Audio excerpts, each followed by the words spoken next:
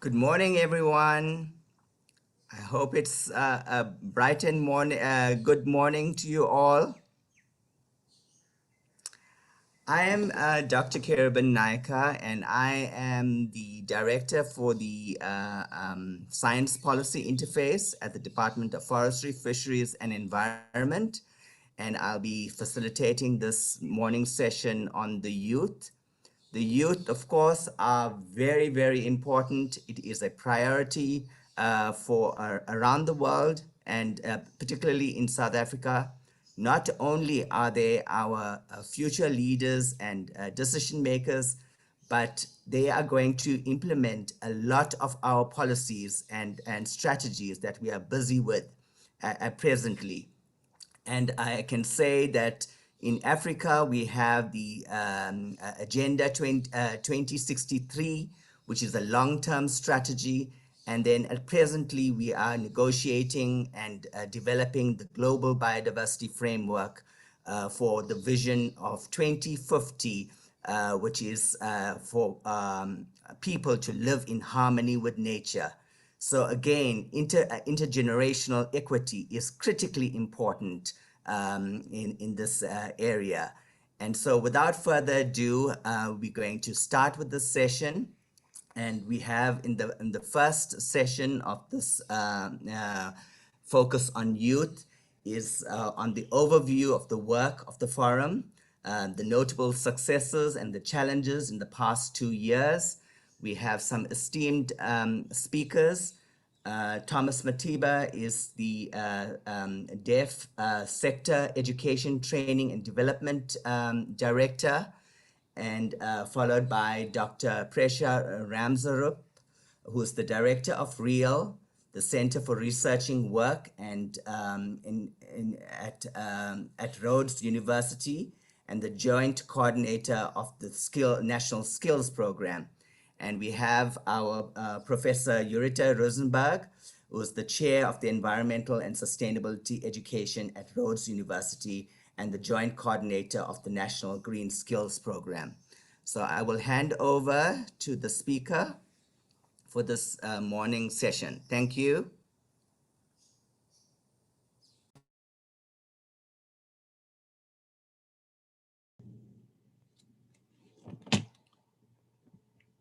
Good morning, everyone. My name is Thomas Matiba. I am in the employ of the Department of Forestry, Fisheries, and the Environment. I'm heading a unit called Sector Education, Training, and Development. Program Director, it's such an honor for me to welcome all participants who have set aside time really to come and attend the 5th National Environmental Skills Summit, which was, one would say that the summit is actually a conception of the National Environmental Skills Planning Forum. It would be interesting for all of us who are attending today to get a sense as to what this forum is all about and how was it formed. It's important for me to indicate to all of you that the forum exists in order to hold this establishment together, the environmental sector together in respect of skills development related issues. It was established in 2011 by a number of concerned professionals, practitioners, and public servants who were quite concerned about the lack of cohesion within the environment sector. And these individuals or professionals came together from, amongst others, universities, government departments, provincial and local government departments, public entities, including trade unions. And in the main, the function of the forum is to do skills planning for the sector, to engage the education and training system, including the sector education and training authorities, with an interest in ensuring that the environmental focus is integrated into the sector skills plans. So that was the primary focus, skills planning. In addition to that, the forum has an interest in building the capacity of all those that are involved in teacher education, including the subject advisors that are actively involved in mediating learning. The third aspect is around research. The forum has actively been involved in research, and you're still going to hear more about the green skills research. And the other aspect of interest to the forum is materials development, that of developing materials. And finally, networking, which has brought us together. So I just wanted to foreground my presentation, which you can see has been flighted, by just impressing upon you to understand exactly what the forum is all about and its main business. But it's important as I move into now the presentation, so that you could understand the struggles that the forum has to contend with. Around 1998, 1999, at that time when there were developments happening around skills development with the promulgation of the Skills Development Act. Now we can move to the first slide. Now, most of you who were actively involved at that time, around 1998, in terms of training, you would have known that in 1999, the Skills Development Act was promulgated to provide an institutional framework to develop and improve the skills of all South Africans. But sadly, the environment was not comprehensively included in the first National Skills Development Act, Strategy 1, and National Development Strategy 2. And the environment was poorly represented in the sector skills plan. This was a concern to most of us, most of the practitioners, lecturers, government departments, to say that why is the environment is a cross-cutting concern? It was poorly represented within the education and training landscape. And we could not use the skills system.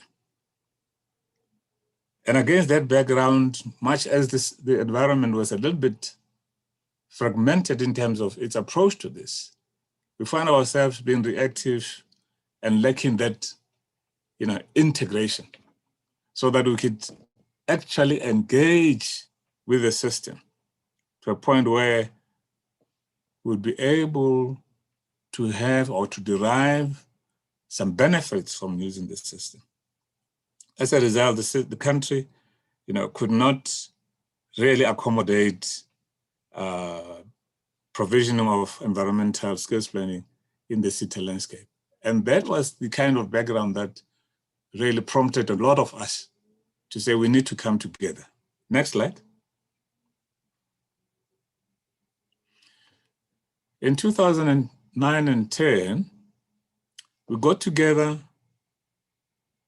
as individuals from the department, from the University of Roads, from UCT, from NGOs to say, we will not be able to engage with the system of education and training and inform the skills planning processes of the SETAs unless we've got a document that we'll be able to use.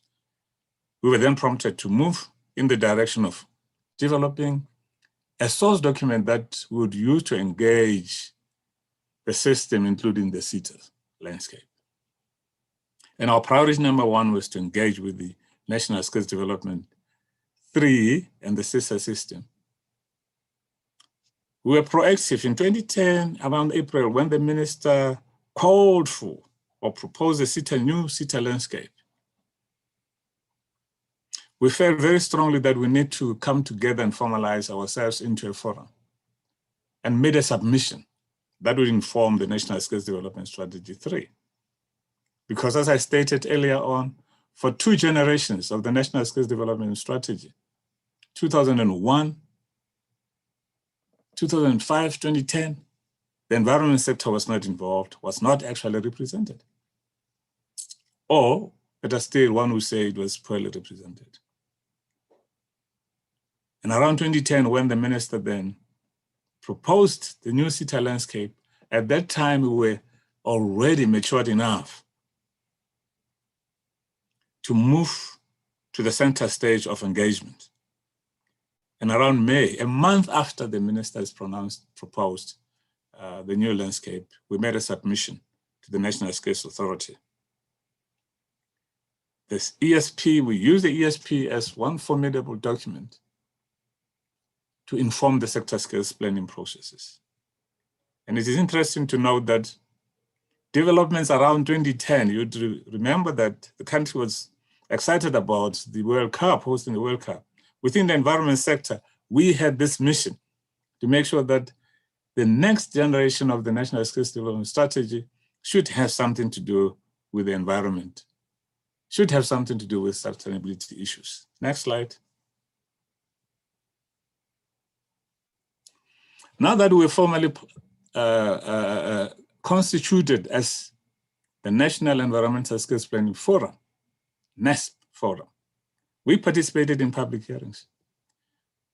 We engaged the DG of the Department of Environmental Affairs to seek a hearing with the DG of Department of Higher Education and Training. That worked for us. NESS members were then requested to actively review the SSPs that were submitted by the SETAs. Because our claim was that the environmental focus or content is excluded from these SETA SSPs. And we would want to see some level of integration of environmental content in the SETA's SSPs. And this was a life-changing moment for the forum. Because as we engaged with the SETAs, we also realized that the SETAs were not familiar with the concept of the environment. And we developed an enabling document. We conducted workshops. That gave us some kind of leverage, and we were able to win the support and the sympathy of the other sectors. And to that extent, when the National Skills Development Strategy 3 was released, it also highlighted the need to develop skills to support the green economy. That was a turning point for the environment. And I think great credit should be given to the formidable work that the NESP Forum played in pushing for the inclusion of environmental issues into the NSDS. And in that way, we were able to then engage the SETAs freely and seek their attention and begin to impress upon them that it's important to take on board environmental issues as they are key for sustainable development. Next slide.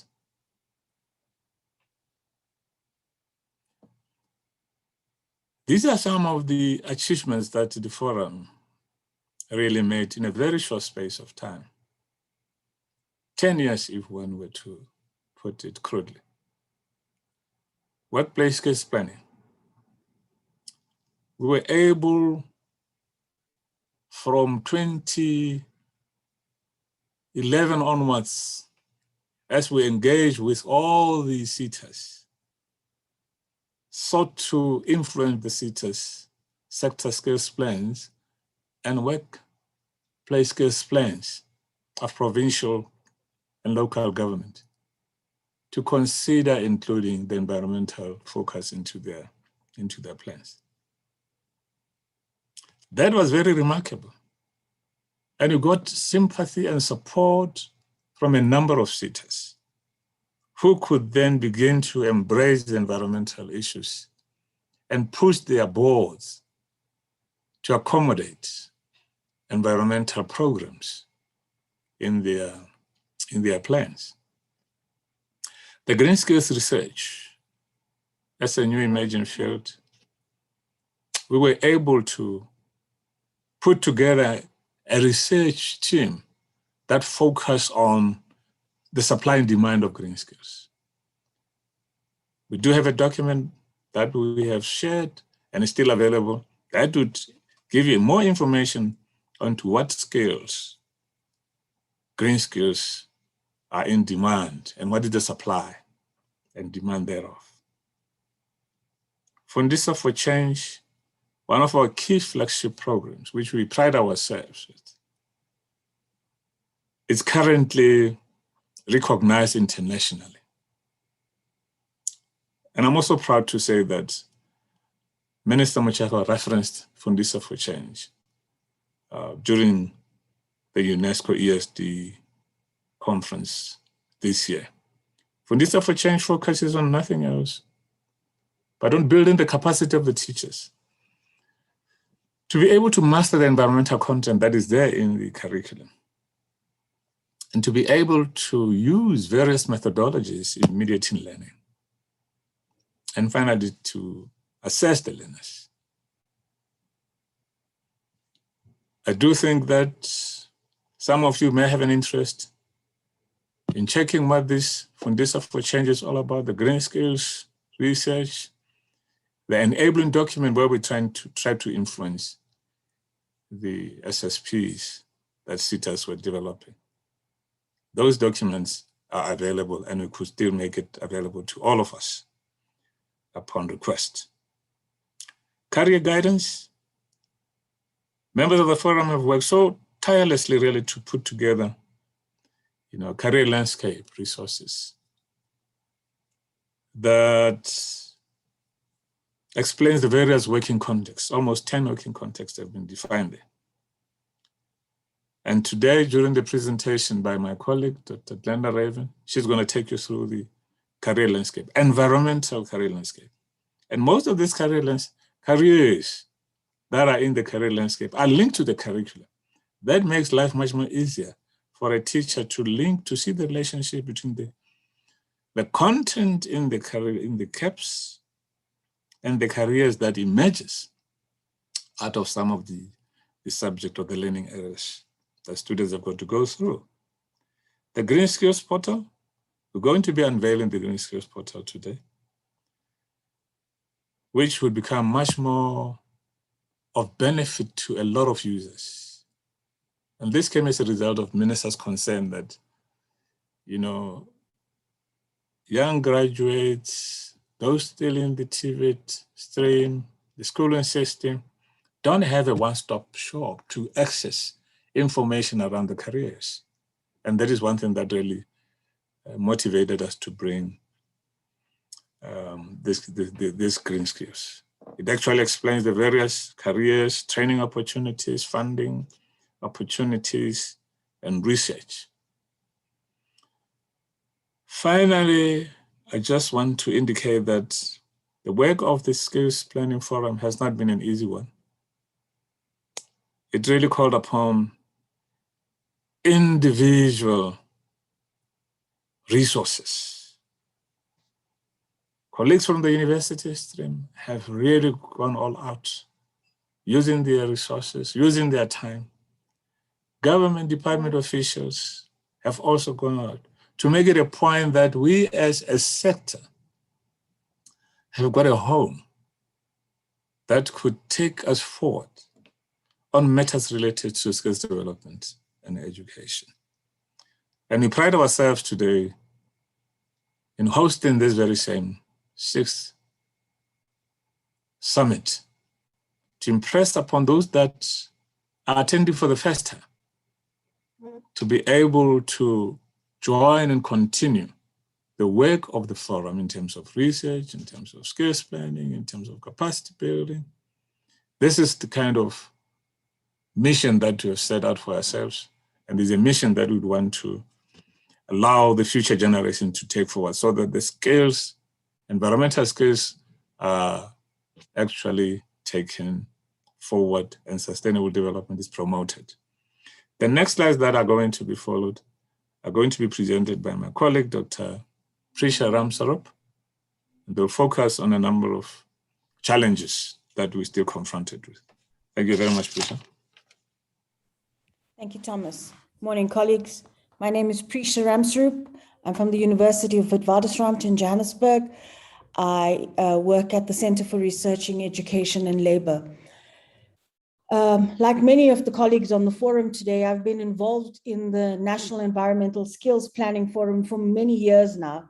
And it has been a great privilege working with colleagues at Rhodes, colleagues in the CETAs, colleagues at DEAR to actually enable and work with helping us with this green transition and what the skills implications for that is. I'm going to very quickly just capture some of the challenges, and then I'm going to hand you over to my colleague, Yurita, who has been working with us in this process for a long time.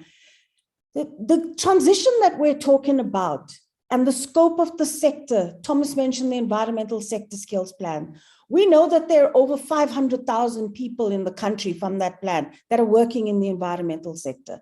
So it's extremely challenging to have a coordinating body and a body that's thinking about the planning for a multi-dimensional, multi-sector that's transversal and actually works, please go back to, but works across different sectors. So the first challenge is that the green transition is based and works with a wide range of policies in the country, which then leads on this comprehensive policy mix. This comprehensive policy mix actually enables the forum to work with a wide range of stakeholders and government departments. The process of coordination is a largely collaborative one. And Thomas has indicated that over the years, multiple agencies have had to, the forum has had to draw on the work of multiple agencies. It's important for the forum to work with the CETAs, to work with almost every government department that has that are involved in skills transitions, from the Department of Transport to the Department of Science and Technology, who are very active here today, to multiple other government departments, agencies, employer organizations, skills authorities. So another challenge has been the kind of comprehensive and inherently cooperative type of coming together that the forum has actually needed. The next challenge that the forum has had to contend with over its life is that we're not talking about a targeted set of training. We're not talking about skills development for technical occupations. It has implications across the national qualifications framework as well as across the training landscape. So we're talking about schooling, and you will hear from colleagues around schooling. So there's had to be collaboration with stakeholders and programs around schooling, higher education, occupationally directed learning, both formal and informal, entrepreneurship, and multiple other agencies. So it's talking about a wide spectrum of educational activity, and you see that reflected in the program. The next challenge that we've had is you're working with government departments and you're working with agencies that have rules and tools, that they are utilizing to analyze skills supply and skills demand, but those rules and tools don't actually work very well for trying to identify skills for the future, trying to identify skills that are almost invisible, that are not there. So it has been very difficult. It's been a huge challenge to look for methodologies and look and look for tools that can help us to identify skills for the future. That's just some insights into some of the challenges that the forum has been trying to work with. I'm going to leave it there and leave the last slide because I think Eureka will pick most of that up as she comes in. Eureka? Thank you very much, Prisha. Good morning, colleagues. It's wonderful to be with you today, and I really want to thank all of you for joining us. Everybody has to make a small adjustment of their camera as they start. So I'll pick up from the two colleagues who've been leading us into the day. If I can be allowed to share my screen, which I should be able to.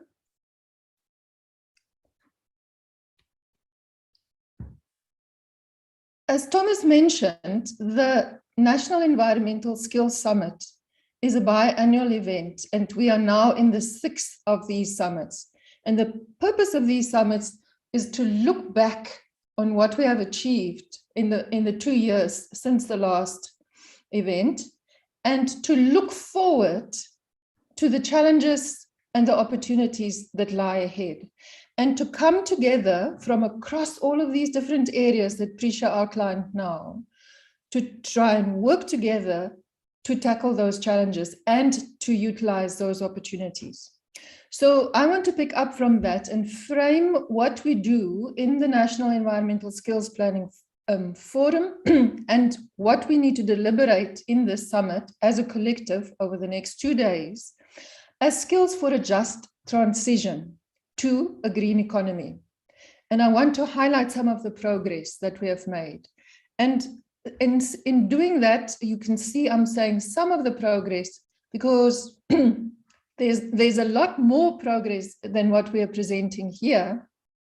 And in fact, the program is set out so that, especially this morning, colleagues will be sharing with you some of the other initiatives and achievements. But it's very important, of course, for us to acknowledge that the past 2 years have not been easy. Maybe they've been 2 of the most difficult years in our history for all of us, for us as individuals, as families, as communities, and as organizations. It's been a period of a global pandemic, and yet we need to recognize that so many of us, of our partners and our colleagues, have been able to make progress during this time, to keep going. And I think it's because we are responsible for young people, whether it be in schooling or the post-school education and training sector. And of course, young people can't put their lives on hold. Young people keep going because they have a career to develop, they have studies to complete, and study and career pathways to enter. And so the pandemic could not bring them to a standstill. And therefore, we need to keep going for their future, exactly as Thomas outlined in the first session. So here are some of the providers and that have managed to continue through the pandemic to offer education and training opportunities. And also some of the partners who have managed to maintain those very important partnerships and even expand them. At the university where I'm based, in the Environmental Learning Research Center, our estimate is that we have 1,025 students currently online over the past 2 years. And like other universities and other training providers, we have migrated programs to go online, and we've had to face the challenges of the extremely expensive data, and we've had to find ways to work around that. And we've been able to offer, as in partnerships, Wits University, Northwest University, training of trainers programs. Within the university, we've been able to work across different departments: Environmental Science, Institute for Water Research, Environmental Learning Research Center, to offer training of trainers programs. The first Fundisa for Change Green Economy course went online with more than 100 educators signing up for this program. And the amazing achievement is that 60 of them have been able to submit change projects that they have been able to design and develop for their work context. So this training actually is training focused on making a difference in the workplace. The Energy and Water SETA has introduced a course for TVET and community colleges. The numbers here are smaller, but it's a groundbreaking initiative because it's reaching into the TVET and community college space. ESA, the Environmental Education Association of Southern Africa, has been able to go online and for Mauritius to host a conference for hundreds of participants. So work has continued and progress has happened. Partnerships, there's so many to acknowledge, but I really want to acknowledge the German government. They give us often headaches because they're so particular around the reporting requirements. But they've been a very faithful partner throughout this shift towards a green economy that we're trying to achieve in the country. And one of the new partnerships or existing partnerships with the Department of Environment Affairs, Basic Education, SANBI, NGOs, and universities is through Engagement Global's ESD ExpertNet project, which has now started a new course for ESD leaders and mentors. And that course is bringing in mentors who've been with us for 20, 30 years, and they're handing over the mentorship banner to a whole new cadre of leaders and mentors. It's in a way, a sort of a leadership relay or a succession planning for our sector, which is so important because there is a new generation of leaders coming into the fray, and we welcome them with open arms. So this initiative has assisted us with, is going to assist us with that. It actually starts next week. So there's been significant progress, I think, in terms of collaboration. Later today, we will hear about the Water Graduate Employment Program that the Department of Science and Innovation, together with the Water Research Commission, is hosting. And in a way of trying to bring together employers and unemployed graduates. Guidelines have been published, for example, for whole institution change for the TVET sector, which Thomas mentioned is such an important sector, for greening the curriculum, preparing the students for green work, greening the campuses and resource use, outreach to communities, and research as well. The Green Skills Research in South Africa handbook has been published that shares models, cases, and methods, and the Enabling Green Skills Toolkit has been published and has been workshopped when we could physically workshop it with the provinces. And now we've heard the exciting news that UNESCO UNIVOC, which is the vocational arm of UNESCO, is going to take the resources, the tools developed in and shared in there, developed here in South Africa, and share them internationally as online resources. It's worth reminding us why it's so important for us to focus on skills. It really is very important because often you see that policies are being developed that actually neglect the skills component. Why do we in the first place want to move to a green economy? Because we're in the dark. We don't have a reliable supply of affordable energy in South Africa anymore. We're running out of water. I don't need to say anything anymore about that, except that water is not just important for livelihoods, but also for economic development. We're failing to create jobs. The unemployment figures are staggering. And we might be failing to actually utilize the opportunities that are being presented by the green economy. Because it's not just about addressing problems such as energy supply and a lack of water or food security. It is about the opportunities that are there in actually shaping a new economy. And in our national strategy for sustainable development, and I'm so glad to see Mapula in the room because she's responsible for the information that I'm sharing with you here. We're using UNEP's definition of a green economy, which defines a green economy as a low carbon, resource efficient, and socially inclusive economy. In such an economy, there should be growth in employment. There should be growth in income, decent jobs. And this should be driven by public and private investment into such economic activities, infrastructure, and assets that allow reduced carbon emissions, reduced pollution, enhanced energy security, enhanced resource efficiency, and prevent the loss of biodiversity and ecosystem services. So amongst the policies that assist us in moving in this direction is the National Climate Change Adaptation Strategy. And very recently, from the desk of the President, the Economic Reconstruction and Recovery Plan, which is the recovery and reconstruction post-pandemic, but in actual fact also looking at an economy that was struggling even before the pandemic.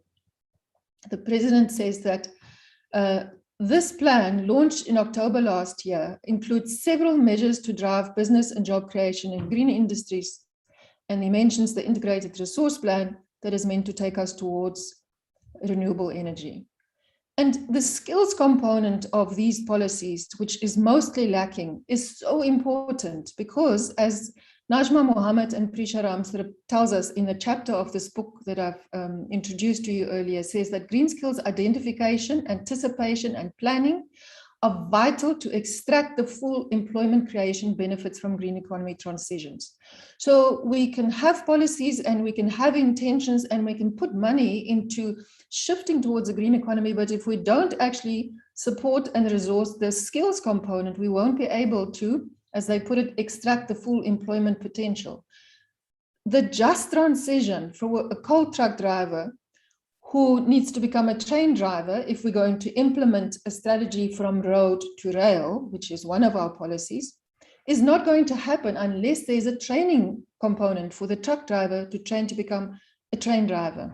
And so with a mine worker who needs to retrain to become a restoration worker, for a plumber who needs to become a grey water specialist. And there are so many examples. That is what is meant by a just transition, is that when we introduce green economy policies and initiatives, we need to think about the people who actually have to benefit, not necessarily the Elon Musks of the world who are already quite well off, thank you. It's those who have to benefit from the transition to a green economy will not do so unless we invest in skills policies. And my final slide, because I know we're over time, but I have a plan for where we're going to catch up later. My final slide is around one policy that I think does represent strong progress with regards to skills. And this is the National Biodiversity Framework 2019 to 2024, which draws on the National Biodiversity Strategy and Action Plan, NBSAP 2015 to 2025. The NBSAP mentions the Biodiversity Human Capital Development Strategy as a key strategy that should be implemented as amongst the relevant high priority activities. So there are 6 strategic objectives in this plan and strategy. And one of them is that conservation and the management of biodiversity should be improved through the development of an equitable and suitably skilled workforce.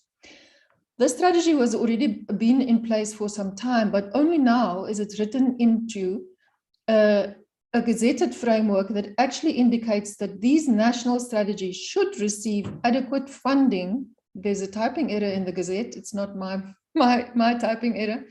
Adequate funding and support. And I'm so glad that the DDG is with us today. I'm so glad that Kiruba Naiker is with us today, because the department takes on responsibility through this statement here for prioritizing these strategic objectives that includes skills development.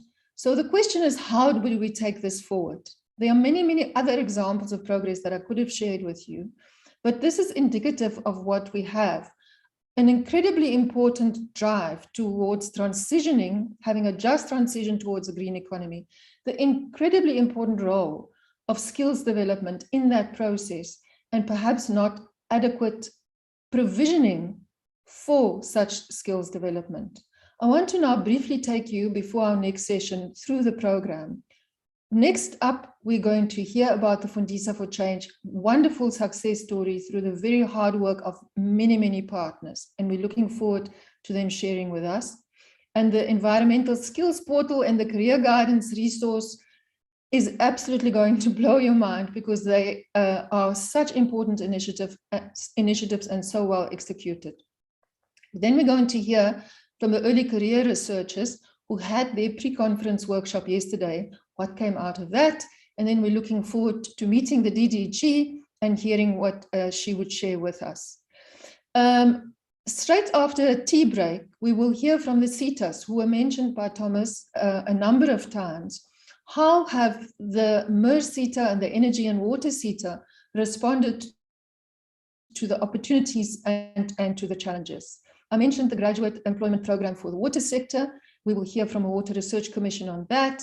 We will hear from the Groensebenza program, previous deputy coordinator of the Groensebenza program, and the lessons learned in that particular program. And those lessons are very important because with the presidential stimulus package, employment stimulus packages, we are standing at a time in our history where many young people will be taken into short-term positions, and we need to think very carefully about the training component associated with that. And we look forward to hearing from Carmel and her vision for the presidential stimulus program, because she has been so involved in advising the presidency around that.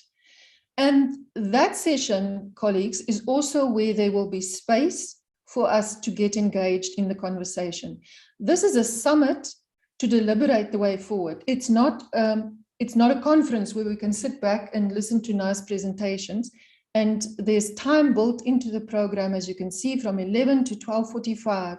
And Prisha will be chairing us with Thomas as program director and giving us the space to make our input. So please make notes, put them in the chat if you want to, but we will have an engagement around this. I think I'll pause there. We will introduce the afternoon's program, maybe just before the lunch break. Thank you very much for the opportunity, and I hope you're going to really enjoy the sessions and make use of the opportunity to engage.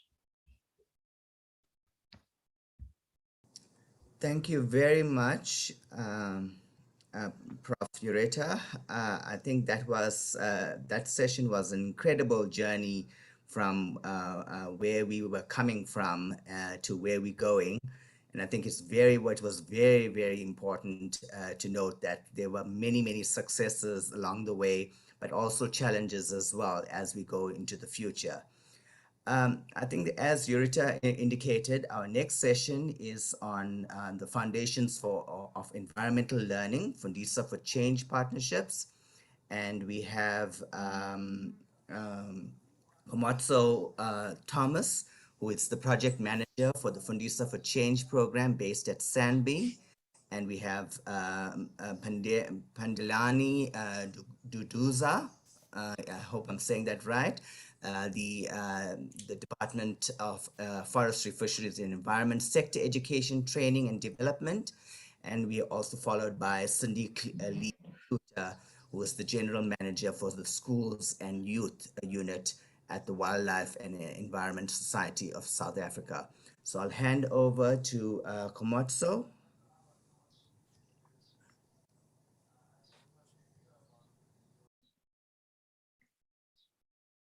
Good morning, colleagues.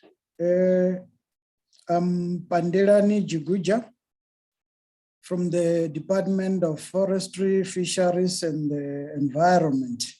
I will actually be leading the team in this slot, where we're going to have a presentation that will be done by 4 or 5 people.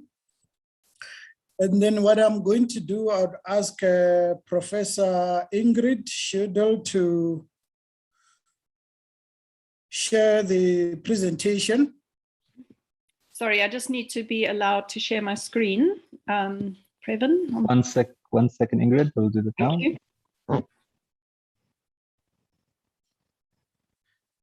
Maybe while Professor Schudel is trying to share the presentation, for this program called Fundisa for Change, maybe, yes, thank you. It would be good to start by acknowledging and recognizing Ms. Shanu Miza, who couldn't be with us today due to other family issues, as the national coordinator, because she's the person who's running the coordination of this program. Okay, without any further waste of time, I will start by talking to the national perspective of the Fundisa for Change program. If you can move to the, okay. Yeah, maybe the first thing to talk to is that Fundisa for Change program is a partnership program with the partners and stakeholders coming from government, the government agencies, universities, especially the teacher education components, the private sector. We also have support from the international community. As you can see, the Flanders government, GIZ. The next slide, please. The national perspective. Actually, the previous three speakers have already started talking about the foundation to the projects and programs that are implemented under the National Skills Planning Forum. The South African Constitution, actually way back in 1996, had already started to articulate issues of environment and linking them to the well-being and the health issues. So subsequent to that, the promulgation of the overarching environmental management legislation in South Africa, the NEMA, also had a focus on people-centered approach to sustainable development, which was already beginning to raise issues of skills and capabilities in order to address environment and sustainability related issues. Also, the white papers or policies that were developed on education and training, as well as in the environment sector, the climate change policy. They were also advocating for the integration of environmental education, or ESD, into the curriculum, which was to a certain extent subsequently realized with the development or promulgation of the CAPS, the curriculum currently under implementation. And also the National Development Plan, localizing the aspirations of the Sustainable Development Goals. And in the current administration, which is the 6th administration, medium-term strategic framework, priority area number 3 also articulates issues relating to education, skills, and health.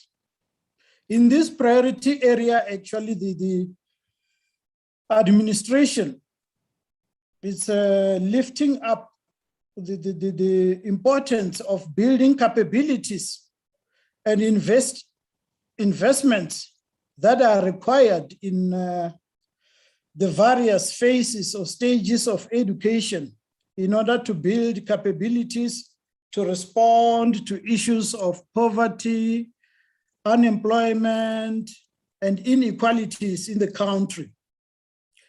The most important thing that the priority 3 on education and skills. It's lifting up is the whole issue of quality schooling, because it raises the issue of quality schooling as important for effective post-schooling education and training.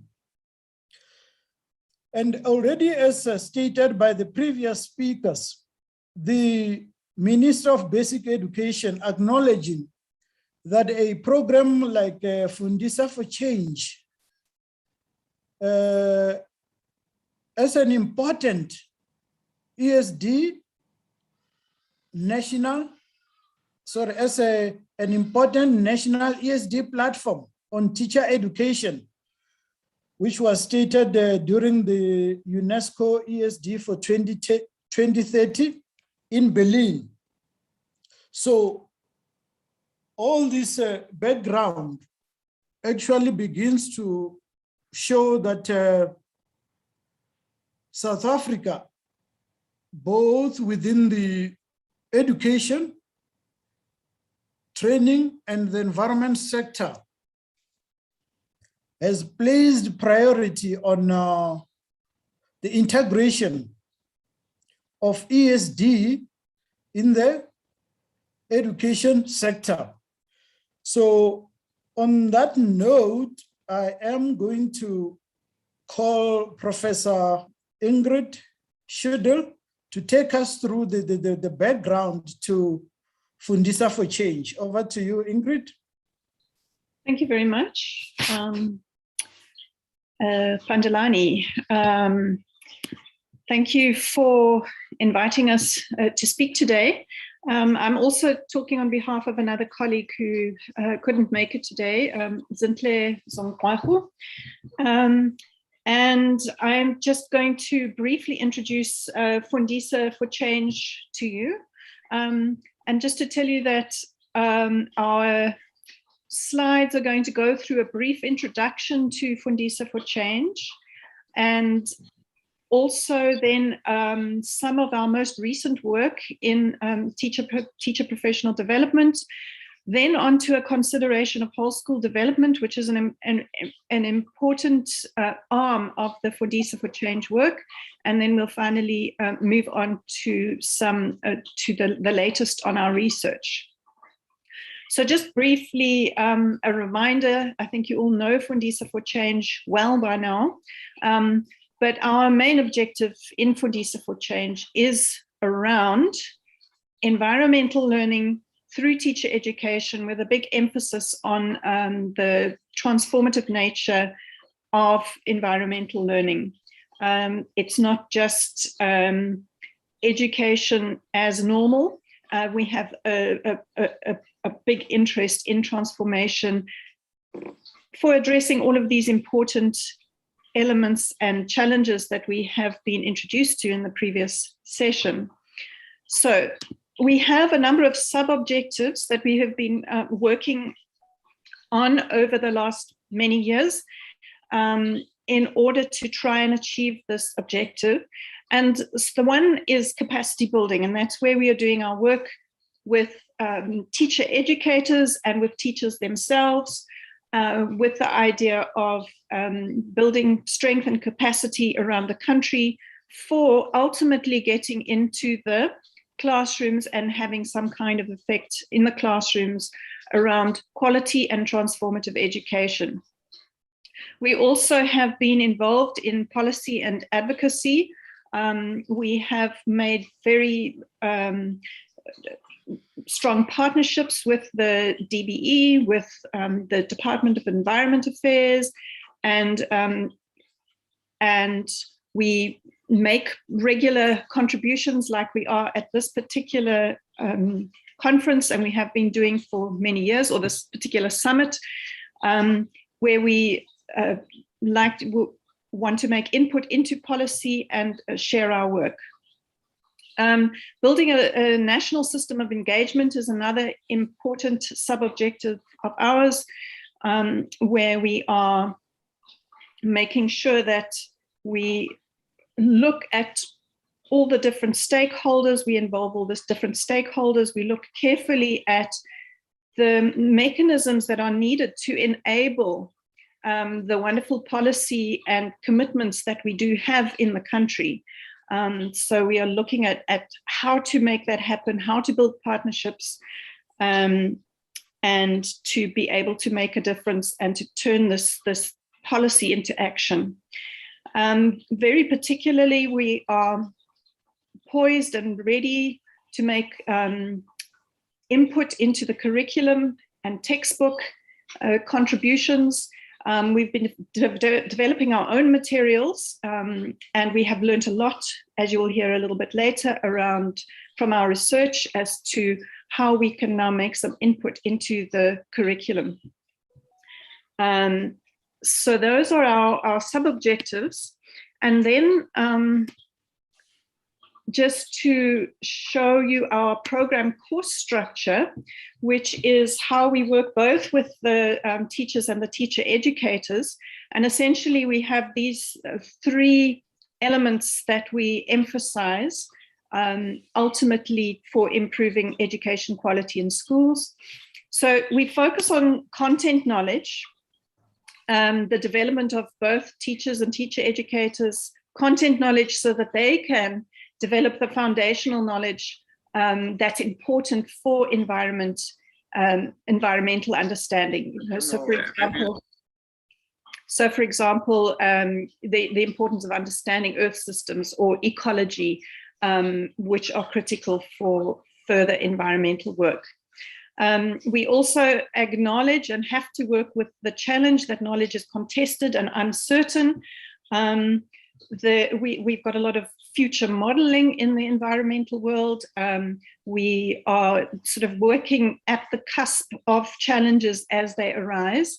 And of course, the knowledge is contested because there are very complex vested interests in environmental knowledge.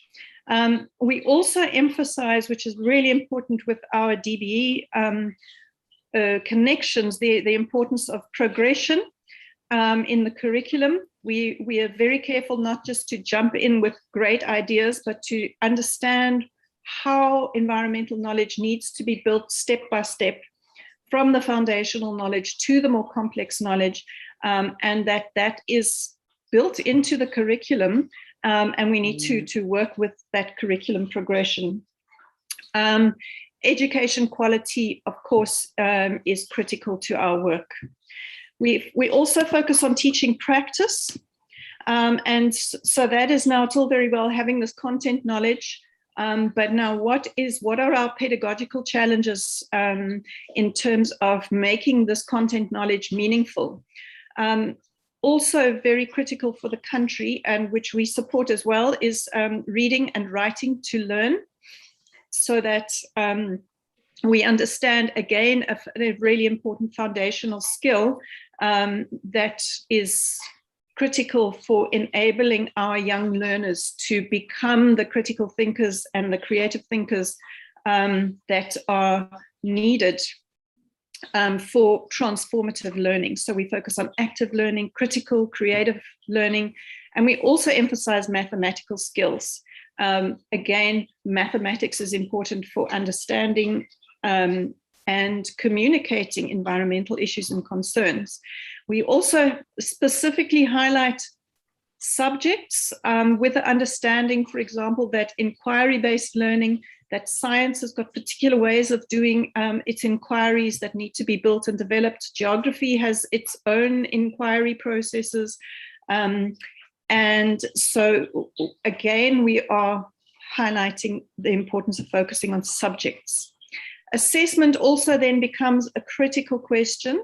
Again, emphasizing subject-specific assessment practice with the understanding that we ultimately need the learners to come away with a good solid foundation of their subject so that they can go further, they can go into higher education with that good solid knowledge. And we need to be able to assess that they are achieving and coming away as knowledgeable practitioners.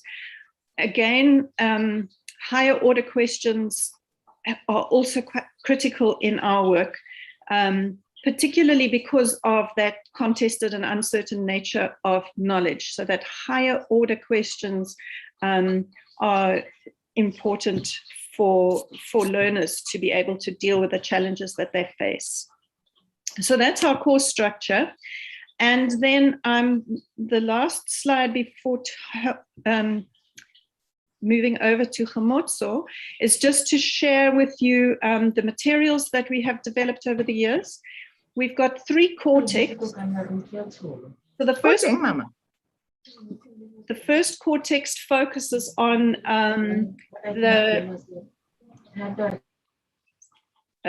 sorry, just disrupted by that. Apologies for that.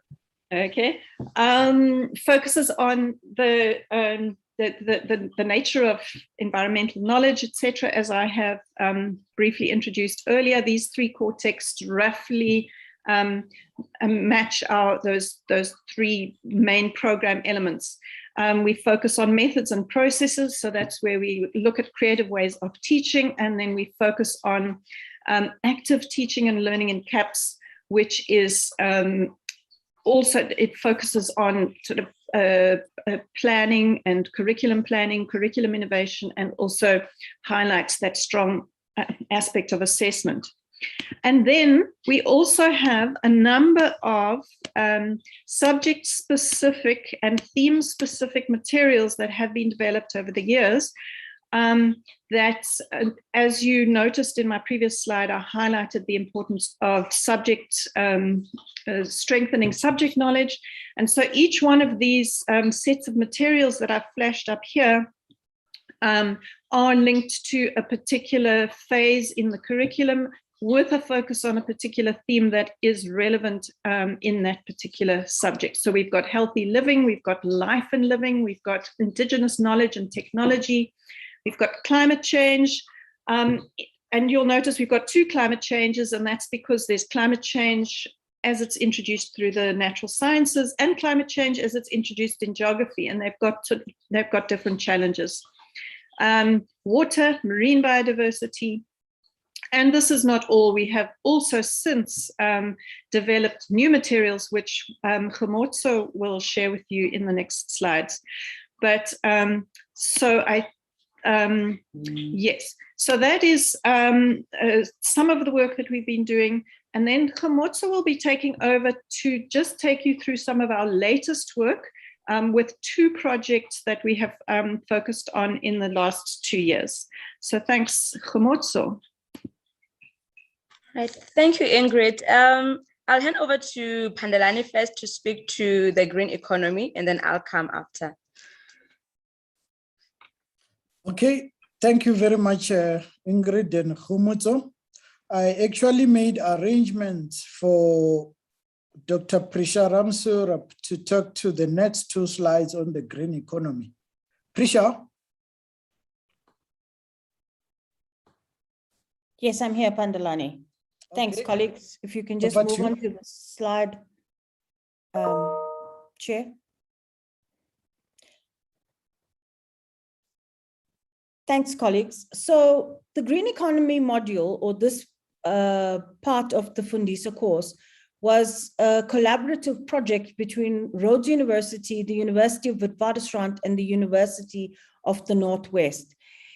This particular project focused on business economics, on the teaching of business economics and the teaching of economic and management sciences. So in the intermediate phase, it was looking at, and senior phase, it was looking at grade 7 to 9 economic and management sciences, and it was looking at the teaching of business studies in grade 10 to 12.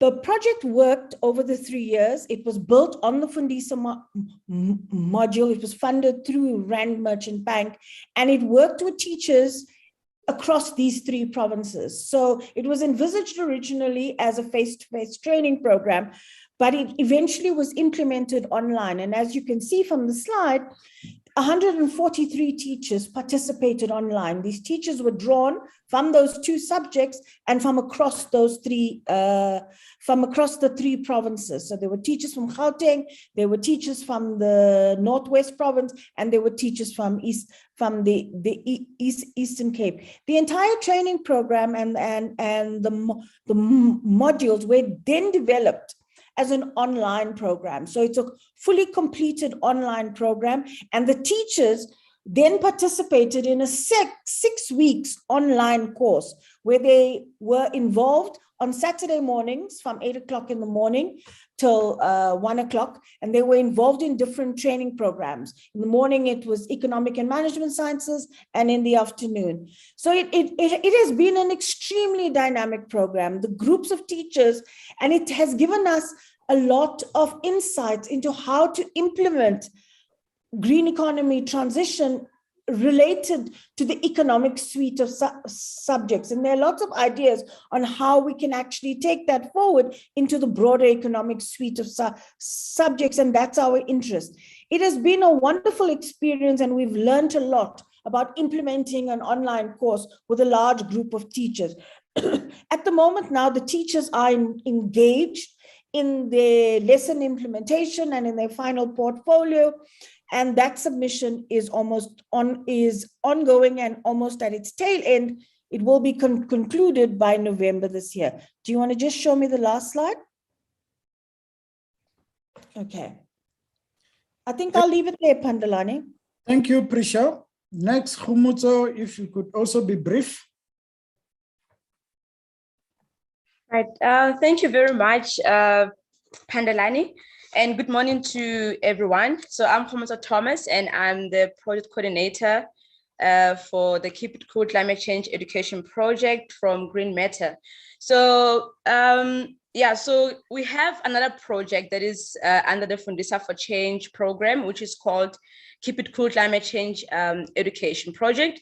And on the first slide there, these are the partners that are involved in the Keep It Cool project. So this is a project that is implemented by VVOB and Green Matter, and we are being funded by the government of Flanders, and we're working with the universities that are on the slide here. We also have support from the Department of Basic Education, Department of Forestry, Fisheries, and the Environment. You can go to the next slide. So I'm just going to just give a quick overview of what the project is all about and what we've done to date. So our overall objective in the project is to utilize the education sector as a strategic resource in South Africa's transition towards a more climate resilient society. So the main objective of our project was working with secondary schools in 3 provinces, Limpopo, KZN, and Eastern Cape. And in all the 3 provinces, we've been working with our partner universities to focus more on teacher professional development in climate change. So our focus in this project is on the teaching of climate change in natural sciences in the senior phase, grade 7 to grade 9, and in geography in FET, which is grade 10 to grade 12. So to date, we have trained about 133 secondary school teachers in both subjects, natural sciences and geography. So some of our universities did a training online and others did the training face-to-face. And then parallel to the training, our partner universities are also doing a process tracing research. So doing research in the teacher professional development that they are doing. And the findings of this research will be contributing to one of the Fundisa's objectives, which is to look at, to contribute to policy and advocacy. And we've also been having engagements with provincial and district stakeholders in the provinces to collaborate and work together in supporting schools that we are working with in climate change. And then we've also developed a digital library to provide teachers with more resources in climate change. So this is freely accessible for teachers and anyone who is involved in teacher education programs. So yeah, this is in a nutshell what we've been doing in the KIC project. Thank you very much, Pandelani. And then I will hand over to Cindy, who is also one of our partners, and they've been working with us in the project. Cindy. Thank you, Khomotso. Yeah, so just from the WESA perspective and a whole school development perspective, this partnership between Fundisa for Change, Green Matter, and all the other partners is really like a synergistic relationship, because from the WESA Eco Schools perspective, we could look at how we support teachers after their training at the universities to bring it back to their schools and look at implementing strategies that would look at whole school development through structures like the Eco Schools program. So obviously teacher training and teacher professional development is an important foundation for whole school development, especially through the Eco Schools program. And in collaboration with teacher education partners like Fundisa for Change and other projects and other partners, there's an ideal way for schools to embark on meaningful pathways towards transformation of, for example, environmental policies at schools and other social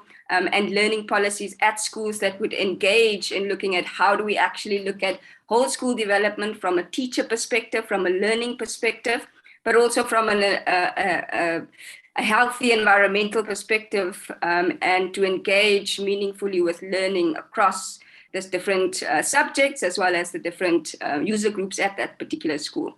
But also looking at the transformation of agency. So once the teachers have gone through these modules through the Fundisa for Change program, how do they then bring that back and actually become active citizens in their school environment, and setting up projects that will look at the transformation of becoming more inclusive at the school, of becoming looking at more holistic education that includes, for example, climate change within the curriculum, and lifting out the different threads and the different concepts within the CAPS curriculum and strengthening that through their training, as well as through the action projects that they do at school.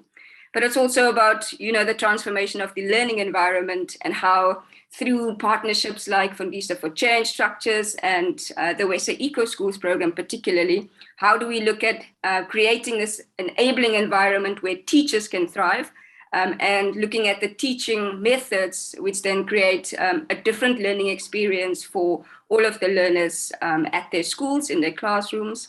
But also the transformation of the broader school environment and the structures that we can put in place through programs like the Eco Schools program for the school environment to become a living classroom.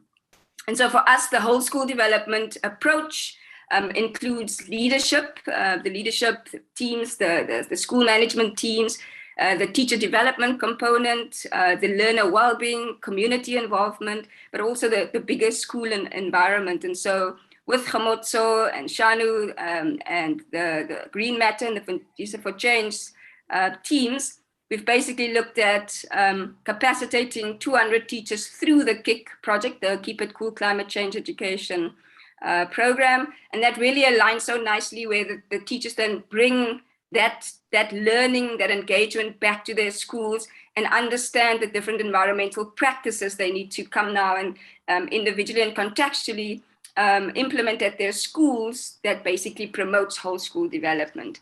As a partner, WESA then assists, mentors, and supports the teachers to look at how do we take that learning and actually make it a lived reality at the school.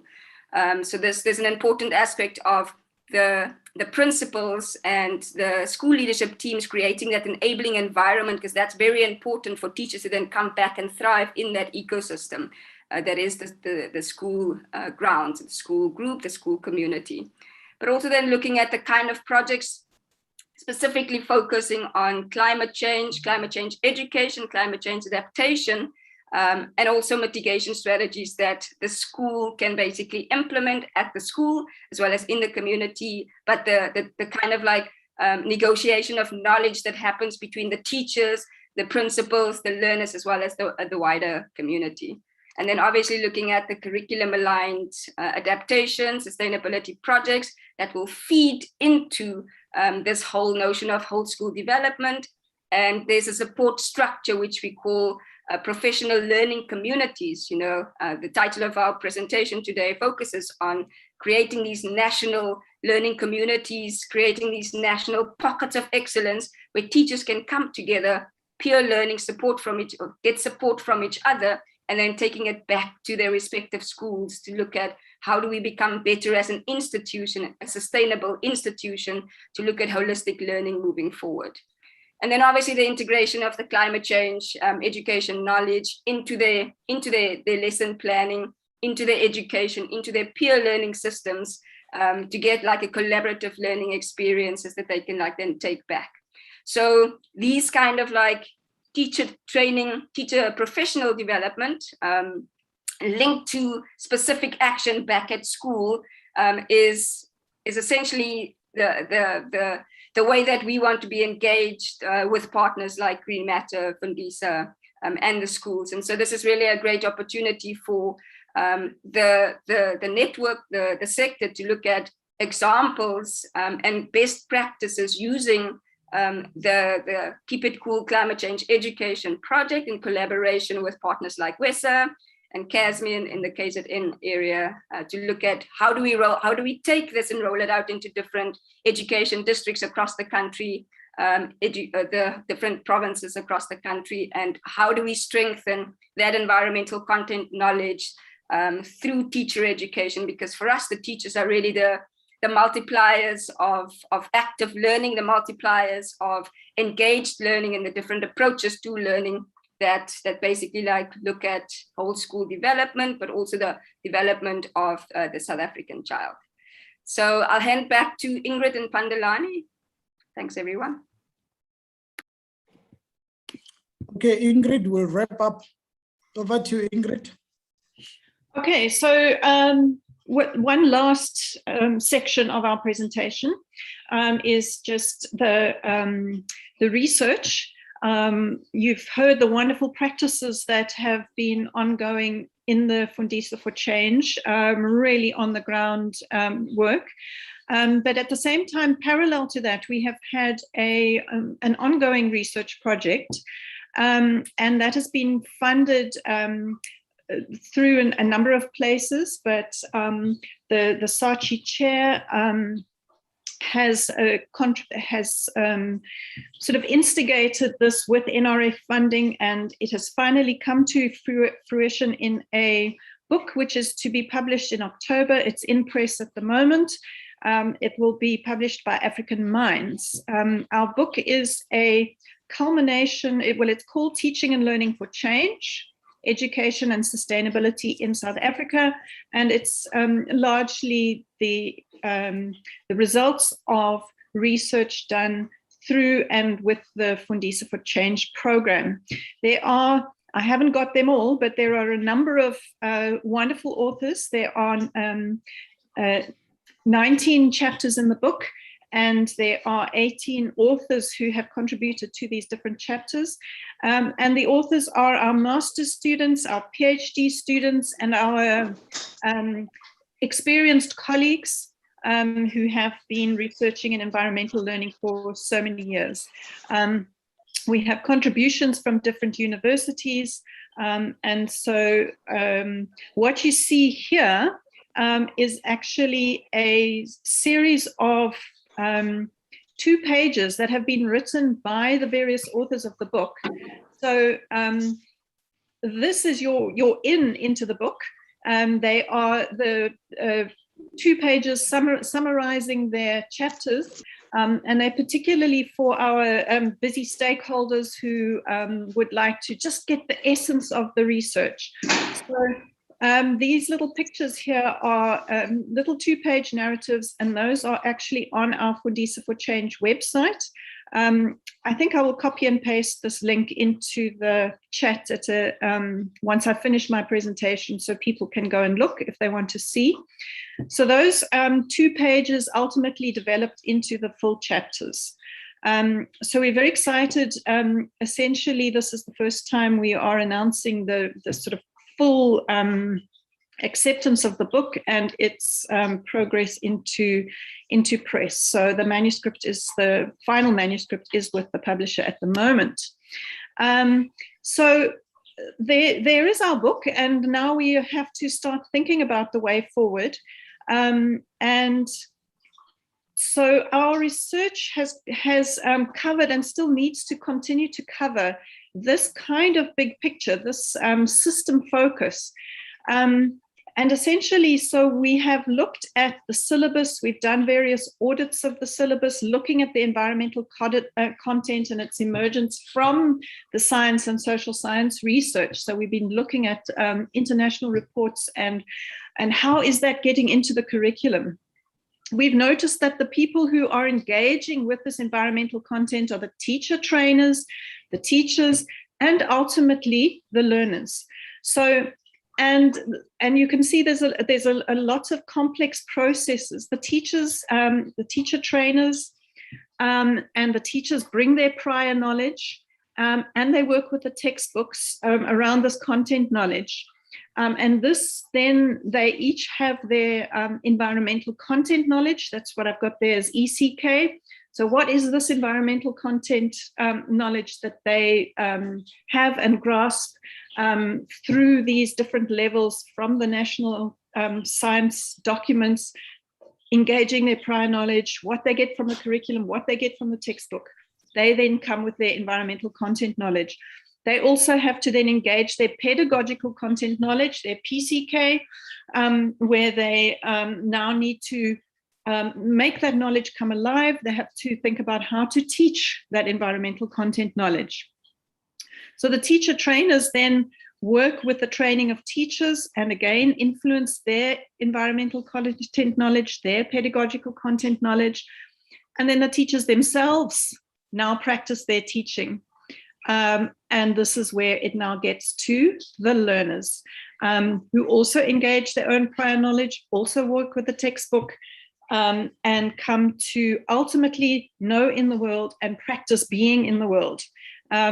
And so you can see earlier I introduced the importance of transformation, which is our ultimate goal in this Fundisa for Change program. And so there's this complex system that we are engaging and trying to understand through our research. So the book will give you insight into this complex system at all of these different levels. So we're very excited that it's a very rich set of reflections on the national implementation of the Fundisa for Change. We've also, have to think about this is all happening in terms of national teacher professional development, professional learning communities, continuing professional teacher development. All of these things are influencing this big system.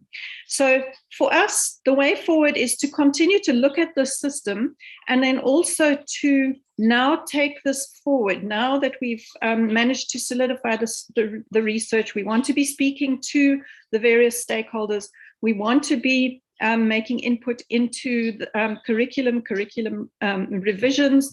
We've got a lot of exciting things to share, and hopefully I'll have another platform for more detail on that at some point. So that is the link to the website where you can actually, the book will be it's a free online copy, so you can get your own free soft copy. The publisher is an NGO concerned with the sharing of knowledge. And you could order a hard copy of the book, and you can get it from that particular website over there. So thank you very much for the opportunity to share this. And Pandalani, I'll just hand over to you to give a vote of, finish off our session. Thank you. Thank you, Ingrid. We don't have much time. I'll just hand over to the program director.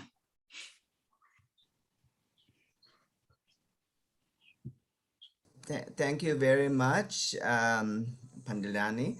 I think that was an incredible reflection of the developments on the Foundations for Change, the Fundisa initiative, especially on curriculum development, professional training and development, research, publications, eco-schools.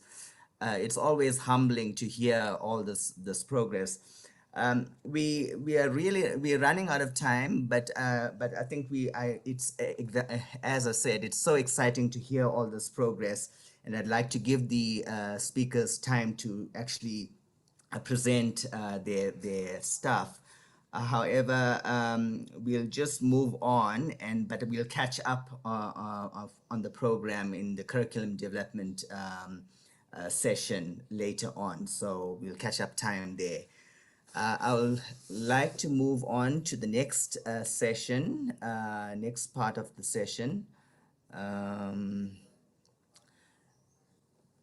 which is,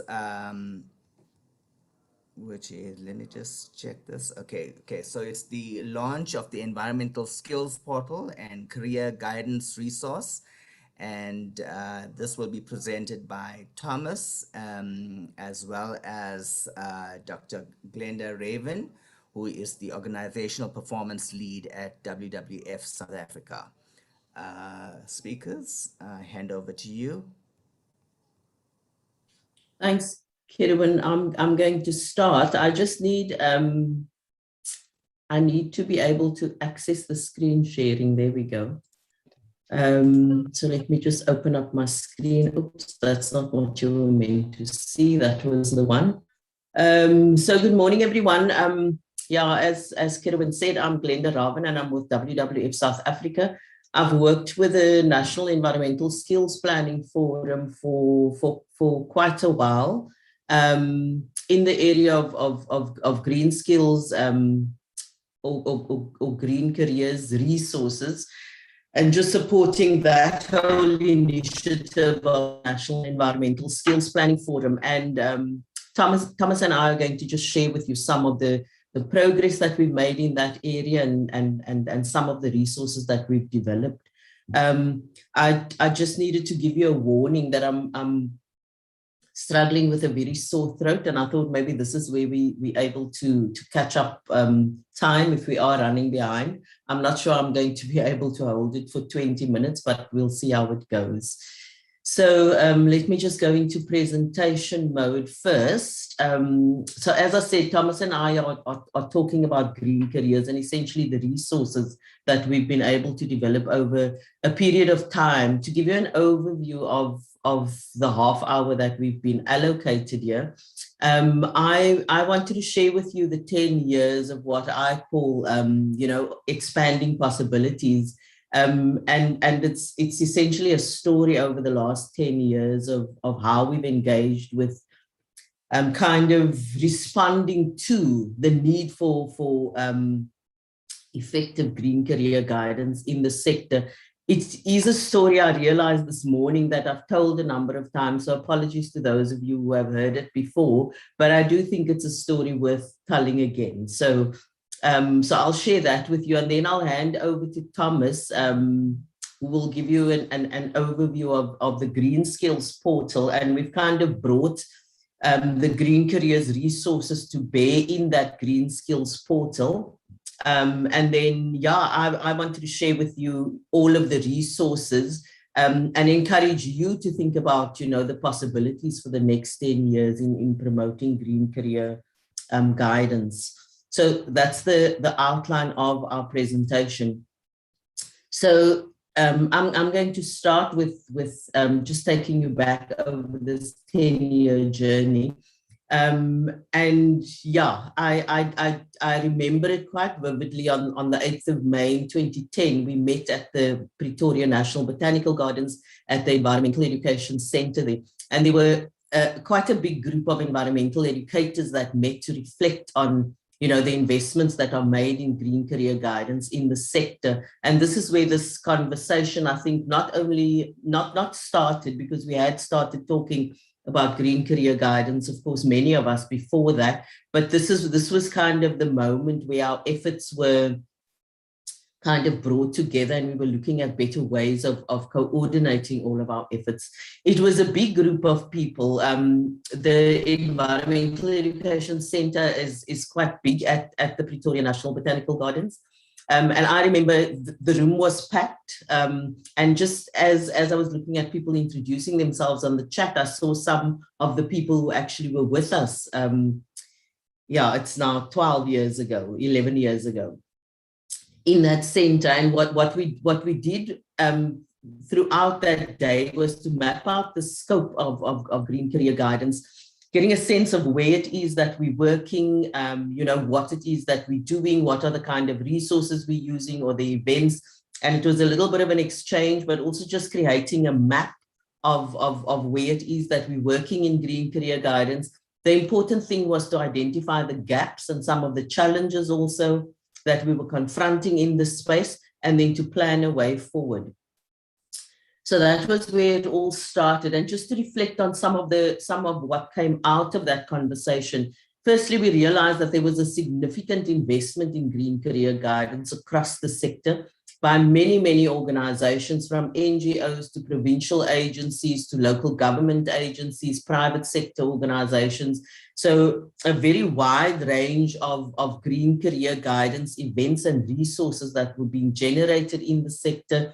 The spread of that was national into rural areas, quite concentrated in urban centers. And the one thing that we found in mapping out those green career guidance initiatives was that there was a very strong focus on senior high school learners. So, grade 9 to, grade 10 to 12 or 9 to 12. That was kind of where a lot of it was focused. And there were quite big gaps in kind of other sector, other points in the schooling system, but both the college and the university context. And typically we don't think about the work environment and employees when we talk about green career guidance. So that was also a particular gap. So that kind of alerted us to where we kind of needed to spread some of our efforts. And some of the challenges we identified at that workshop was that there were concentrated efforts in particular spots and then significant gaps, as I said.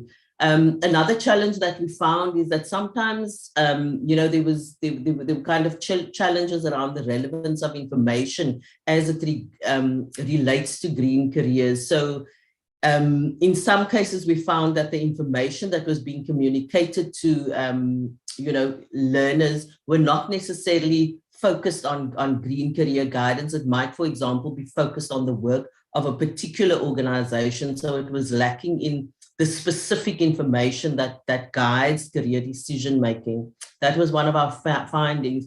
Another key one of our findings was that there was a lacking in standardization of information. And that was a little bit worrying, because there's all this investment that we're making in trying to attract people into our sector, but we weren't speaking the same language. It was a little bit different, the language that we were using around these specific careers. And then the information was also disparate and sometimes inaccurate, which was a little bit of a worry. So just an example of some of the lack of standardization was that in our sector, we call the same career but different names, and we describe it also very, very differently. And we felt that we needed to, pull that together and be more cohesive, I suppose, in the way in which we're talking about these different green careers. And so that pointed to the fact that we needed to, the idea that we needed stronger coordination in the sector across green career guidance. And this was a statement that I remember on that day. Pandalani actually said we needed a national framework for green career guidance. And at the time, I couldn't imagine what it was that Pandalani was asking for. But of course, with time, I think we kind of got a better idea, of what that national framework for green career guidance is. And I'll share that with you in a little while. So just to give you a sense, I mean, with those kind of findings, we jumped into a little bit of action over the 11-year period. We ran under the Green Matter banner and towards the objectives of the Biodiversity Human Capital Development Strategy. We developed and ran a university-based green careers project, and that was in response to the gap that at universities, we did a little bit of a situational analysis at universities on green careers information that existed and green careers guidance, and found that there was very little happening at across all universities in South Africa. And so we developed a university-based green careers project around specific initiatives that will work with university students and a set of resources which we were able to distribute across all of the resources. In South Africa, we undertook a monitoring and evaluation process. And so, that project the rollout of that project is documented. And we can share that with anybody who's interested in university-based green careers. And then over time, also, we engaged with the organizing framework for occupations. We came to see the organizing framework of occupations as the framework within which we can standardize the way in which we talk about green careers. And so we made certain inputs into the further development of the OFOs, but we also drew down from the OFOs in the work that we did, so that we were using the same language to describe the careers in the sector. And interesting for me was that every time we met at an environmental skills summit, there was this ongoing need for coordination and a national framework. So we kept coming back to this need for coordination and building out this national framework. And so in 2017, a group of us convened out of the National Environmental Skills Planning Forum, and we thought we're going to take this bull by the horns, and we're going to try to facilitate some kind of coordination of green careers and develop this national framework. And at the same time, I think that as Prisha and Eurita and others who went before me this morning have spoken about, there was kind of this intensifying of the conversation around green careers. And I remember an ongoing conversation that we have is that, we kind of have the typical green careers that we know of, that many of us know of, like the ecologist, the marine biologist, and so on. But increasingly over time, we're seeing the emergence of new and innovative careers that are emerging.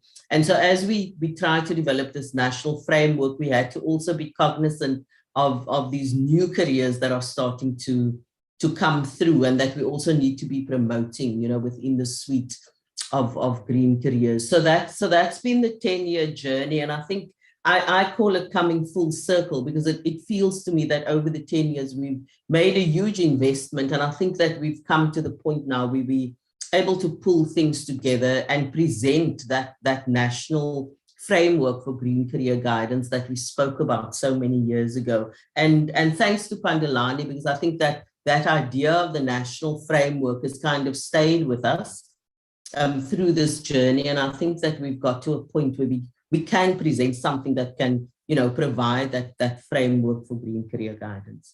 So I'm going to hand over to Thomas now,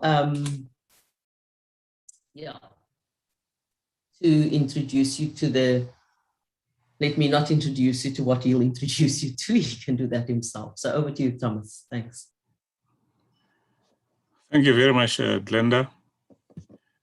Colleagues, what I was hoping we would be able to do immediately was to have communications division project to us the skills portal. And I've been trying to get in touch with them, and they're not as yet connected. But what I would then suggest we do, perhaps, would be for Glenda, just to go through the career landscape. And then we'll try to find time later, perhaps maybe today or tomorrow, so that we're able to introduce the skills portal to all of us. I would have been in touch with comms. If you were just to take them through the career landscape, that would be, that's part of what people would be saying in future in the skills portal. Thanks, Linda. Yeah. Okay. Yeah, so as I was handing over to you, Thomas, I popped a lozenge into my mouth. So yeah, if you can just bear with me. So when I talk about this national framework for green career guidance, we were a task team of about 8 people. The Department of Higher Education and Training was with us. Sorry,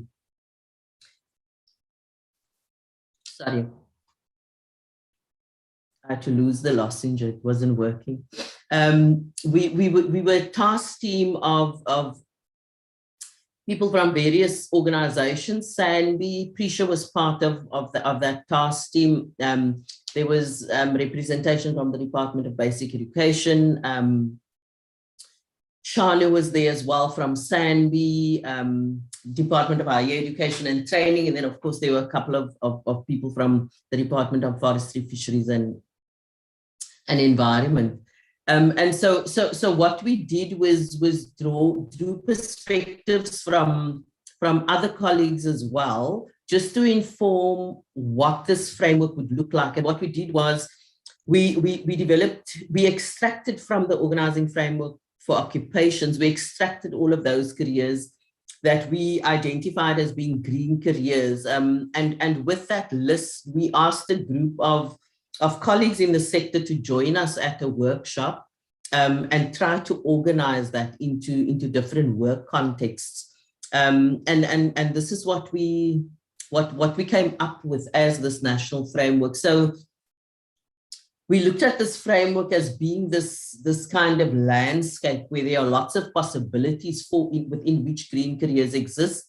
And we then identified specific work contexts where one would find those green careers. And this kind of, or at least in my mind, forms that national framework for green careers. So you've got a forestry context there with a number of green careers within that particular context. You've got the conservation context here, portrayed in the landscape with a number of different careers in that conservation context. And then you've got, the freshwater context over there that has a whole range of careers that you find in that particular context, and on and on and on. Mining got stuck right on the end. It was a little bit difficult to create a beautiful landscape around mining. So you won't see much of it in terms of the landscape, but it is represented there as well. So yeah, you can have a look at that. I'll share with you where the resources are, but ultimately this forms the kind of broader framework for green careers that we're working with. And so from that framework, you would see that, I mean, that I just showed you now, I mean, that was the kind of key resource that we had developed.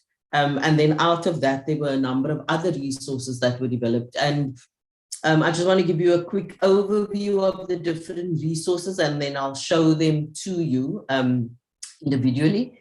So when we first started developing the set of resources, we were thinking of the careers exhibition that one typically has at universities, the kind of open days, and to provide a resource for that particular context, we started developing this banner that we call the landscape, a landscape of possibilities. And that was the framework as well that I just showed you right now. So I'll go a little bit into detail of that.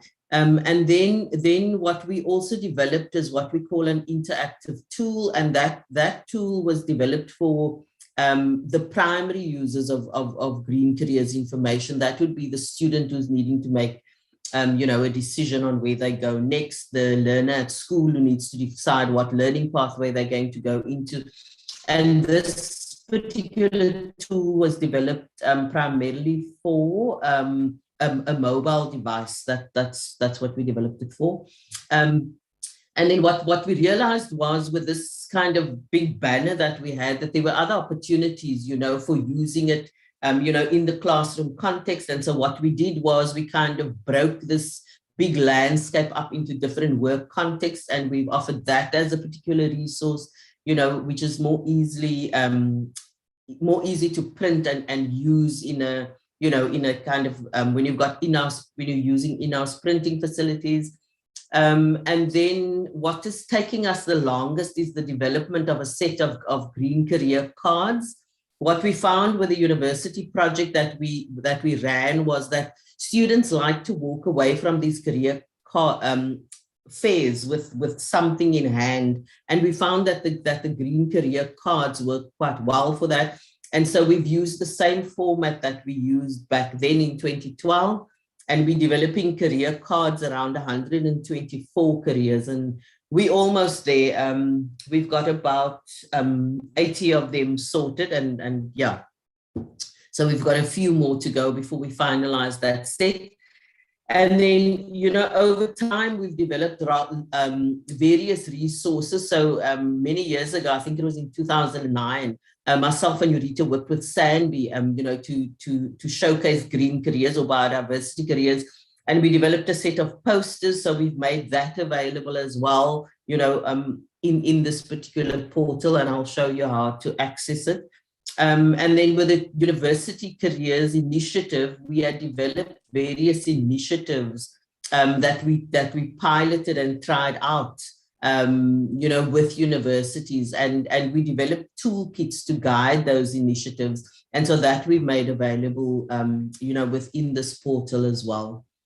To make it easier to access all of these resources in one place, what we've developed is what we call an e-flyer that kind of has all of the resources and links to all of the resources in one place.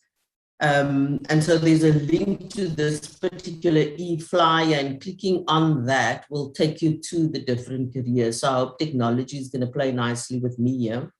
And so there you have it. So this is what clicking on the link will take you to this e-flyer, which kind of opens up with that landscape of possibilities and a little bit of text just guiding the user into the different resources.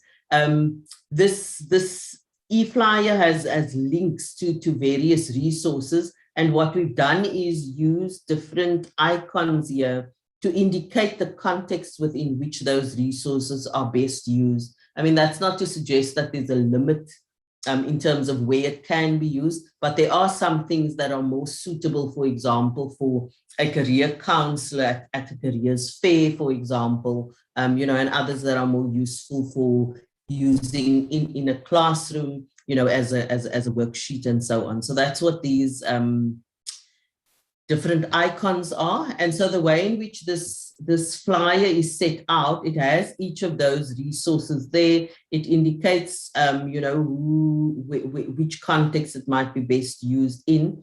And then in clicking on that particular resource, it'll open up to what that resource looks like. So that's the Green Careers banner. It has absolutely everything in it. And then just scrolling down, there's a little bit of a narrative as to, how it's best used. And scrolling down, you would see that it contains a link to the print ready files to print out or produce these particular resources, as in the case of the banner. So this print ready file here is to print the banner in a 3x2 format. That has to be commercially done naturally, and then the 1x5x1 meter, that is also needs to be commercially done. So those files are there. The user needs to download that file, take it to their commercial printer of choice, and have it printed out there. And then there are some printing guidelines here in terms of the formats, that works for, on which to print that. And then there's also a smaller version that is available. And this is for use in the school, or college classroom, at the environmental center or so on. And these are smaller versions of that. So this is for, this is also for commercial printing in A2 size, in A3 size, but there's also a file for printing in-house in an A3 format, with also some printing guidelines. And then also to say that the Green Careers banner can also be used as a digital on-screen resource. And there's a low resolution image there that you can access for that particular use.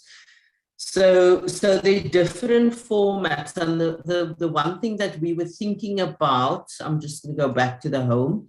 The one thing that guided us in developing the set of resources was primarily to expand the use of the set of resources, so that we somewhat standardized in how we're communicating the information and what information we're communicating. So it's very much a tool, I suppose, to facilitate that kind of coordination, standardization,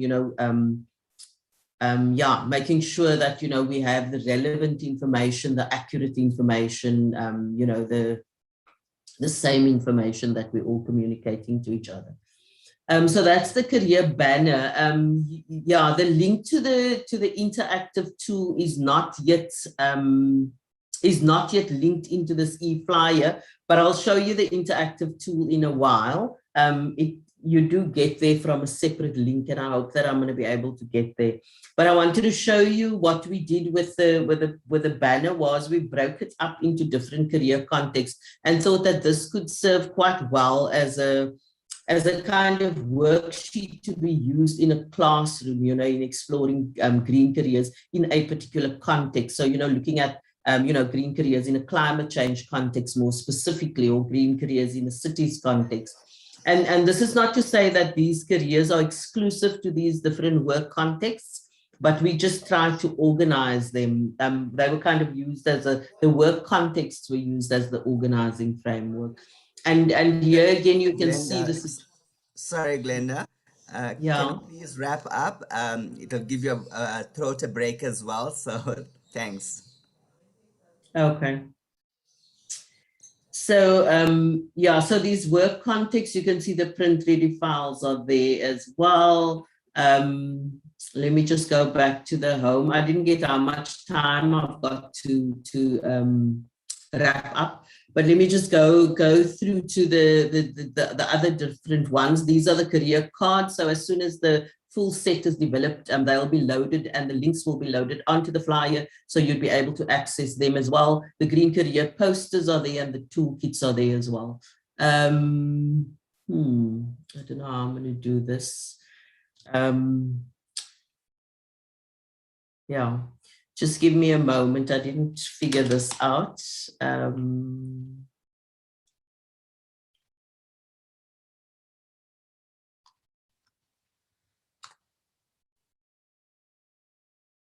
So this is I just wanted to share with you, this is the, what we call the interactive online tool, developed for the mobile device. It does display on obviously on laptops, iPads as well, but it was developed for the cell phone, the mobile device. This is an exploration of all of those green careers. So the user can explore each of these particular contexts on their own. And each of the careers that are shown here, it has a little bit of an introduction there as to that particular work context, the actual career area, and then it has a list of skills, tasks, learning pathways, and potential employers for that particular career pathway. And the detail that you see on screen here, this is the detail that's contained in the actual green career cards as well. Okay, so that's the full suite of resources. Once Thomas shares the link to the Green Skills portal, there'll be a link to these resources on that Green Skills portal as well. And in that way, you can access all of these resources. But as I said, the most important thing with these resources, we've now got this suite of resources. The important thing is that we now promote its use across the sector so that we kind of singing off the same song sheet, I suppose, as we promote green careers. Okay, thank you. That's me.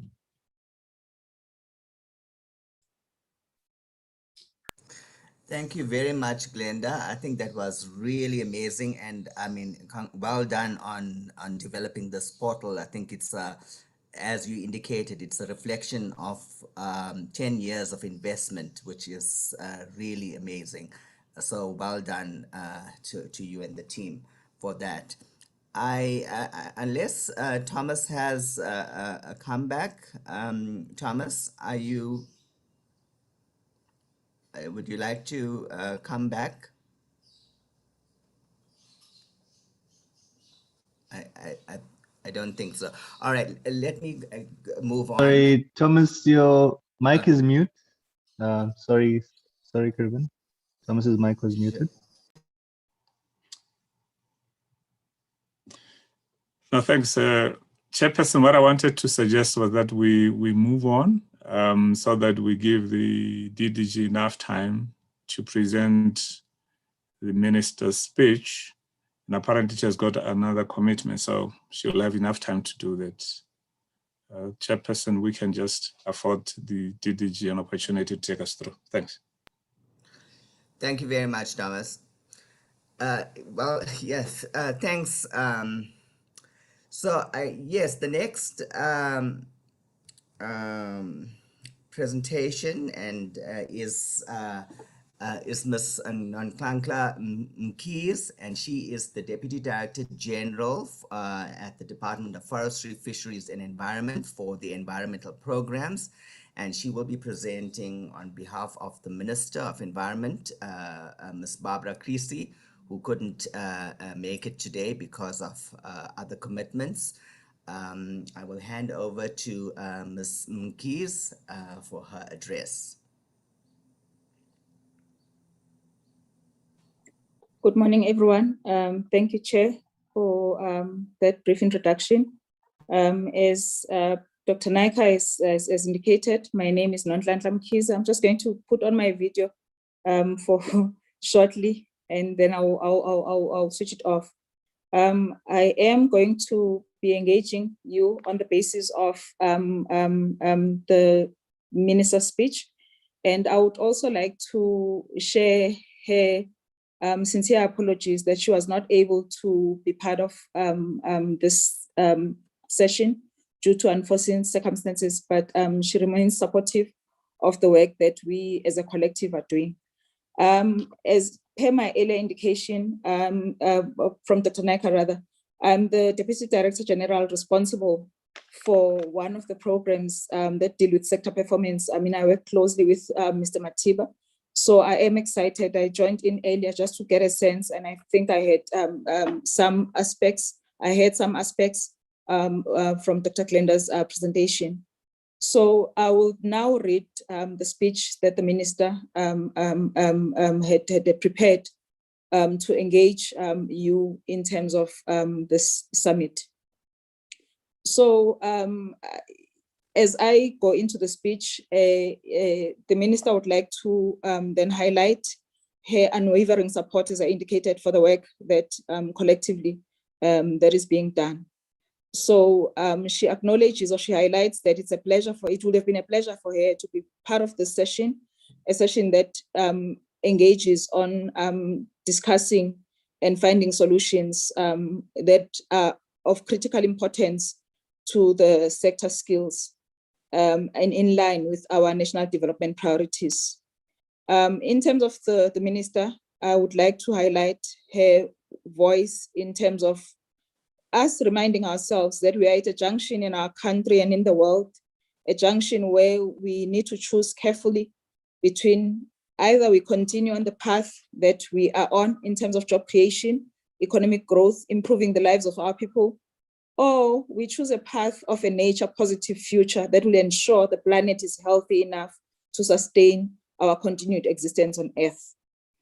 The South African government has chosen the latter. So as a government and as a people of South Africa, we have chosen a future or a path of nature, of a nature-positive future that will ensure our existence, that we're healthy, and that the sustainability in terms of our continued existence on the Earth.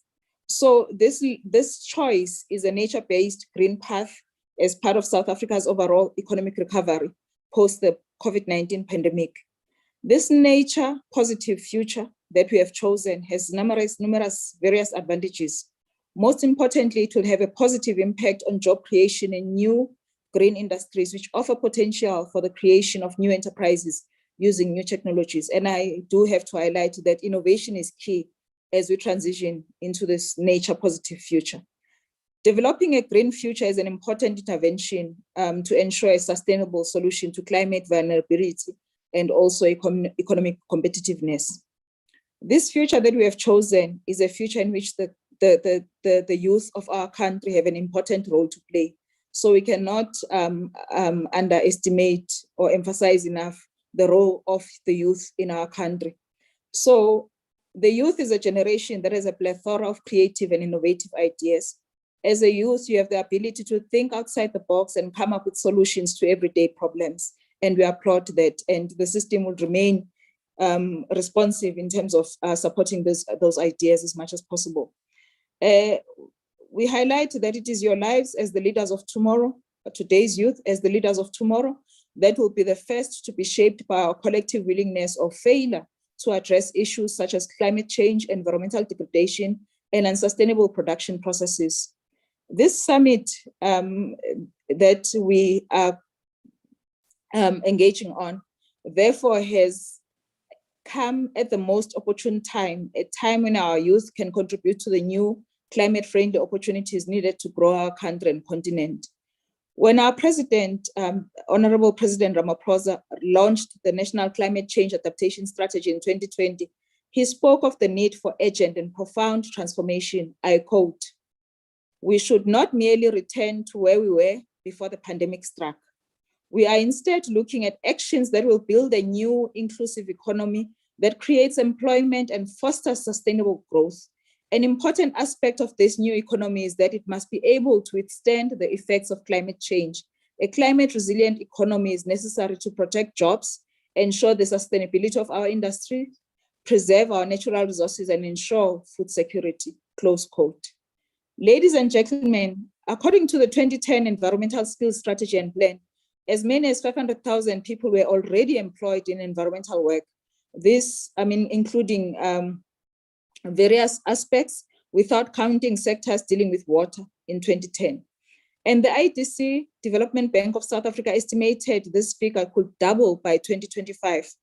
And as we are in 2021, we would need to reflect on this prediction, this earlier prediction that the jobs could double by 2025 if South Africa were to move to an inclusive green economy.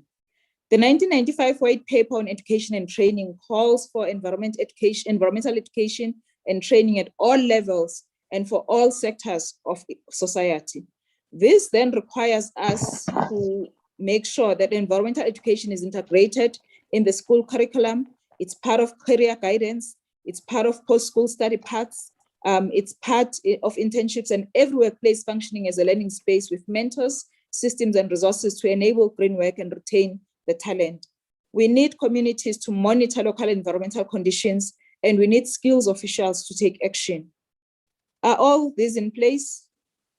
We can debate this, but acknowledge that we have made significant progress since 2010 figures were released. Great strides have been made with the inclusion of environmental content in schools, in the school curriculum. More needs to be done to capacitate teachers to adequately teach this content. And that is why one of the partnerships one of the programs or the key deliverables of the work that Mr. Matiba is responsible for talks to building the skills of teachers in terms of environmental education. The shockingly limited environmental knowledge of many teachers is a legacy of their own inadequate training in this regard, which has a knock-on effect on what our learners learn from. The Fundisa for Change program is a flagship initiative working with many universities, education facilities to strengthen their ability to equip both the student teachers and in-service teachers with environmental knowledge and pedagogical knowledge, as well as the ability to assess environmental knowledge.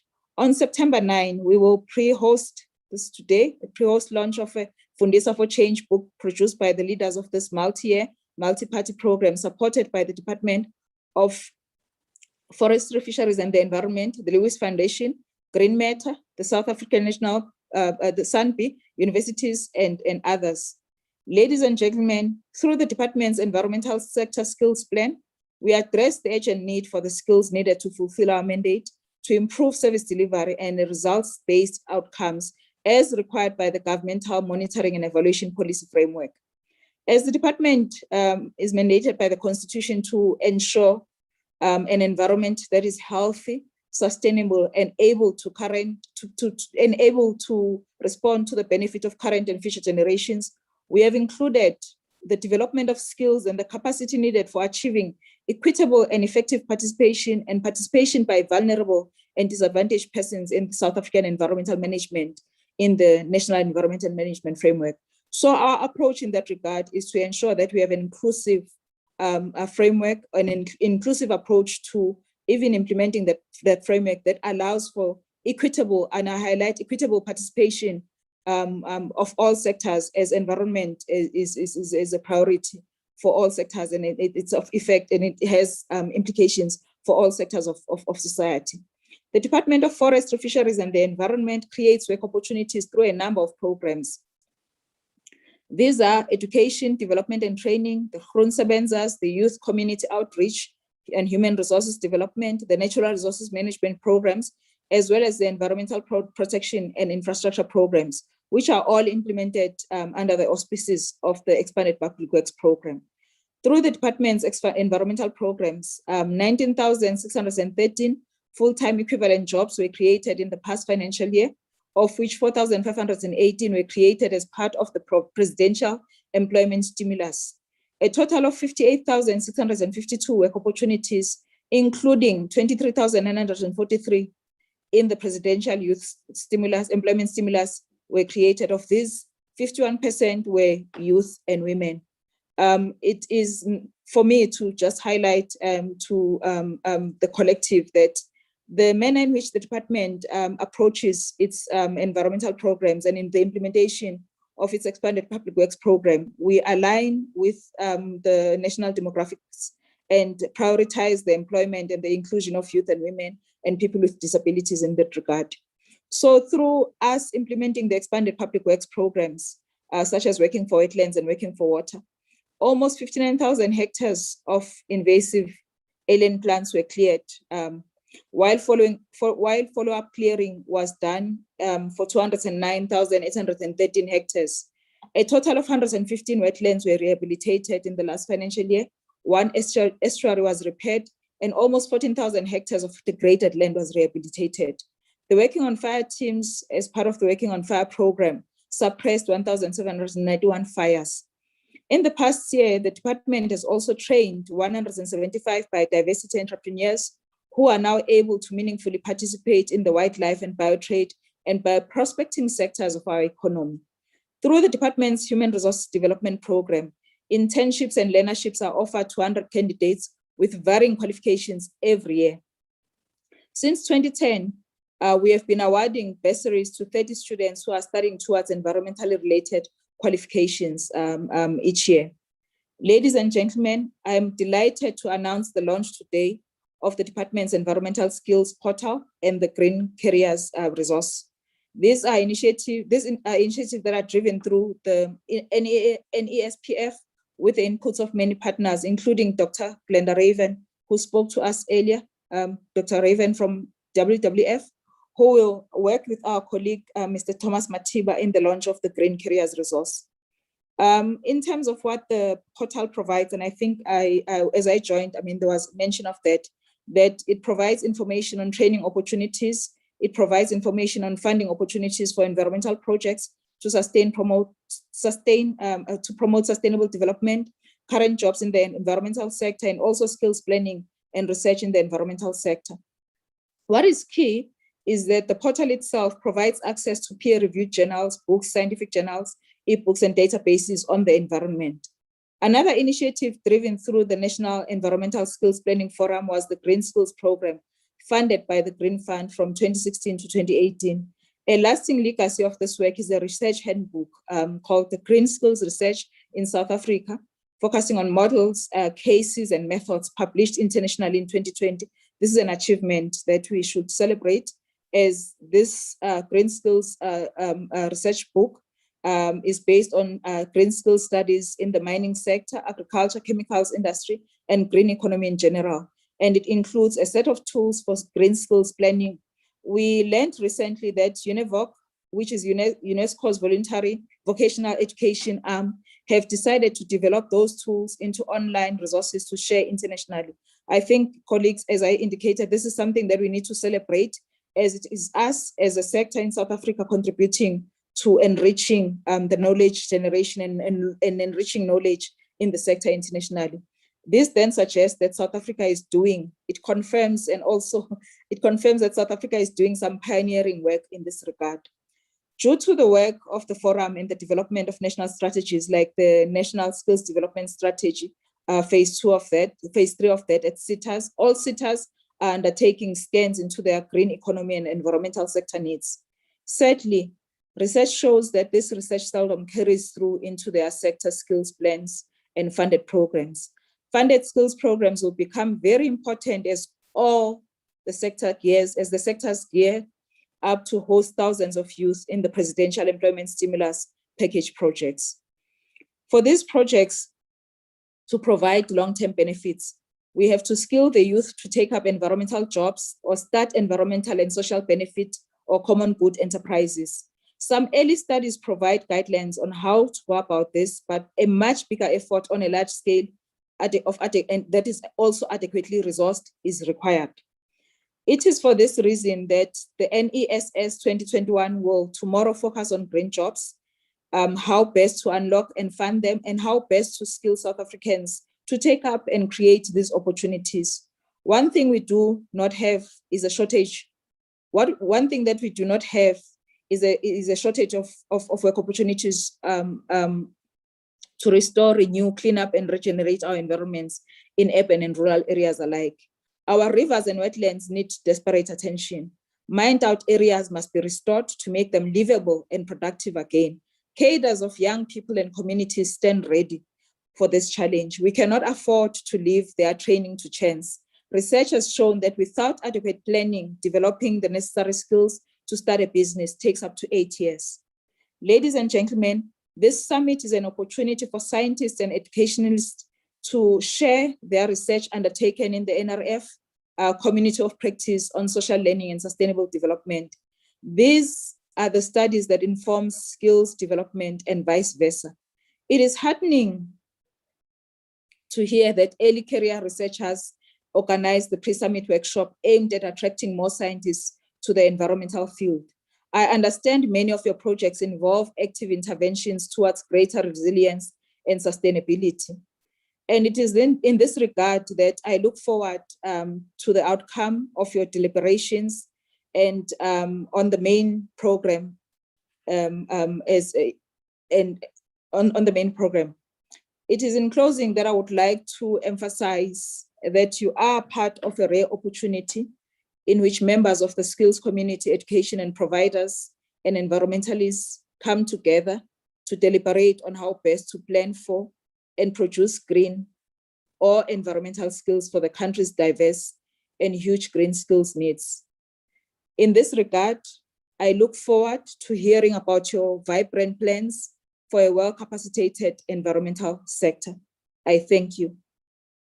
I thank you, Chair. That was the speech of the Minister. Thank you very much, Ms. Mkhize, for that very, very comprehensive address by the Minister, which actually showed her support and a political will around this area of work. So I think as a sector, we must harness that that will and support and move forward with full speed. So I think I would encourage all the leaders in this area to actually hear what the minister is saying and take it forward. Thank you again, Ms. Mkhize. I would like to move on with the agenda. We are going to close for tea, or adjourn for tea. But before that, we'd like to hear Ms. Maleje Mponwana, who is a PhD scholar in the Environmental Learning Research Center at Rhodes University, and who is affiliated with the Saatchi Chair in Global Change and Social Learning. And she will give us her perspective in this area. Thank you very much.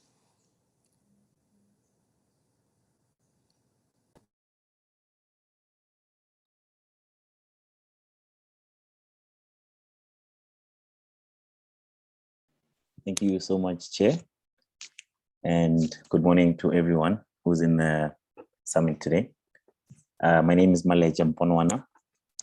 And as you mentioned, I'm a researcher and a student at the Rhodes University. And I'm happy to be part of this summit today. And after hearing the minister's speech, I'm very, very encouraged to be supported from the top in our endeavors as young people. So I'm going to briefly offer us with a short feedback from the Early Career Researchers Workshop that was hosted yesterday with over 115 early career researchers from around South Africa.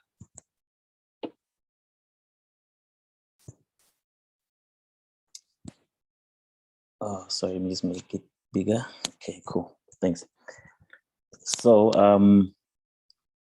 the purpose of the workshop was to establish a community of practice for early career researchers in education for sustainable development, biodiversity, and sustainability research.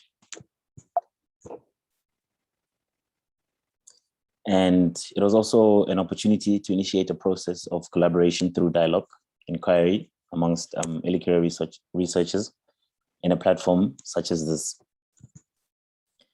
We also wanted to create a safe space for young researchers to be able to develop networks amongst themselves and learn from each other by sharing experiences with each other.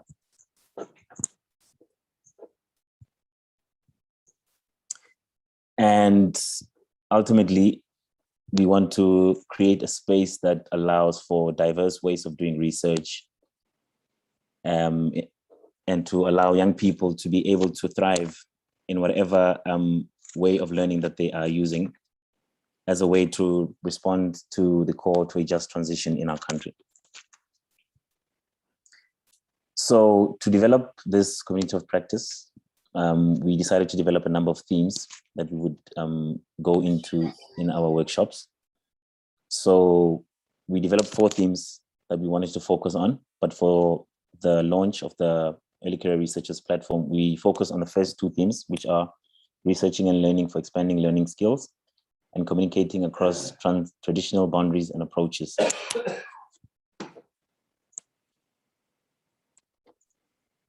So our initial approach for this workshop was to open up the space for conversation and to really hear what early career researchers are grappling with in their different career paths and in their respective fields of study. And we wanted to listen because I feel like, as the minister said, that as the DDG mentioned, that the way the department aligns their program is in alignment to the demographics, and that includes young people and women. So we also wanted to hear within this area or this space where we have many, many researchers, what is it that people are busy with? Because if we are to develop a community of practice as young people, we really need to know what people are busy researching on. And we decided to have people on the platform who would offer innovative research approaches that they used in their research as a way to encourage other young researchers to appreciate the diverse research that exists amongst ourselves, and to be encouraged to work together and to be free and liberal in our approach to research. So we focused on an activity that we framed as research that matters. And we really wanted, this was part of us opening up the space to listen to what it is that young people are doing, because we could easily have asked people to come with their research projects, and we could have easily looked at papers, but we felt we really need to talk in a space where we can actually listen to each other as young people. And these are some of the things that many researchers brought onto the table as a way to express how they think research matters and in what way it matters to them. So obviously, this was an opportunity to actually engage with people and allow them to give us more in terms of whatever it is that they think matters to them. And part of this was to see where the synergies are and to also appreciate the diversity that exists on the platform. And in a way, it's going to help us formally establish our community of practice. And we also went in as far as trying to understand what is it that early career researchers think is important in their journeys of research. We've all been doing different things, but what do we think as young people is missing and we need to give much more attention to?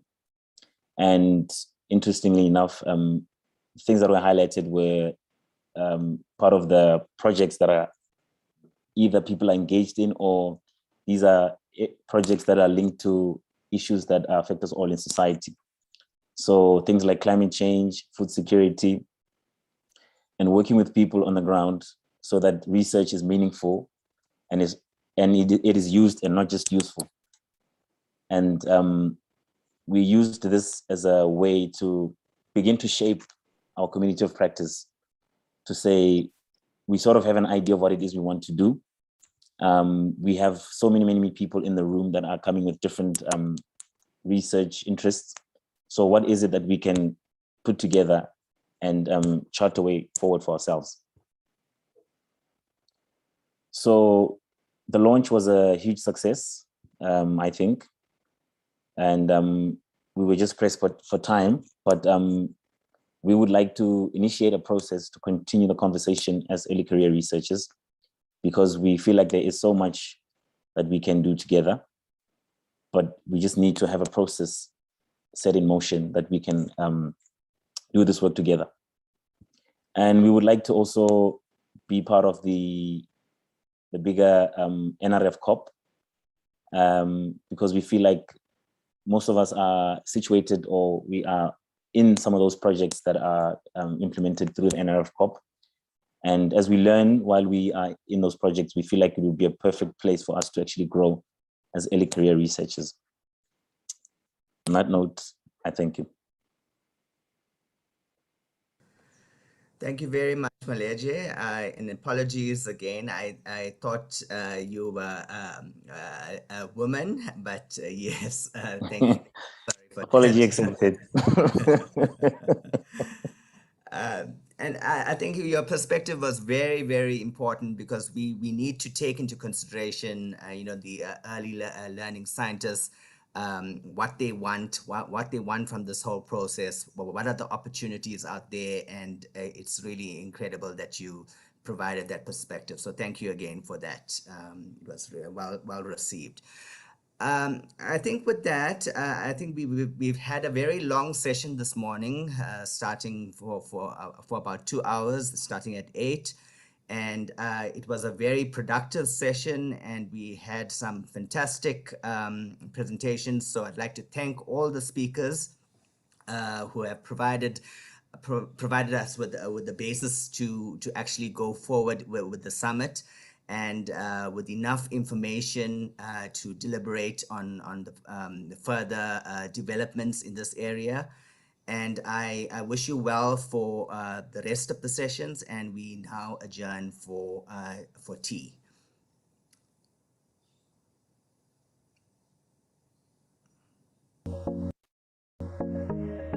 South Africa's wildlife and natural landscapes are precious sources of wealth. Issues such as climate change, ecosystem degradation, and resource constraints have increased society's desire to safeguard this natural capital.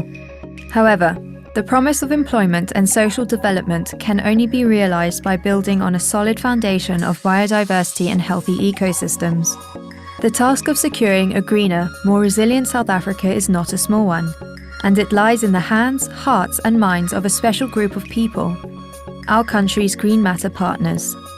Through developing graduate skills and leaders for biodiversity, the Green Matter network of partners aspire to unlock the environmental, social, and economic potential of our country.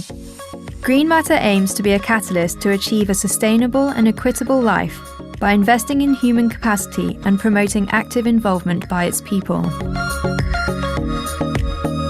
Green Matter is an excellent example of how non-governmental organizations can work together with government to address national priorities.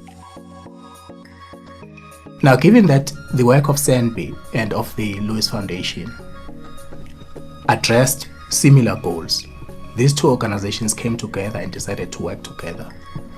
Soon after that, Green Matter was established to implement that strategy. So we exist purely to implement that human capital development strategy for biodiversity. I believe that Green Matter is an organization that stimulates and supports the growth and development of young South African scientists so that they can be future custodians of South Africa's natural heritage. We do this through partnerships, through interventions, and a whole range of activities based around human capacity development. We exist purely to prepare young people for various careers in conservation in South Africa. We do this in a number of ways. Firstly, we attract talented and willing young people to pursue careers in conservation. I'm currently a PhD candidate at Stellenbosch University. I do conservation ecology in the conservation ecology and entomology department. And my focus is on invasive trees along riparian zones, so that's why we're on the river today. So what I've learned since getting into the Green Matter Fellowship is to communicate better with people and to network better, and the importance of those networks and maintaining them. And I wouldn't have known that if I wasn't in the fellowship, because you know, most people when they start studying, that's all they think about is just finishing your studies and get that degree and go on. But being in the fellowship shows you the other perspectives of that you should have while being a student. You know, it gives you the big picture. We support school level outcomes in environment related studies by supporting the Fundisa for Change program.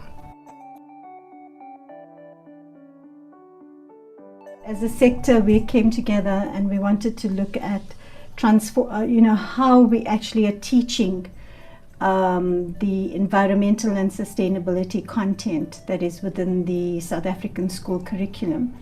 It's brought different partners together with everybody pooling their resources. It's provided some kind of a guiding framework for teachers within the teacher education institutions. We focus on high skills in postgraduate studies, leadership development, and entrepreneurship through our fellowship program. My name is Yabulela Sokomani, an Imvelisi graduate and owner of Sokomani Horticultural Services. What we do is we do organic farming and we do it in between olives. I see my business affecting people in informal settlements where all those good foods, organic foods, are not landing at. A business that will not make the organic vegetables seem to be the expensive option. We also prepare young people for the world of work, those who have gone through higher education. We organize work integrated learning for them, internships, and other forms of career support so that they can seamlessly move from education institutions into the world of work. The forum allows us to collaborate as universities among ourselves and also between universities as a sector and employers. And Green Matter acts as the enabler for this collaboration. And we're hoping that we can then inculcate this kind of collaboration in our students when they go out, so that as professionals, they can work together as others to achieve more. I feel like we felt like all 5 of us were like thrown in the deep end, and then we actually learned to swim together, like we do things together. That has actually brought us close together. I'm going to miss it. We also work with organizations in order to improve their capacity to manage people and to retain talent. The last bit of work that we often understate is around national advocacy for biodiversity, human capital development. We work with organizations both in the private sector and the public sector. We make contributions to policy on the part of government, so that overall everything is geared to support people development in biodiversity. Every single national park in Africa is seriously under threat, and this has quite a bearing on the importance of the work being done by Green Matter, because today we have to invest in human capital development. We therefore use our time, contribute our energies to work with others and invite others to join us in developing skills, particularly for those that have been marginalized for too long, to use their talents so that they can contribute to a better world and a better South Africa.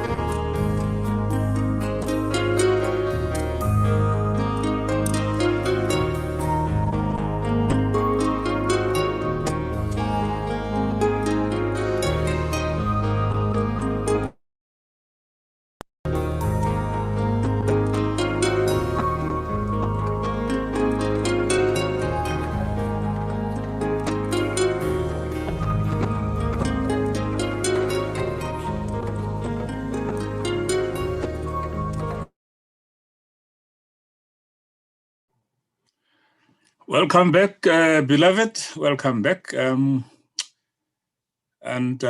for the tea break. It was quite refreshing.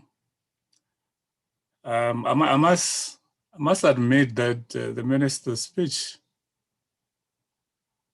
was awesome and inspiring.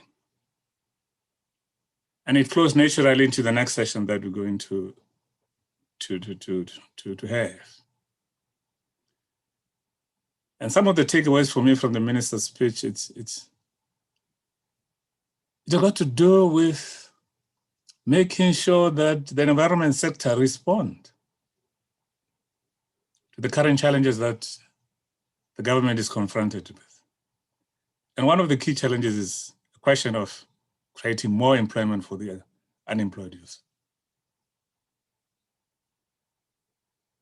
This session that we're going to have is going to try to respond to the big question of how do we support the growth of the economy, the green economy, through skills development. The session will try to bring about a connection between, education and work. How do we fund the skills, the green skills that are necessary to support the green economy? And I've got an exciting lineup, really, that is going to share with us what their thoughts are, what the research finding is saying, what they suggest would be a possible scenario or way in which we could fund skills development for the green economy. The lineup for this session comprises of the following people. We have Laura Crosby Harris from the NESS. She's the manager, labor market and sector skills planning. We also have Nora Hankelo from the Energy and Water SETA. She's the acting water sector manager and discretionary grant committee chairperson. We also have Dr. Chantal Ramcharan Kotse. She's a business developer in the Income and Innovation branch at the Water Research Commission. In addition, we have Donovan Fullard, who's the new CEO at the South African Education Project. Lastly, we've got Kamel Maroc.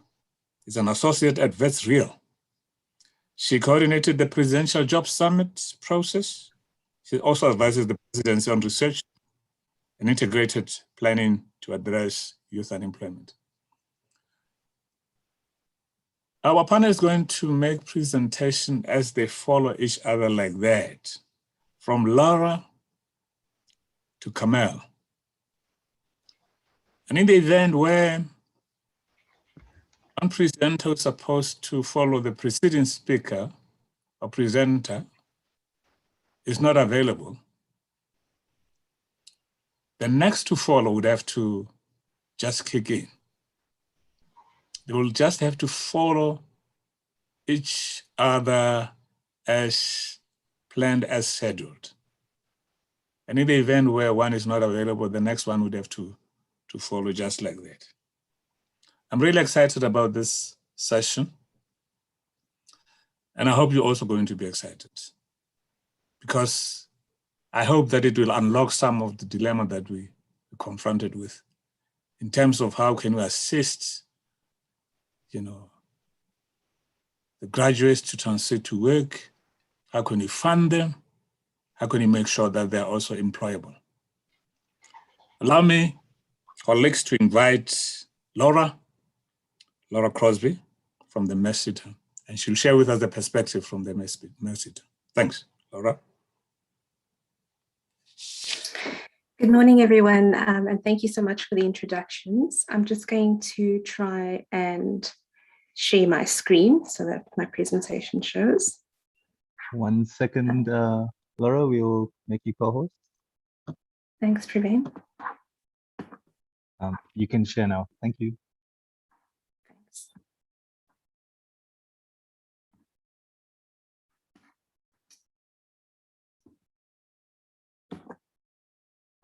Are you able to see my screen? Yes, we can see. Thank you.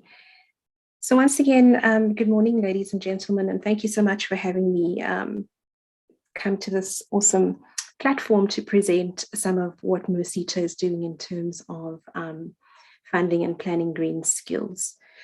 In terms of my presentation today, I just wanted to basically give an introduction about who MERSITA is. And I wanted to speak specifically about our partnerships and our DG funding, as well as our skills priorities, because I think it sets a context in which we try to support skills within our sectors. And then we'll look specifically at the Green Skills Partnership, which was basically a research partnership that MERSITA had entered into with Stellenbosch University. And I'll just be going over some of the objectives, the main findings, and some exciting movements towards implementation. I've presented this project on other platforms as well. At that point in time, we hadn't really moved forward on, implementing some of the recommendations, but MERSITA has now started to actually implement. So it's quite nice and exciting to be able to present that. So basically, MERSITA is a sector education and training authority as per the Public Finance Management Act. And our responsibilities involve developing a sector skills plan within the framework of the National Skills Development Strategy. We also establish and promote learnerships through identifying the need for a learnership, developing and registering learnerships, identifying workplaces for work experience, supporting development of learning materials, improving the facilitation of learning, and assisting in the conclusion and registration of learnership agreements. We also collect and disperse the skills development levies in our sector and approve workplace skills plans, as well as allocate grants in the prescribed manner to employers, education and training providers, and workers. And we also fulfill functions as an education and training quality assurer as delegated by the QCTO. And we monitor education and training in our sector. And in order to do all this work, what really does enable us is our partnerships, as well as our discretionary grant funding, which is obviously guided by our grants policy. Partnerships for us is really any type of agreement that we enter into which has mutually beneficial outcomes for the partners involved.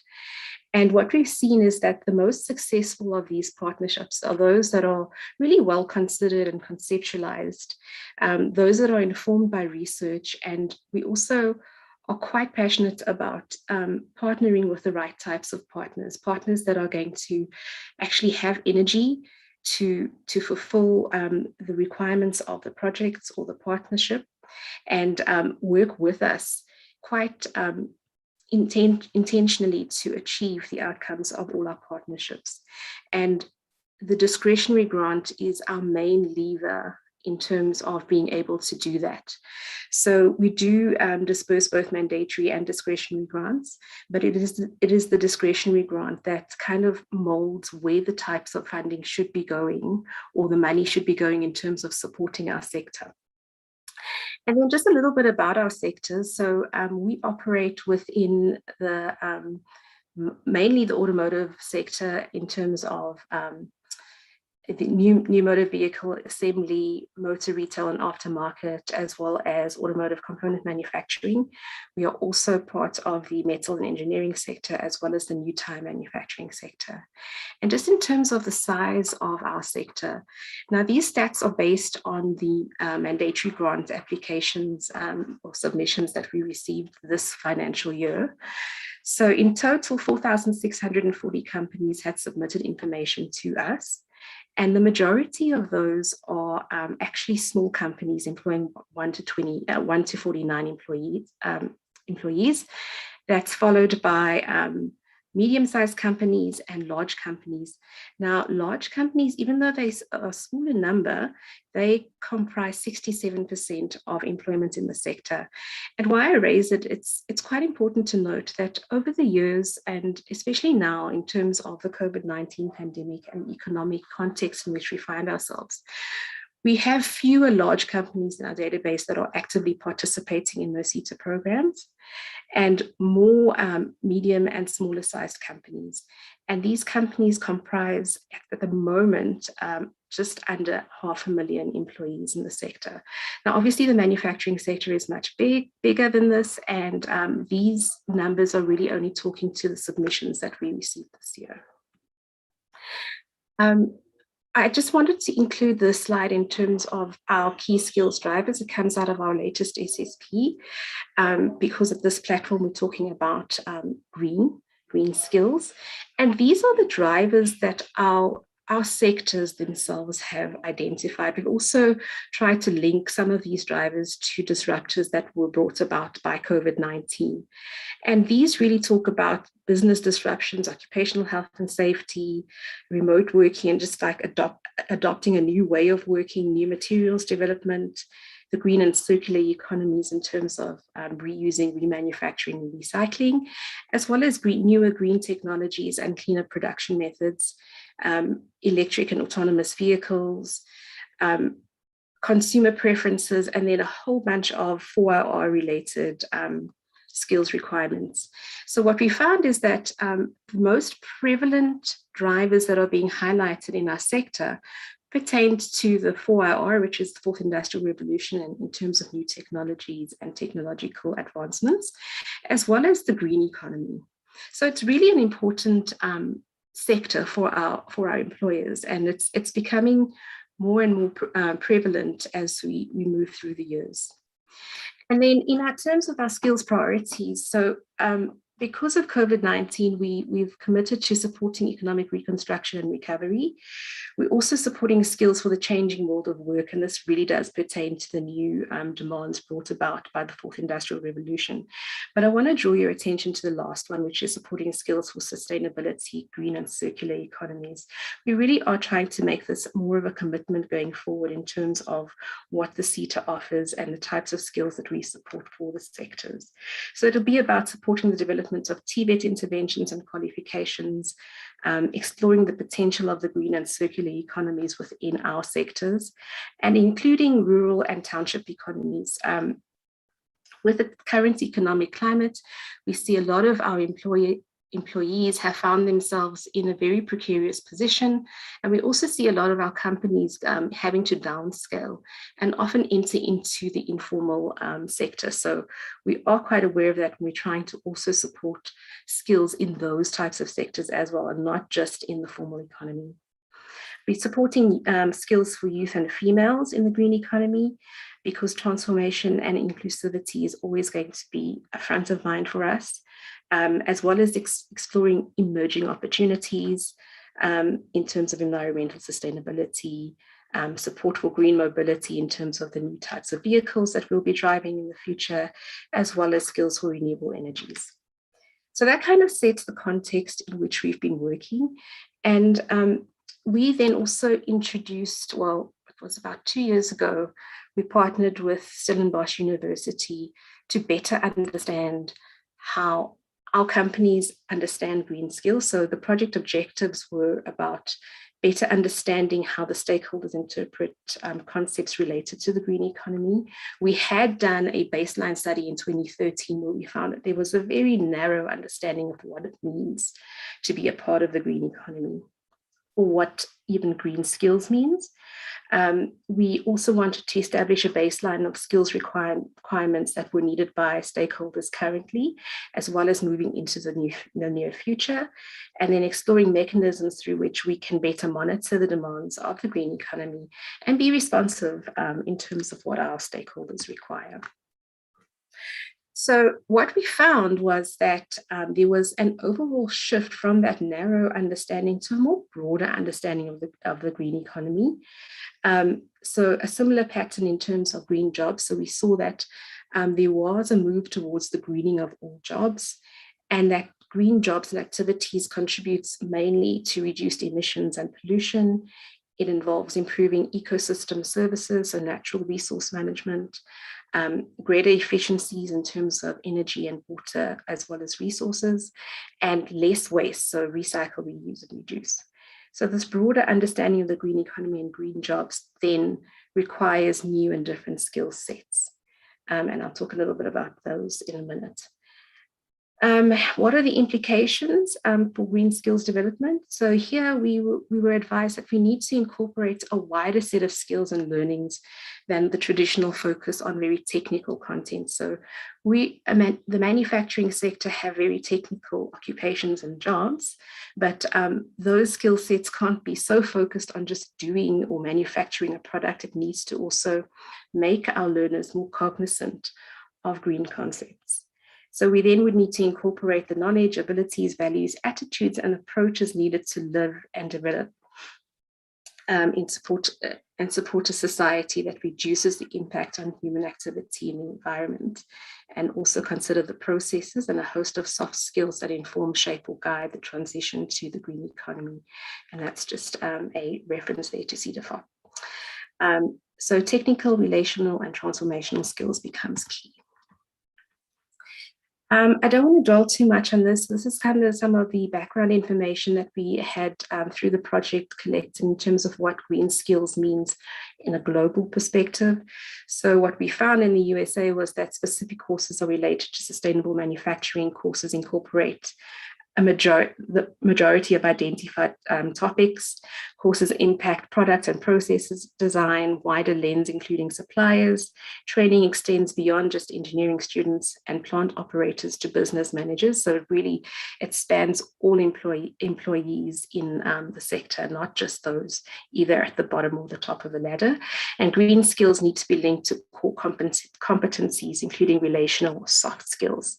So it really does become type of an attitude and a lifelong learning type of intervention that we're looking at when it comes to green.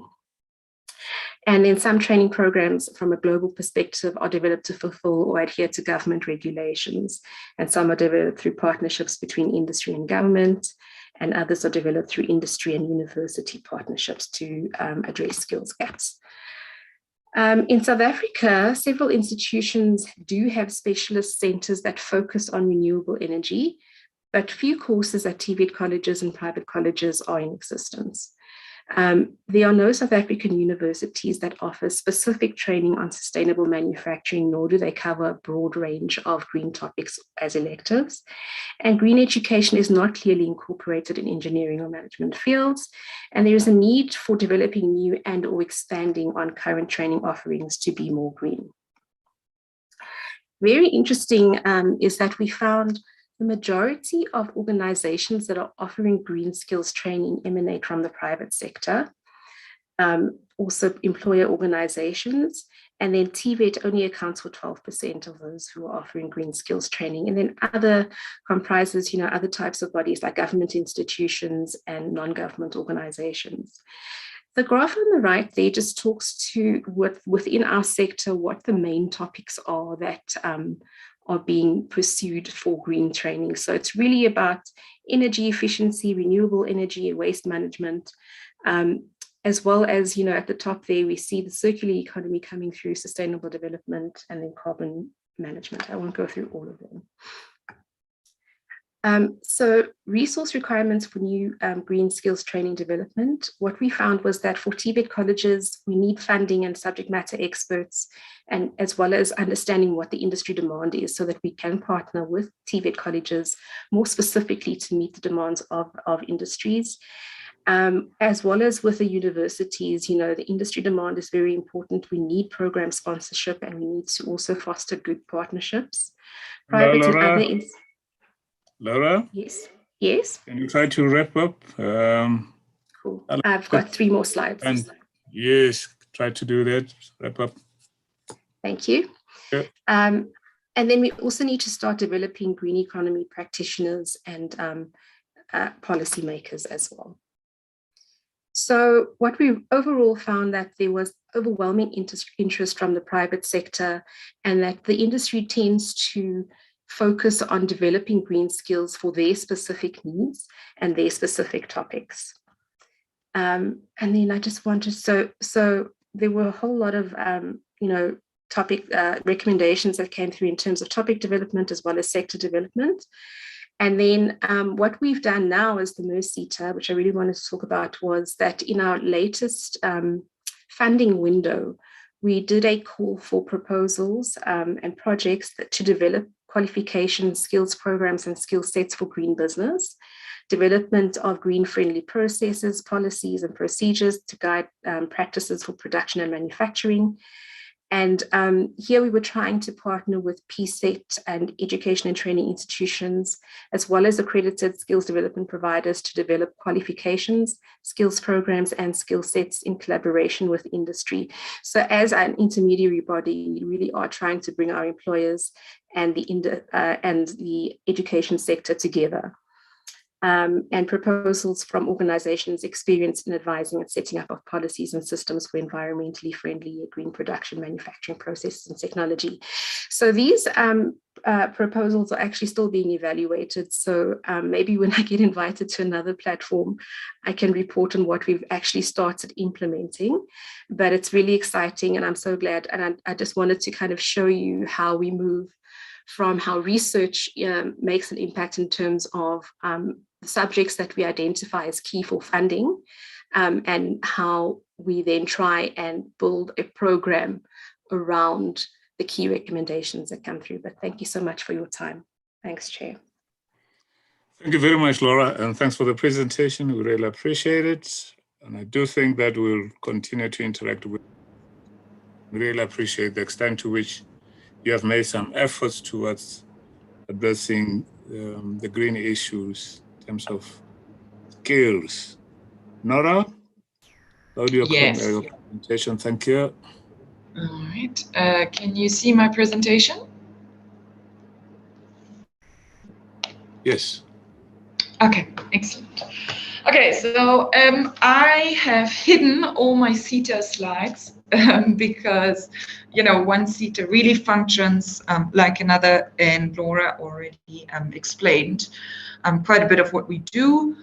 And also, I guess there's a lot of experts here on how SETAs work. My presentation is a bit different in terms of what I'm reflecting on. So this presentation came out of a session which we had, where probably some of you were already there.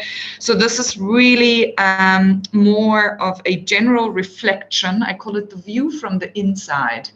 Of where kind of planning goes lopsided, and maybe where sometimes sectors and sector partners and the SETAs don't work well together. So, it's maybe also food for thought and food for discussion, and I hope we can be very kind to each other.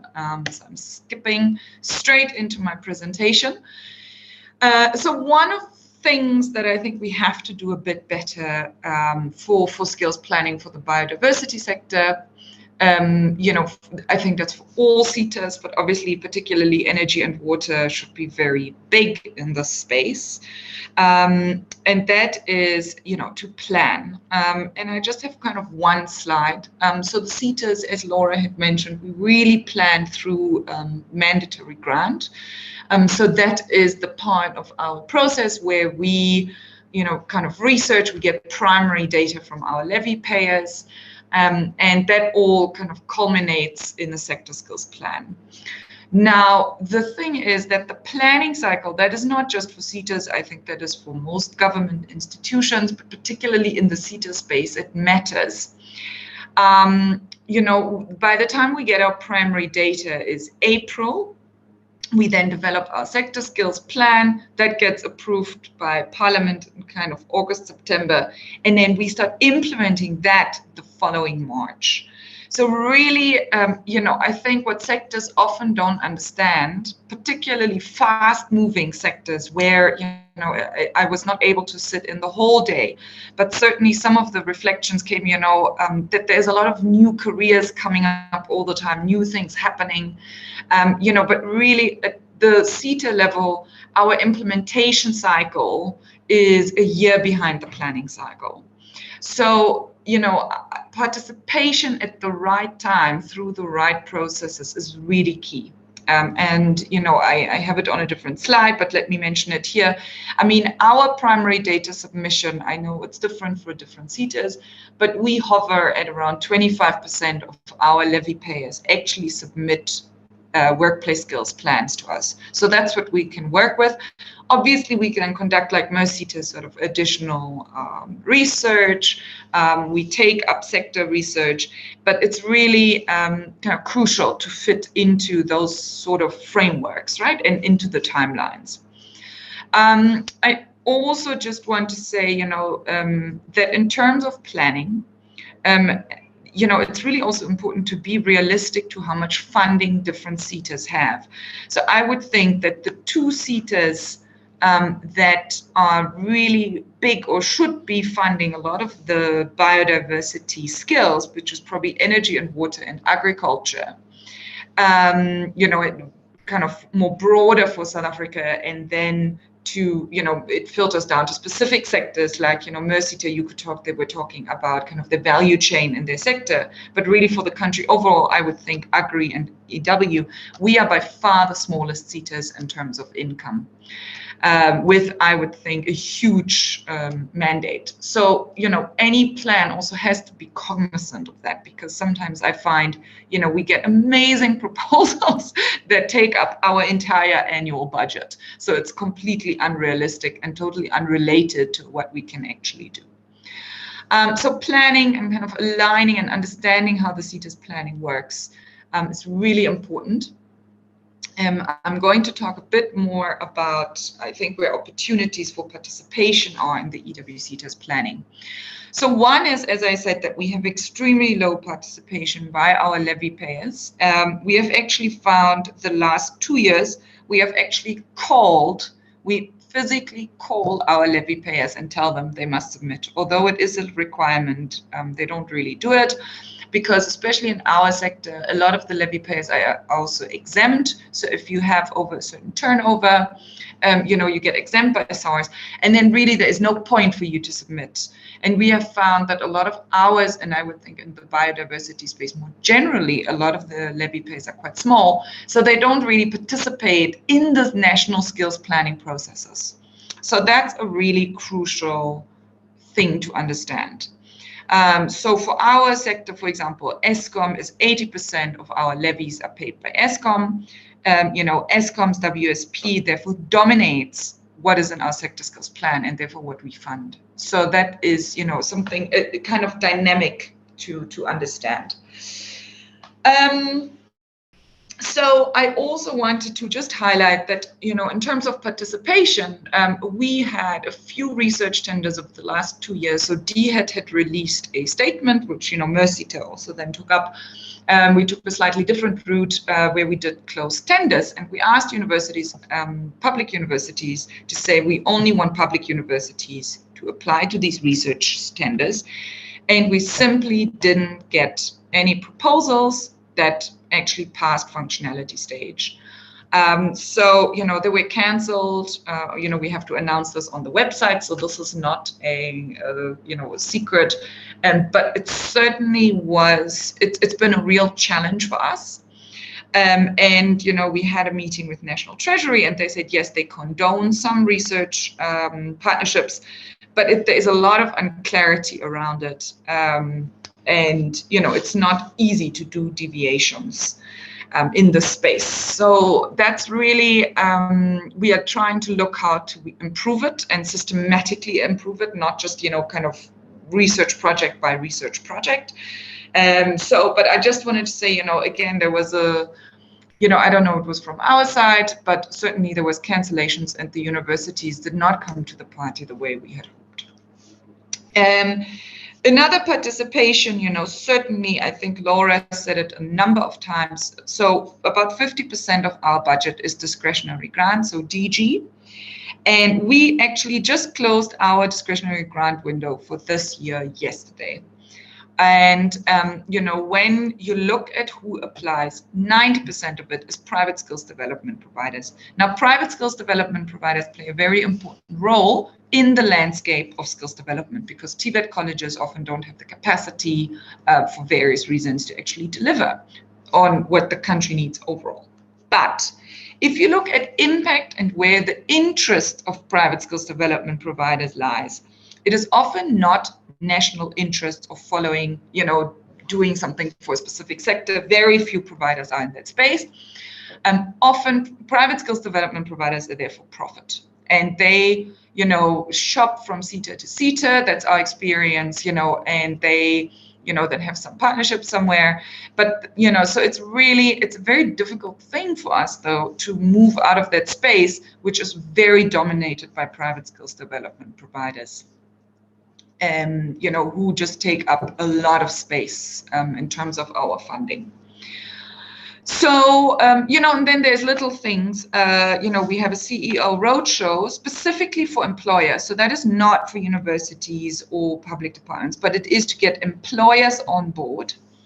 And, you know, honestly, if you look at so maybe there are people in the room, but only 1 or 2 employers are interested in taking on people.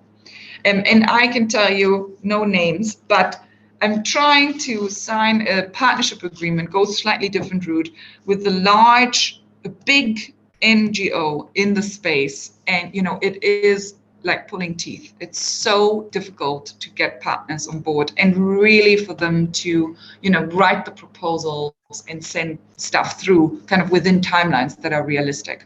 I mean, with one of the partners, I think I've had 7 meetings and it's been a year and still there has just nothing been in writing. So, you know, kind of, you know, participation, making the space available to actually engage with the SETA, it's been, from the inside, it's been very difficult.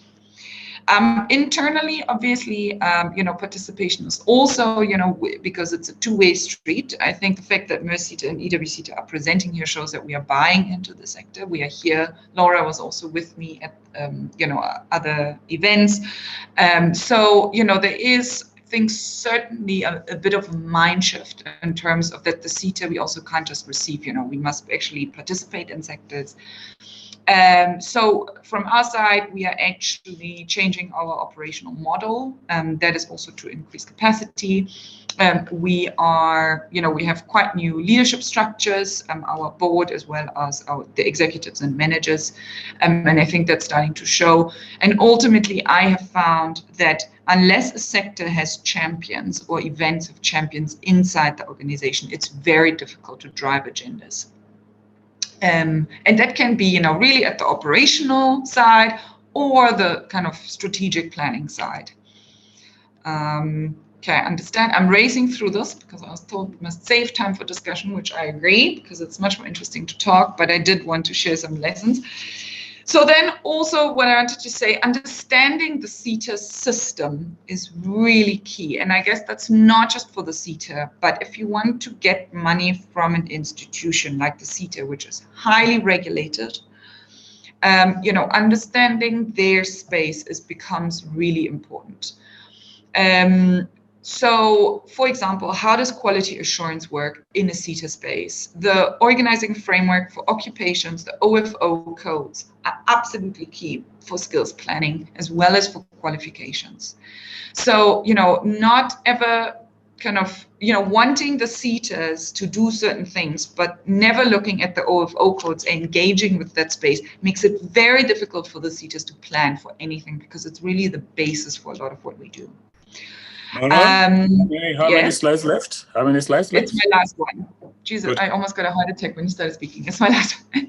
So then also, you know, reading the planning documents. So you know, there are really 2 planning documents. One is the sector skills plan that says what we want to do, and the annual performance plan is how we are going to do it. And when I say be realistic for what we want to do, for example, we get applications, we have a target to support 20 SMMEs per year, and yet we get proposals for 2,500 SMMEs. It is very obvious to me that you didn't even bother reading our APP, right? And yet you want a lot of money and you want to be a key partner for us. So that becomes then, very difficult for us. The CETA terminology, it's a very complex system, the entire educational landscape, understanding what is a placement versus an internship versus will. These are very difficult things, but it's worthwhile investing in so that you know what you actually need. Reading grant policy and regulations is crucial for us. We are actually, I just put that in, so we are actually revising our DG policy completely so that we are actually much more responsive to the sectors and to partnerships. And I'm sure I hope to release it in the next month. And then also once people get projects, we cancel about 50% of our projects, particularly with partners, we have really burned our fingers. So before signing or wanting the money, ensuring you have the capacity to actually comply and pull the project through is also really key. I'm not going to go through these slides in detail because we can share the presentation afterwards. But just to say, CETAs, we think in terms of these kind of terms, okay? So we have pivotal funding, that's 80% of our DG, and we have non-pivotal, which is 20% of our DG. And under that, certain interventions fall, they are costed. And it's really important to understand where to kind of tap into and how to approach CETAs if you want a partnership for the sector. That's my presentation. Thank you very much. I think I took maybe a bit more time than I wanted to. Thank you very much, Nora, and thanks. We will be able to share the slide presentation for the benefit of all of us. Can I invite then Chantal, Dr. Chantal, speak on the insights from the Water Graduate Employment Program. Take the stage. Yes, good morning, Thomas. And good morning, colleagues. Good morning. I'm going to share my screen.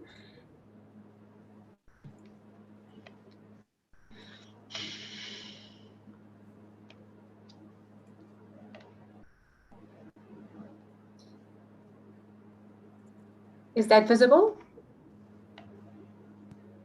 Yes, it is. Yes, it is. Great, thank you.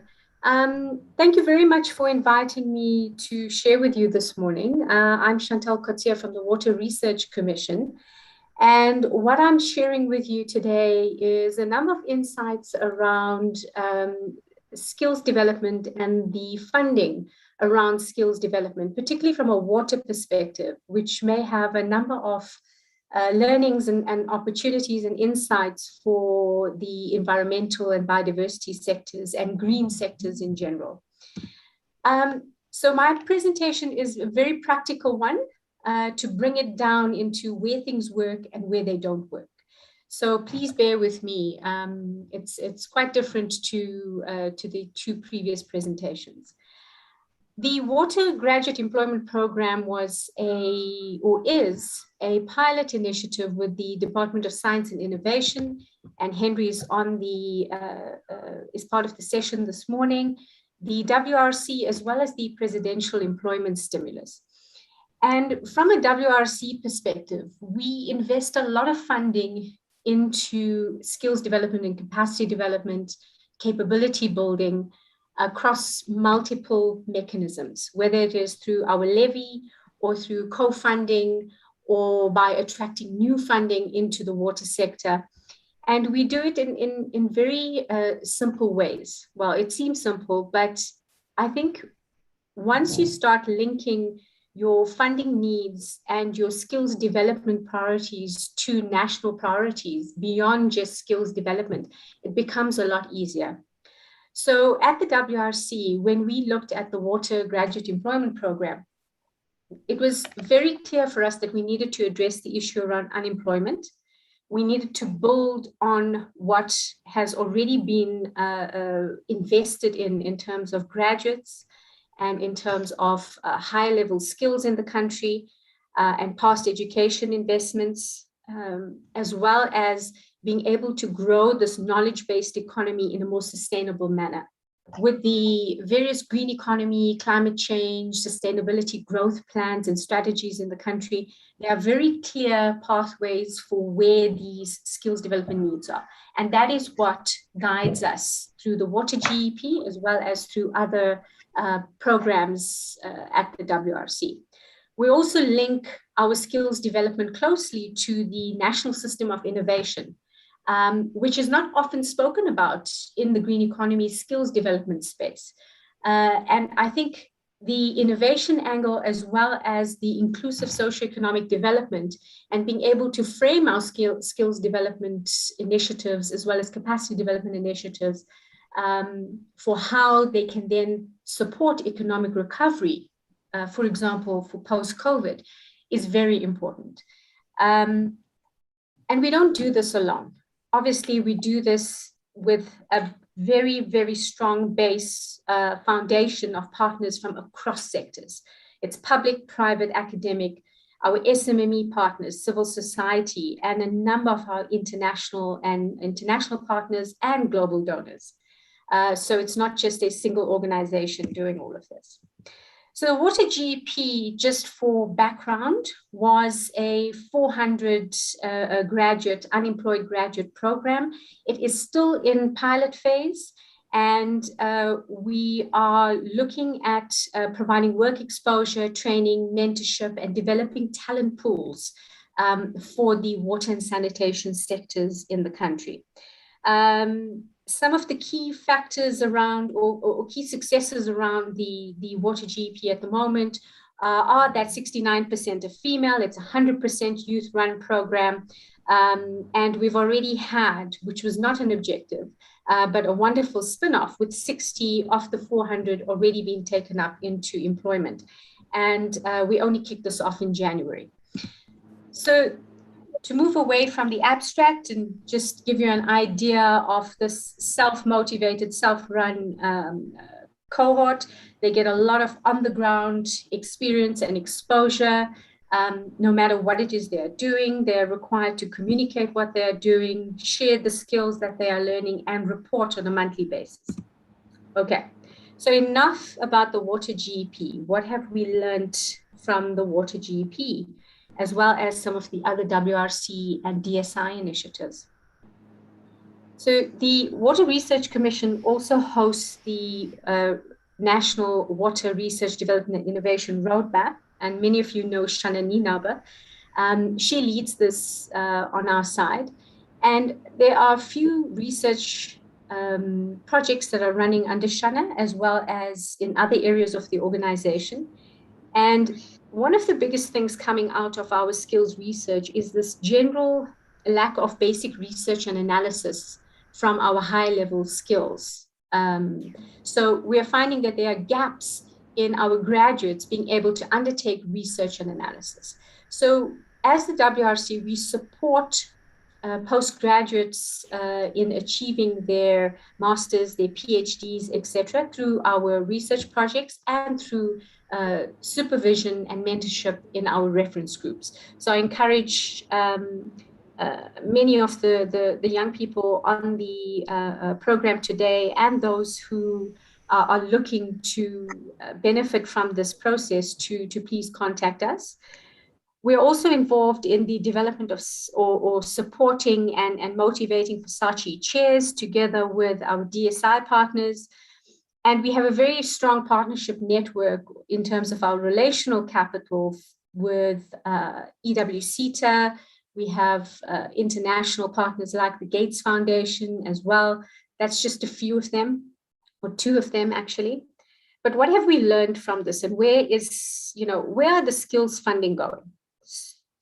What we are finding is that the programs that build clusters of capabilities and not just capacity are getting a lot of funding within project budgets. And we're also finding that the impact of these skills programs are going well beyond how many people have been supported, but going into the space of actually measuring the impact indicators of, are the skills being retained? What are these young people doing post-project? So it goes well beyond tick boxes. We're also finding that business models that sustain employment, and this is something that our colleagues at DUCT are very passionate about.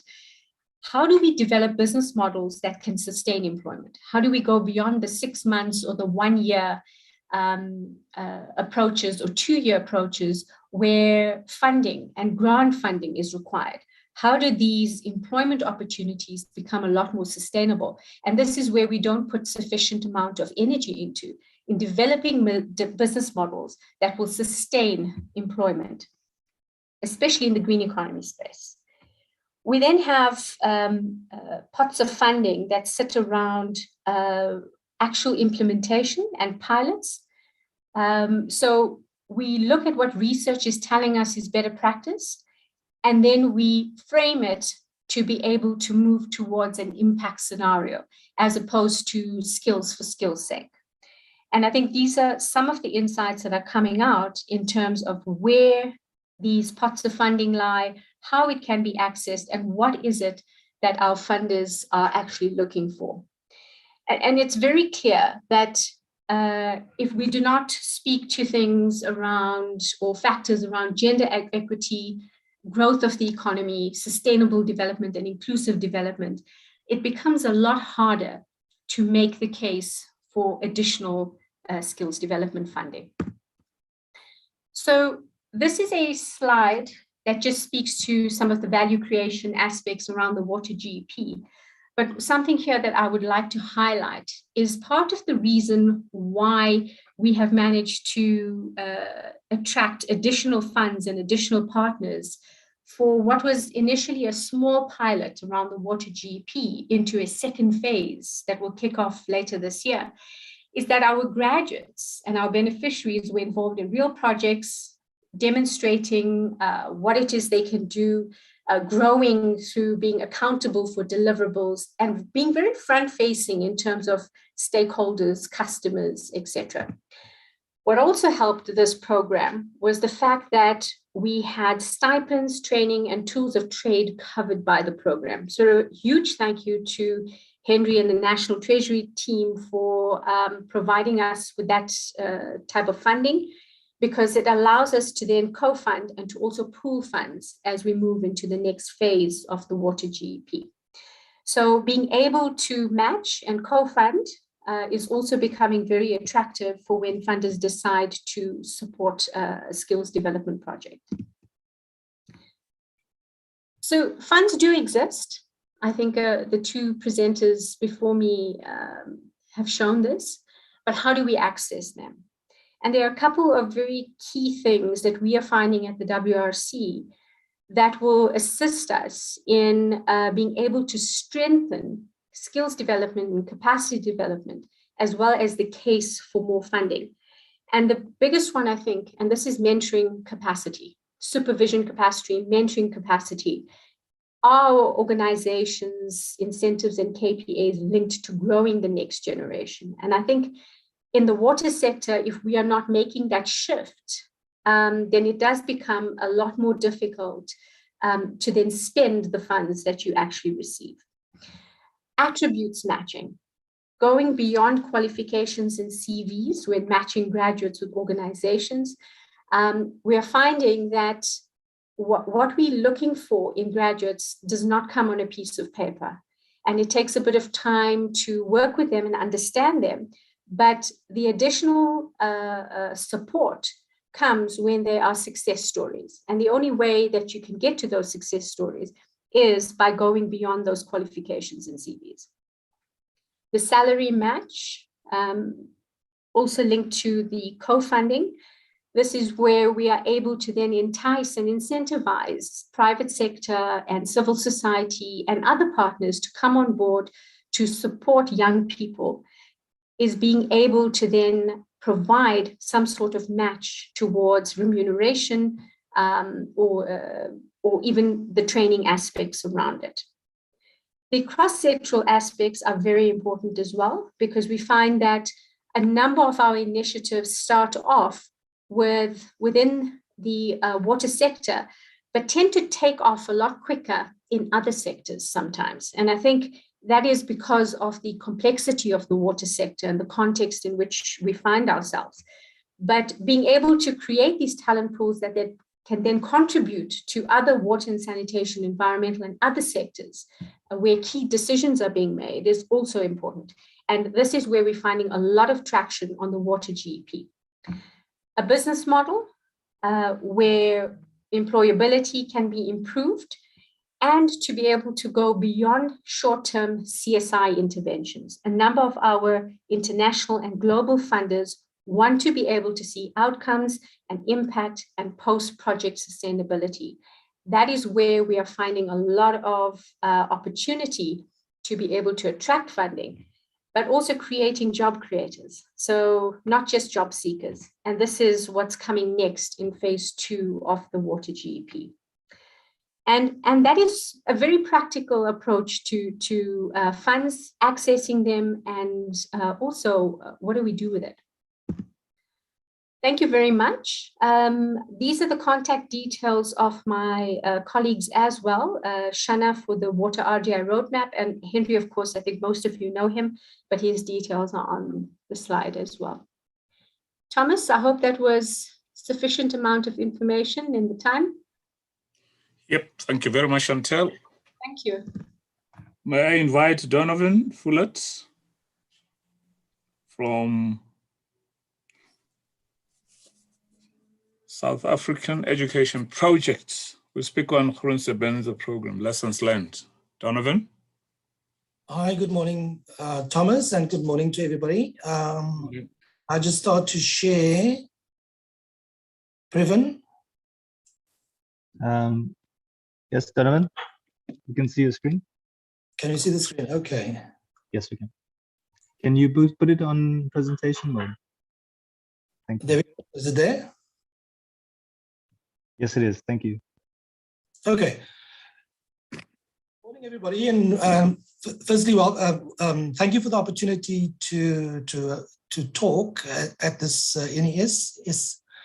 This morning I'm wearing the hat of the researcher, not necessarily my organization. So I was asked to briefly just talk about lessons learned in the Groensebenza program, but based on the research that I've currently just concluded as part of my master's study. So I'm representing the Rhodes University as part of the ELRC that have just completed my master's study.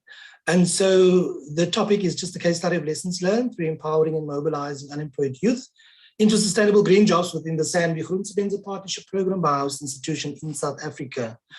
So for those of you who are not aware of Groensebenza, many of you in the room here this morning, the Groensebenza program, or have been part of the Groensebenza program in some other way. I just want to acknowledge Vivian Malema here, as the program director for Groensebenza at SANBI, the project steering committee members that I see on the participant list. So yeah, it's great to interact and engage with all of you around this success story. So for those of you who are not aware of Groensebenza program, it was a Jobs Fund partnership program funded by them to the tune of 300 million at the time. And it was aimed at developing priority skills in the biodiversity sector to create sustainable job opportunities for 800 unemployed youth.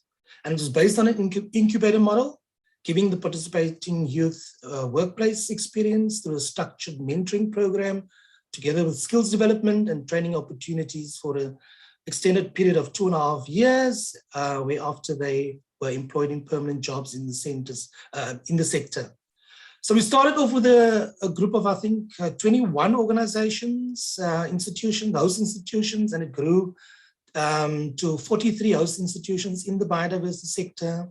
And those are some of the key factors that, or the aims of the program is to create jobs, skills development was a big component, training, obviously mentoring, workplace experience, as I indicated earlier. And then the difference between this program and all other internships was that the young people needed to be placed into permanent jobs beyond the opportunity. So the program was quite successful in terms of recruiting, I think, 946 young people, or pioneers as we refer to them, through the program. And we had 85% rate placement, which was quite remarkable. So yeah, I mean, I needed also to say that the Groensebenza program was in response, or was launched in response to transformation in the sector, to drive transformation in the sector, and also to respond to the lack of priority skills in the sector. but also to bridge the gap between education and work. And so I will particularly talk about my research, which is just one component and not lessons learned of all the components of the program, but you'll see in a moment. But before I get to that, just a bit about the host institution that I did my research in. It was a provincial department within South Africa. They recruited 10, or they hosted 10 pioneers, and they appointed all 10 pioneers into permanent jobs, and hence we wanted to go and look at what was the success story there. The province had a problem with retention of young people in the sector, and the mechanisms that they put in place, the structures and the support that they've given to these young people actually meant that they could attract people from the province and retain them and place them into permanent jobs. And some of the skills that were required in this house institution were scientists, biodiversity conservation scientists in particular, climate change scientists, waste management scientists, and those that could support the municipalities. GIS specialists were required, as well as environmental educators. So just a bit of context of the organization, which I did my research in. So there's just the research focus. Once again, lessons learned in a landscape of practice within the Groentebenze program. The research question was, as indicated there, how did the process of learning, knowing, and value creation contribute to the empowerment and retention of unemployed youth in a successful house institution in the program, and what enabled and constrained these the empowerment and retention processes and outcomes. And there you see the sub-questions, basically around mentoring, training, and workplace experiences, like I alluded earlier, looking at what are the value creation elements that emerged and supported the implementation and success of the program. And lastly, just looking at enabling and constraining factors that shaped the uptake of the pioneers into sustainable jobs beyond the program. I'm not going to dwell too much on the research design, just that I used the Wenger's community of practice, the social theory of learning and value creation framework. This is quite a limited, the scope of the study was quite limited, as you can see in terms of the design there. And just to indicate to you the complexity of doing a study like this within the landscape of the broader landscape of practice, which was the Groentebenze program, which was quite huge. So we looked at, the domain, the community, who consists of the community, what are the practices that I was looking at, and I referred to that earlier, mentoring, training, and work experiences, and so on. So I'm not going to dwell too much on that. Just around the lenses that I used, community of practice integrates 4 components that characterize social participation as a process of learning and knowing. So looking at practice, learning as doing, lots of interesting data emerging, rich data emerging from that. And the mentors giving pioneers the opportunity to contribute to the broader mandate of the province. For example, having to do research and contributing to the development of the state of the environment report for the province. Learning as experience, lots of that in terms of meaning as a component of the community of practice. Pioneers were thrown in the deep end. Mentors took them with on-site visits where they learned firsthand. Around the core function of the institution and being able to contribute. The learning as belonging, many engagements, activity that made these young people feel that they belong to this organization and that they're part of the community. And also learning as becoming, many opportunities given to these pioneers to work towards an identity and form an identity within the host institution. A lot of them, here you see a photo of one of the pioneers becoming or doing an environmental activity with schools in the Eco Schools program, and she is now employed as an environmental education in one of the districts in this province running the EE program. I'm not going to dwell too much on this, but this was also another key aspect of the research, looking at the 5 values. Immediate, potential, applied, realized, transformative values that I look to as a lens and as an assessment of the value that was created through this research project. So let me just end off by just sharing just a few of the key findings.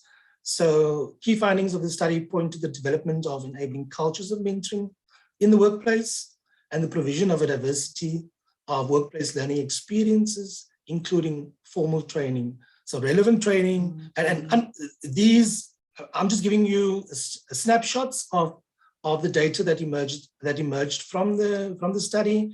And there's lots of information and data that underlies each of these key findings that I could share with anybody that would be interested in learning more about the success of this institution. Secondly, it also points to the importance of personal emergent properties amongst mentors and pioneers that embraced a willingness to work together and building strong relationships and learn together.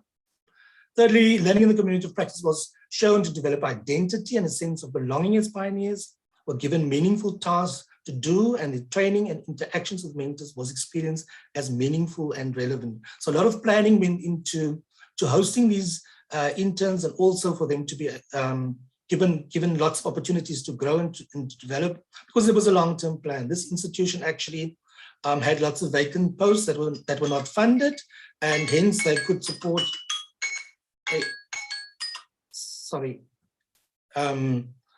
Hence they could support the growth and development of these young people. Fourthly, the contributions of the pioneers to the institutional mandate was appreciated by the mentors, and therefore also well supported with an empowerment orientation. Number 5, various structural factors contributed to this enabling situation, most notably strong support from management as well as cooperation across divisions. So political buy-in from the decision makers was key, and that supported and made it so much easier in terms of implementation. And then just some of the constraining factors included the physical distances in the province, as well as financial and technical issues, such as ICT communication systems. And then just in conclusion, overall, though the study showed that a strong approach to learning in communities of practice supported by empowering, mentoring can lead to the integration of young pioneers into sustainable green jobs in the environmental sector. A whole institution approach to this process is, however, needed, and the organization needs to develop a culture of social learning. As early as September last year, as the study was finalized, the Presidential Employment Stimulus Plan, following the initial economic shocks emanating from COVID-19 pandemic, made yet another commitment to using the Groensebenza model to create and support sustainable job creation for young people in South Africa today in the environmental sector. And this morning, from the speech of the minister that was read, it's quite encouraging to see that there's a long-term commitment. It was the late minister Edna Molewa, it was always a dream to see a Groensebenza 1, 2, 3, 4 into the future, and that is today that is happening.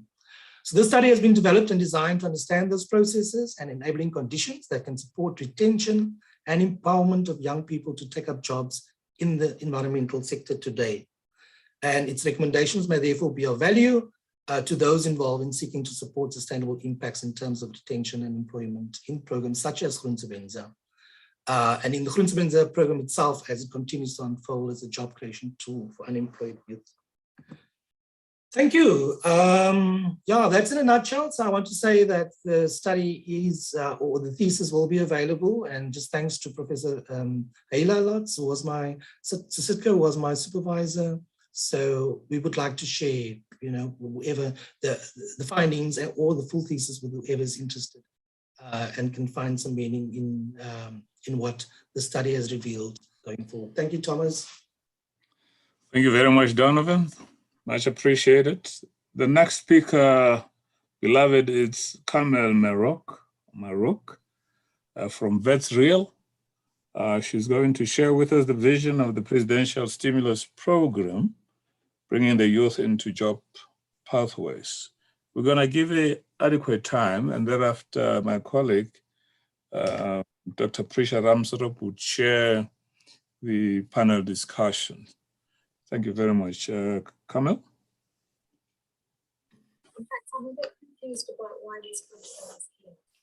Thanks so much. Prisha, hope everyone can see me and hear me. And Prisha, could somebody share my slides? Does Previn do that? I did send it through to Previn.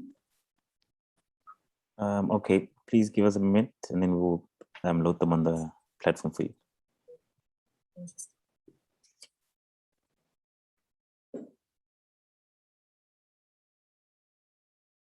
Sorry. Here we go. Thank you. So as indicated, speaking on behalf of the presidency, I work part-time at the presidency and in the PMO, responsible particularly for the presidential youth employment intervention, and have since been seconded to the Department of Employment and Labour, where I'm in the Director General's office responsible for our expanded employment mandate. In the other part of my time, I'm an associate at Real. So what I was going to cover is, although I'm primarily being asked to speak about youth and particularly what the presidency is driving within the context of the presidential youth employment intervention, I thought it would be useful just to locate it within the context of the broader presidential employment stimulus. I think many people here will be familiar with that, and there are a range of environmental programs that have been supported in that regard. And of course, the presidential employment stimulus is a critical support for the presidential youth employment intervention, and the presidential youth employment mechanism supports the PYI. So if we move to the first slide, we can see, sorry, let me just put my glasses on, apologies if I'm using these slides. So I won't go through them in detail, but you can see those are the initial results of phase 1. In terms of young people employed, including the over 25,000 employed in environmental programs to augment existing scale, as well as, of course, then other areas which cut across the green economy, such as agriculture, rural roads, and so on. So those are kind of some of the high-level results of the first phase. And I think people will be aware that we are about to start phase 2, and allocations have been made, including, as I said, to the environmental sector. So that's phase 1. And then specifically, if we go to the next slide, you can see the extent to which there's a relationship between the presidential employment stimulus and presidential youth employment intervention, because if you look at the programs, for example, the DBE school assistant program is 99% youth. The livelihood program for farmers, 60% youth, DTI 89% youth, DPWI 100% youth, DSI 100% youth. So although that there is a broader stimulus, we can see overall 84% youth and 65% females. So there is a strong relationship between the two programs. So moving on to the next slide, specifically, what is the presidential youth employment intervention doing? So the idea of the presidential youth employment intervention, and it's interesting, I'm sorry that I haven't been part of the whole program, but I have looked at the program, and much of what's being discussed so far, including the presentation before me, are interventions that are already in place that are consistent with the objectives of the presidential youth employment intervention, and that relate to it in many different ways. I think what the presidential youth employment intervention is most trying to do is to say, how do you achieve better, increased coordination, improved levels of alignment, so that we don't duplicate efforts and we don't work in silos, so that we're able to increase the impact of our programs, that we know that we have a history of doing quite little projects, if you will. And of course, that's useful for piloting and for innovating, but we need to find ways of expanding on those and having the kind of impact, particularly as government. And so a lot of our role is really to say, in terms of our 3 objectives, which is to stimulate and aggregate demand and increase aggregate demand, create a seamless mechanism for young people to be linked to opportunities and receive support appropriate to their context and pathway. All 3 of those objectives can be met with many of the interventions that were discussed today. And it would be interesting to see what the thinking is in terms of, okay, if we're talking about a pathway network, which I saw this morning you were talking to, and things like that, how does it link, how does it benefit from being part of this broader process? And essentially the broad areas of support within the PYI then is a pathway management network, which links networks. So it's a kind of network of networks. So whether if you're developing, for example, in the auto industry, they're developing a whole lot of programs to support young people to work more effectively in the auto industry online. How do you link that with all young people on the broader pathway management network, so that all people can access those learning opportunities? Or if you have an opportunity, how do you ensure that regardless of whether people joined, they're able to access that opportunity? So, for example, the stimulus mechanisms, how do you make sure that young people, regardless of where they joined a network, can access those opportunities? So that's the network of networks. And a big part of that is also giving people access to support services. So we work, the Youth Explorer, which is being supported by UCT, for example, indicates where can you get different support services, where can you get different services, what events are taking place, and if young people join any element of the pathway management network, they're able to access information about that.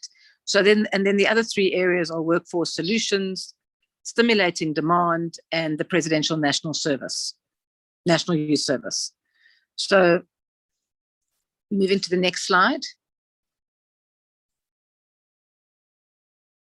So the purpose of the National Pathway Management Network, and thus far for the Pathway Management Network, we've got an MOA with government, across government. So we are trying to get greater levels of coordination within government as a key priority. So with DTI and small business, etc., DPWI, those who are creating demand, and then of course with DHET and others who are working on supply, NYDA, of course, who has responsibility for youth. And then we have a technical committee, which is a partnership with all non-government, with any non-government organization that wants to be part of the Pathway Management Network. And a key focus of what we're doing is to say, how do we use the network to create and stimulate more jobs? How do we drive systems change through it, including, for example, reducing the cost of data? And how do we link young people to opportunities inclusively and for free? So any partner that wants to be part of that, with the proviso that they adhere to the principles of the Pathway Management Network, which is essentially around putting young people first and is compliant with PAPIA, is able to be part of the Pathway Management Network, and the idea is to support it. The Pathway Management Network is being supported by the stimulus, and that includes an ecosystem manager, but there'll also be a call for proposals for partners who have innovations that could potentially be tested. There'd be an innovation fund where people could apply for, to say, okay, we want to test either ways to aggregate demand or create linkages, etc. And we want to use the innovation fund to allow us to implement the innovations we've developed and identified. So that's the Pathway Management Network. Moving to the next slide, sorry. This is just a visual representation of what we're trying to do there. So the network of networks. So you can see Saldru, Tsepo 1 million, Harimbi, DL, with SA, yes, other networks, Empower, etc. So just to give a sense, even networks like CAPES or PAPESA, private sector, or not in the immediate network, but they would be linking in so that they can make sure their opportunities are in the process. And then of course others are making sure the linkages are happening or that support services are there. And this is the technical committee that I spoke to that is open for those who are interested to be part of it, and so that we can link, so that we're carrying on our work, but we're not doing it in silos, that we're able to link young people across and through. So that's the network of networks. And then just moving to the next slides.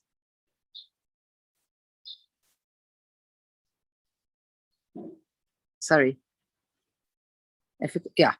So, I mean, this slide really talks to, and again, I mean, you can see the Presidential Youth Employment Intervention. It's not that the department is the presidency is suddenly becoming an implementing arm of government. It's not.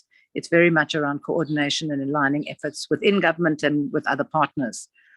And so a key part of the Presidential Youth Employment Intervention is demand-led skills development, and that's being supported through the PMO in the presidency, but is in fact the responsibility of the Department of Higher Education and Training. The idea is that the Department of Employment and Labour works with it to say, who are the young people already in the network and looking for opportunities, and then depending on what the opportunities are, how do we make sure that there's funding available to support demand-led responsive programming? And there are a whole range of different ways to do that. It could be to design short programs that are or aren't accredited, or it could include making changes to existing qualifications in the immediate. And so we've been working with the QCTO to ensure there's greater levels of flexibility so that is possible. So there are a range of different demand-led mechanism interventions. And the idea is to work in terms of who are the young people already, where is the demand, and then what kind of bridging programs could be supported in a more flexible way. And if we look at the next slide, we can see the kind of areas which relate to the economic reconstruction and recovery plan that are being supported through this. So agriculture, automotive, social services, energy, digital skills and technology, tourism, manufacturing and infrastructure, particularly installation, repair and maintenance. Many of which, of course, have a green economy lens working through it, or require digital skills cutting through it. But those are the key areas, and what the department is doing is working with the PMO and the Department of Employment and Labour to establish work streams in all of these areas, which bring together players that are both supply and demand, who are able to identify what bridging is required, and then what kind of mechanisms can support it, and what sort of resources need to be mobilized in that regard. So that's the slide.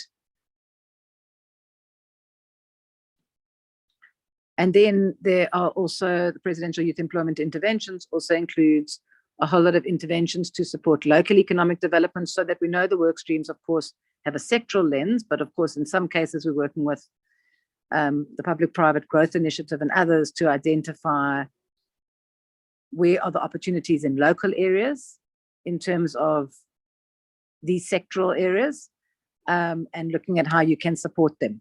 And in particular, we're looking at the establishment of a challenge fund, which can say, how do you create mechanisms in communities to enable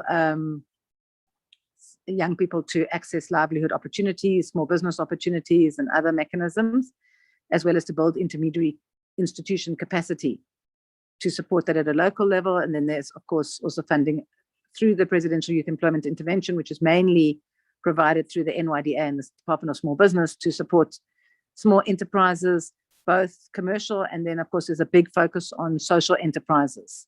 And how do you ensure that people who are leaving EPWP type programs, including like the one we just talked about before, how do we ensure that those young people are able to be supported to potentially run social enterprises in those areas? And what are the complexities and possibilities in that regard? There's a lot of work around township and rural economy, particularly supported through development partners like the installation, repair and maintenance work, which is working a lot with Gauteng government to say, how can procurement support this kind of work? And how do you, and in Gauteng, they're looking at the portal linked to the Pathway Management Network being able to support young people to progress through those enterprises. And then, of course, as I said, the Department of Small Business and NYDA program for youth entrepreneurs. So those are key. And in addition to that, we're looking at pilots within the Pathway Management Network in local areas as part of the innovation fund I mentioned, who can say, okay, what does it mean to embed Pathway Management Network in local levels in ways that stimulate demand or address barriers or create linkages? So moving to the next slide. The final area of intervention in the Presidential Youth Employment Intervention is the National Youth Service, is the Presidential National Youth Service. People will be familiar with the fact that there has been a youth service in place for many years. Some of them are full-time, some they take different forms, some of them are daily volunteers. The Presidential Youth Service supports young people to be in youth service for 16 hours a week, and is what the stipend will cover, with the understanding being that ideally in the other times, young people could be supported to support sustainable livelihood opportunities during this, during the other days, so that by the time they progress through the National Youth Service, they're able to potentially move on social enterprises. And there have been some pilots of that which have been quite successful. So it would be 16 hours a week. The primary focus is youth supporting other youth, but it's not limited to that. And the idea is that during the National Youth Service, people would be able to get skills, increase their employability, particularly, as I said, through initiating social enterprises and contributing to nation building. So again, that builds on much of the work that has been discussed today. And that is also being funded in the second phase of the stimulus. And so organizations will be invited to indicate whether they are willing to join, whether they're able and willing to offer youth service to young people. The main criteria is that there need to be the capacity to at least bring in 1,000 young people into the service. And so that might be done through individual organizations, where organizations have the capacity to support 1,000 or more young people in service, or it might be done through a consortium. But the criteria for that will be coming out soon, and we're of course hoping that people in this space will be looking at, are there opportunities for young people to undertake service? And we know that the environmental sector has been very strong in that regard, again linked to previous inputs, but also to grow that further and to think about the links in terms of social enterprises that are possible. So with the idea being that the Pathway Management Network would support the recruitment of the young people, but would also enable young people to progress from the youth service into other support offerings that are being offered by other departments. And that's what I mean by the linking and coordination and alignment. So that's really the last intervention. And so I'll pause here in case there are any comments or questions. I can see that there have been some comments in the chat, but I haven't been able to read them as I'm speaking. Thank you very much, Carmen. Now I would hand over to my colleague, Dr. Prisha Ramzarab, to facilitate the discussion. Okay, thank you, colleagues. Thanks, Kamal, and thanks to all other presenters. We've had a lot of varied, extremely important and varied input across the different presentations this afternoon. I think it's given us a lot of insight into some of the work that critical stakeholders in the skills ecosystems are busy with. We had some insight from some skills intermediaries, the two-seaters, looking at how the tools and the rules that they're actually using with skills funding. And then we actually looked at the graduate program. So we've had quite a range of different programs. We definitely invite you to please raise your questions in the chat, or you can put your hand up. But in the meantime, I'm going to kick off with some particular questions. My first question, and maybe it's a question to the seaters, is there was arising from a comment that was in the chat earlier on. It seems, it's actually to the seaters, but to everyone broadly, including you, Kamal, it seems that the rules and the way the skills system is set up, it is very difficult for social entrepreneurship and as well as jobs for the common good. That means jobs that are not in defined occupational roles. So how do we make the skill system more accessible to these types of jobs? So as we move into a more regenerative notion of economy, how do we open up the skill system? How does the skill system and the rules and the tools become more flexible? How can the rules be adapted and streamlined? Rules like workplace skills planning and the OFO and the occupations in high demand and all of those things. How can we look at them in terms of common good, occupations for the common good looking forward? So any one of the panel that would like to come in? Laura, are you? I can maybe start. You can come in. Okay, okay, over to you. Thanks. So the OFO in that framework, I mean, that's some of it is within the CETA control, right? And some of it is quite outside the CETA's control. And I think that's part of understanding the different role plays. And that's what I mean with the complexity of the system, that I was alluding to a bit.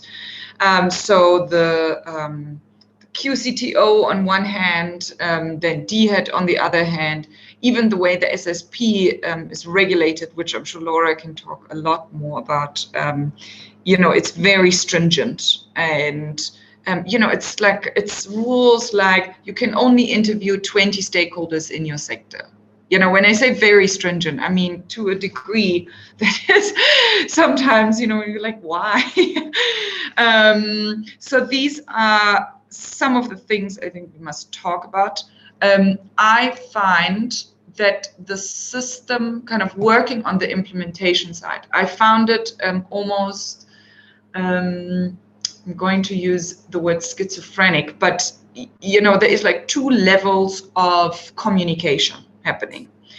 So on the other hand, a white paper is written, the presidency talks about strategy, and and you get excited.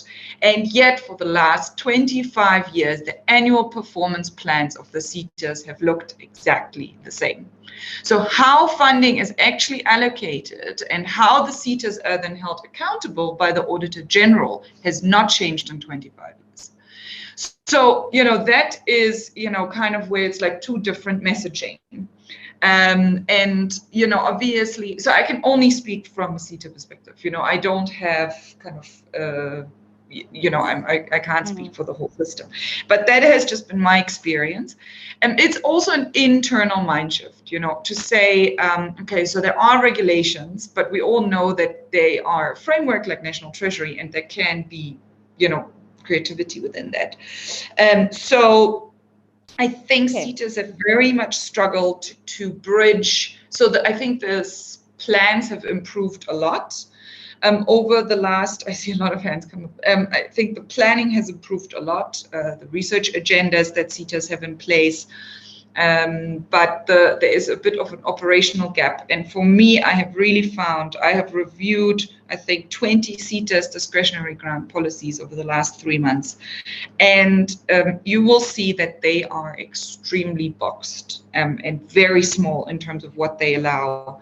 And I think there has to be a shift from a learnership is 18 months, this is how much money we're going to fund in it, to say a learnership should enable someone to get employed, and then kind of see how a shift towards impact rather than just compliance. So I think the CETAs are going through a process which is driven by a lot of kind of internal and external factors. Okay, thanks for that input, Laura. There are quite a few hands, so let's move on and see whether there are other people that are opening up the question of how we're going to be doing this kind of skills anticipation that's needed as we look towards the future. I've got quite a few hands up. Kamal, do you want to come in?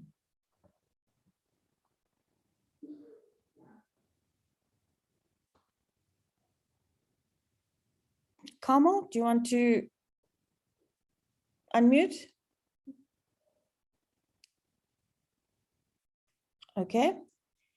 Elise, I see you've unmuted yourself. Do you want to come in nice to respond? See you after many years. After many years. I think, Elise, do you want to respond to this question, or is it another question? I would like to, if possible. I think my experience from 2016 or 2015, when I attended the last Skills Summit, we were already having lots of momentum with a couple of youth, ready to go curriculum on skills development 6 years ago. And what blocked us was CETA accreditation and funding. And it's 6 years later, we've got some other options that's now hitting the ground in October, which we're very excited about, is opening up inclusive, affordable, free access to green economy, just to inform youth of career options, not necessarily to make them specialists in a different field. So if you can see behind me, not necessarily becoming experts, but to have options to decide what careers are available for me to pursue. So it's a very much introductory green career academy that's launching, and we're very excited. But we cannot, my point is, we cannot simply wait for CETA. I think CETA needs funding for capacity building internally to get curriculum accredited much quicker, turnover. There's an absolute dying need, and there's just not enough time. I do appreciate and respect the fact that accreditation and quality control of the education is very important. I just think that in the interim, there is a need for a response to be able to catch up with all the CETA accreditation that we just simply don't have time as a country to wait for. Thank you. Okay. All right. Thanks, Elise. Thanks for that. Chantal, do you want to come in? Hi, Prisha. Yes, I think my question is more around how do we define this concept or the statements around skills and jobs for the common good? Because my understanding is that whether you are speaking within the environmental space or the water space, no matter what it is, we have mandated institutions who are meant to see to the common good. So there are places for these jobs, there are places for these skills. And so it doesn't just sit somewhere in a space that is not being allocated or should be addressed. And I think if we are not speaking to the impact of governance on the skill system and pushing that boundary as well, then we are quite passive in our approach to skills development. Thanks for that input, Chantal. Laura, you wanted to come in? Yes, thanks, Prisha. I think just to add on to what the other speakers have been saying, like what Nora was saying, we do work in a very tight set of regulations in terms of what we can do and what we can't do. But you also need to kind of find ways of being a little bit creative in that, and that we definitely do need more capacity building within CETAs to be able to work with our industries more closely and to advocate for the types of interventions and solutions to industry problems that we need to focus on. So, it might seem like it's a myriad of red tape, but there are definitely ways of doing the work that we're trying to do. If we can back it up with some sound research and advocate through our employer bodies to support issues within, like say, for example, the green economy, that we really do focus on that and work with people who are knowledgeable about these things. It is difficult with curriculum development, and there's a lot of red tape in terms of getting things through the QCTO, getting things accredited. In one of the recent DHET meetings, there was an acknowledgement of we need to kind of look at non-accredited training as well, because we can't only rely on what's accredited. We do have a very small leeway within our grants policy to be able to support non-accredited courses. But we do need more support in terms of that, especially if we're going to respond to things like the ERRP, for example, or the fourth industrial revolution, where new skills are coming up. It's not necessarily the fact that we need to update the OFO with new occupations, but we need to adapt these occupations to meet the demands of what our stakeholders are saying is required. Thanks. Thanks, Laura. So Laura, while you're on, before you switch your camera off, you've gone too far. That was a very interesting piece of research that you presented, and I've always enjoyed it every time I've listened to you. The one question that struck me again today is the provisioning from TVET and the dominance of the private sector provisioning and the very small, but we know it's a consistent problem. And I was wondering if your research showed up any kind of insights into why such a broad amount of the provisioning in the sector is led by private provision, because of course, in a country that has to build its public sector provisioning, it's an important thing for us to get through.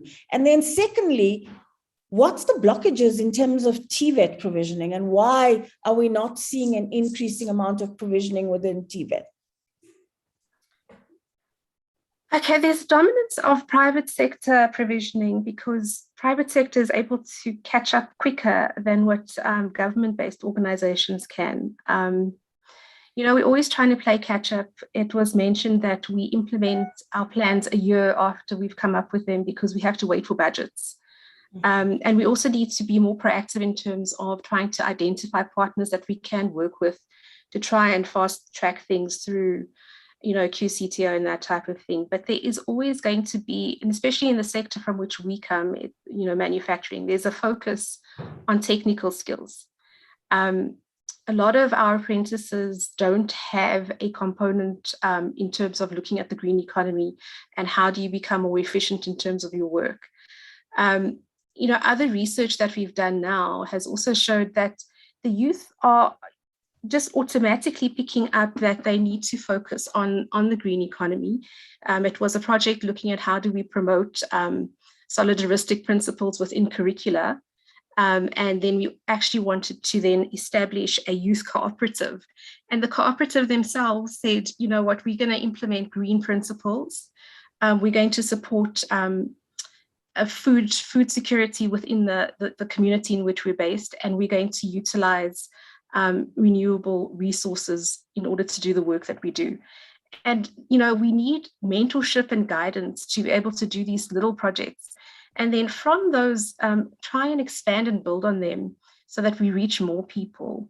But how we fast track it through the public sector and through TVET is going to be quite difficult. Change is always difficult and takes time. So we need to try and see how do we eliminate some of those backlogs.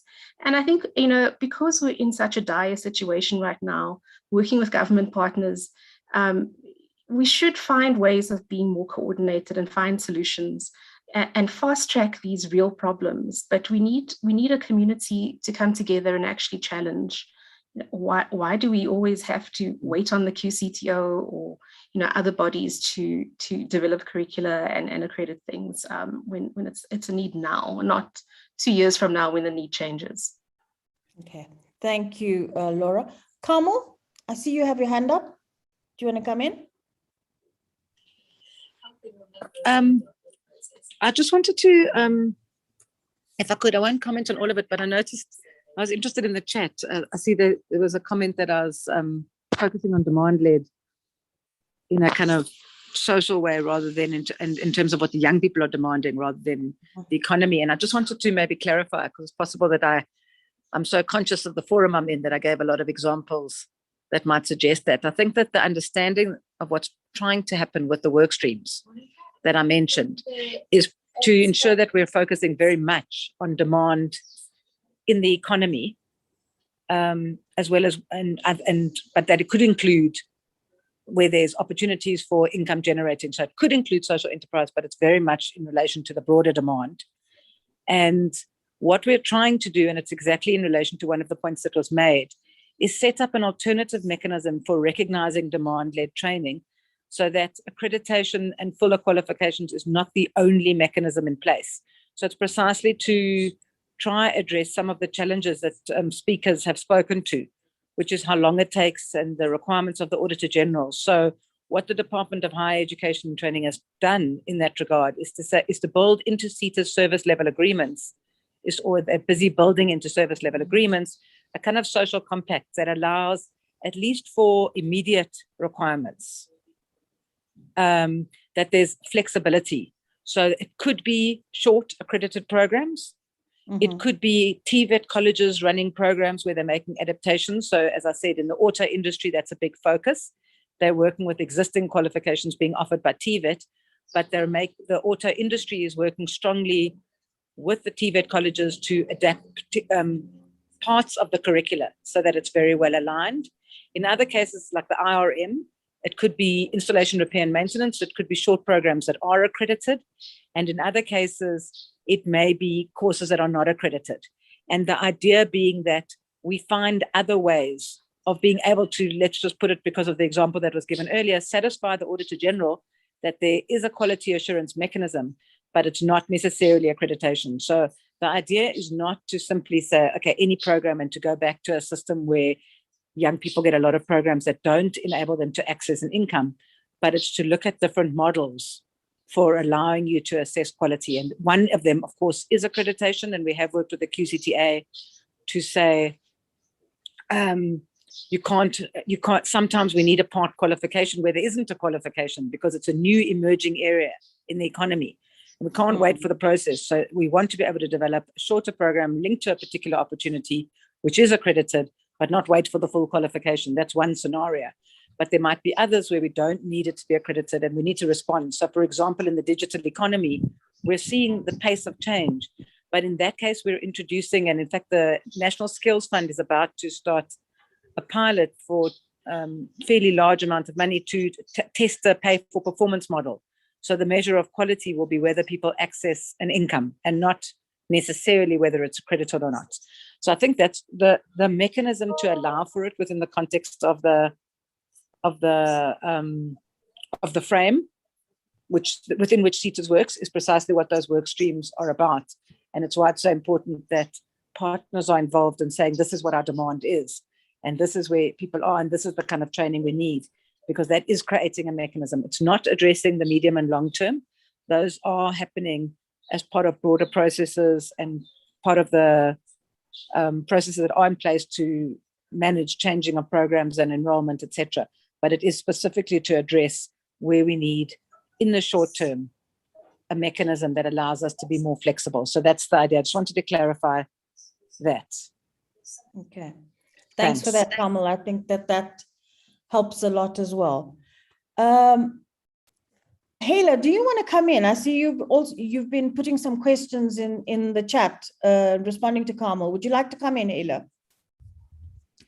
Thanks, Prisha. I wouldn't mind, actually. Kamal, thank you so much for all the presentations. In fact, thank you to everybody. This was an incredibly useful session for all of us that are trying to, do similar work here.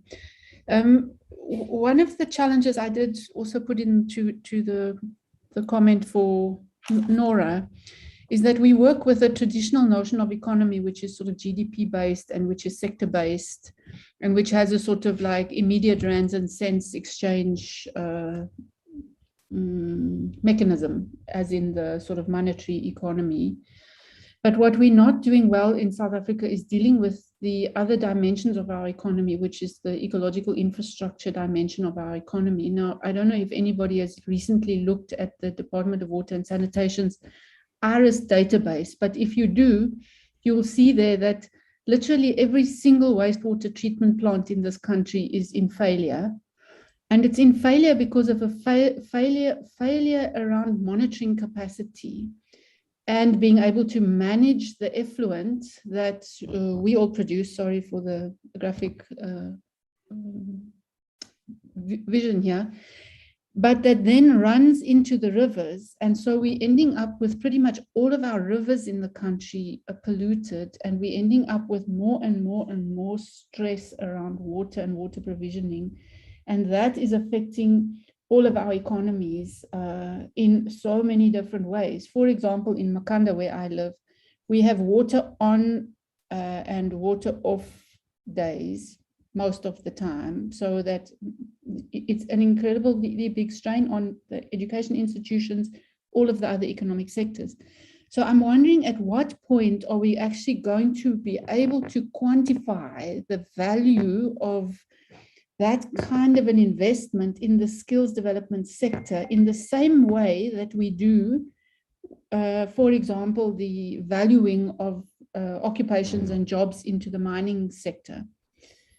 And I feel like it's time that we discuss that very seriously as a whole system, because when we last did our research in 2010 for the environmental sector skills plan, we found that there were more people working in the environmental sector in paid jobs than there were in the mining sector.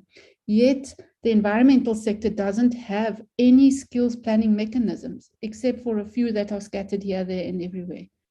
So I'm just wondering, at what point are we actually, as a whole system of people that are, seeing the writing on the wall in terms of our ecological infrastructure and the disconnect with our skills system instruments, how can we unlock that blockage point? For me, it's so important, and I'm just wondering how we can do that. So we're talking a lot about work for the common good.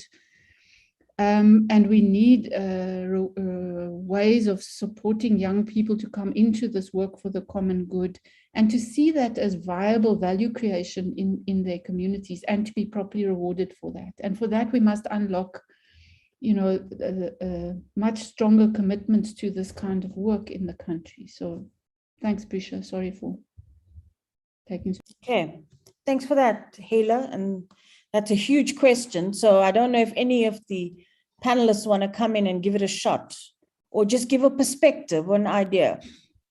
I can show you the rivers.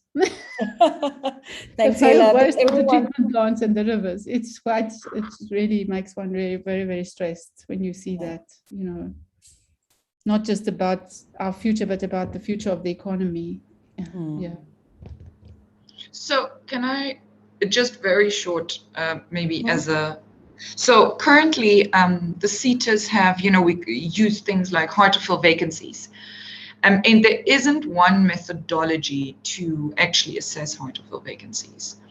And, you know, that's one of the tenders which was cancelled. And DHET, there's a partnership for some of the CETAs with DHET to actually appoint a provider to come up with a methodology, which will then be applied across the CETAs, because obviously you can't use a term across 21 institutions, but everyone takes a totally different way of actually getting to it. And I think that certainly some of the points, you know, can fit into that. So if we say hard to fill vacancies, is it really just based on WSPs, and do we fit in other points as well? And I'm sure as part of that, there will be a national consultation workshop. Because obviously this is, you know, crucial. So I think that, you know, is a way to kind of operationalize it. I work on the implementation side, so that's how my brain goes, you know, how does it actually work? Okay. Thanks for that, Nora. Laura? Thanks, Prisha. You know, just listening to what Hala was saying in terms of, you know, how do we increase our efforts to, you know, make sure that these things, you know, like, you know, preservation of our rivers and that type of thing are mitigated. And, you know, something that I've always kind of wondered about within our system, within the PSET system is it not possible for us to enter into bigger partnerships across different types of role players where, you know, the CETA is mandated to support skills. We cannot fund infrastructure. We cannot fund equipment and that type of thing, but we can fund skills. And if bigger projects are conceptualized at a higher level, and you get the, you know, the minister involved, these types of cross-sectoral partnerships become possible. But it seems like there's no kind of coordinating mechanism where we can bring all of this together. And you know, maybe it's something that we need to unpack and think about. Okay. Yeah, no, that's a good point, Laura. I think that it would work much more better if skills planning is actually quite much more embedded in some of the big things or some of the big projects as we plan going forward. Or some of the development priorities like the green economy or just transitioning, where skills seems to be a back or a kind of afterthought to it. It would be nice to follow a much more embedded approach. We're almost time, so I'm going to ask the panelists if they want to have one last word. Any of the panelists? Donovan, you've been quiet. Do you want to come in and just have a last word, a reflection on going forward in terms of skills planning, skills anticipation? Yeah. How are we looking at things going forward? Yeah. Yeah, maybe just one thing in terms of the recommendations from the study. I mean, there's lots to share, but yeah, I'm aware of time. So just one of the recommendations going forward is in terms of further research that is required, and that is, you know, the tracking of these young people within the Groensebenza program. You know, a tracer study is, I think is needed, you know, to see where the young people are at now, given the fact that they've been 2.5 years with the Groentemense program, but beyond that, being appointed in the sector in permanent jobs. So that would be an interesting study going further. So yeah, something to discuss going forward and to take cognizance of in terms of the sector. Okay. Thanks. Thanks, Danny. Chantal, one last word from you? Or last thought going forward? Yeah, thanks.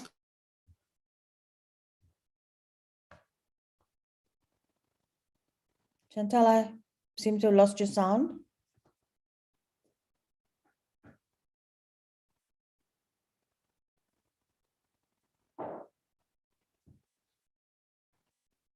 Is it just me or? No sound coming, Chair. From Chantal. Okay, we'll come back to Chantal. Kamal, do you want to come in?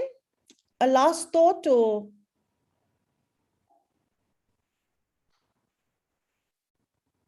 Okay, I'll move on to Nora or Nora.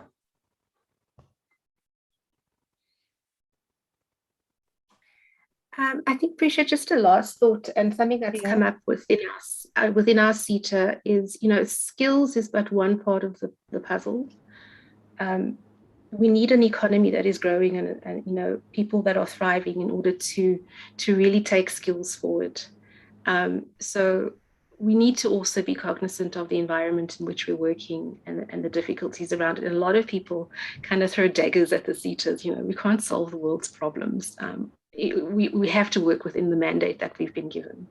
So that's my closing comment. Yes, of course. Yeah. I'm unmuted now.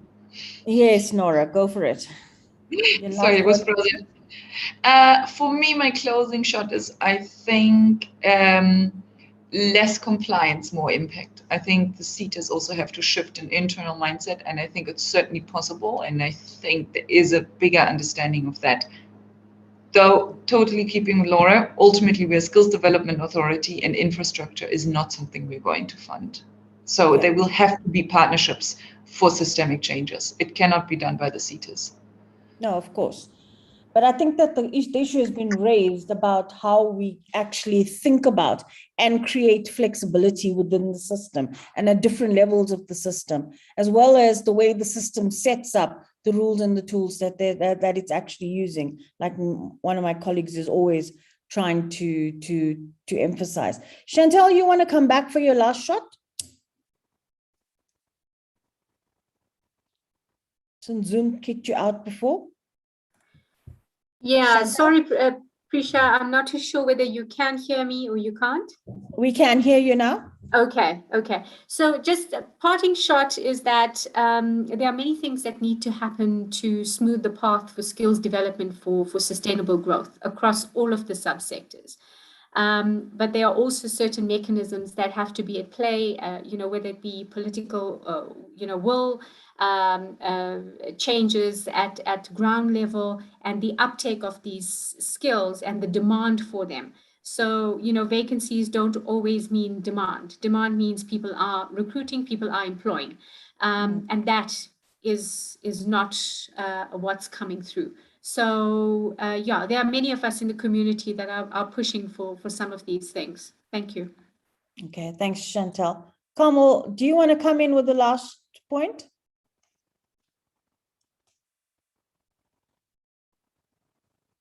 Okay, no. Well, colleagues, I think it has been quite an interesting session. We've had some really important input from our range of stakeholders and presenters this afternoon.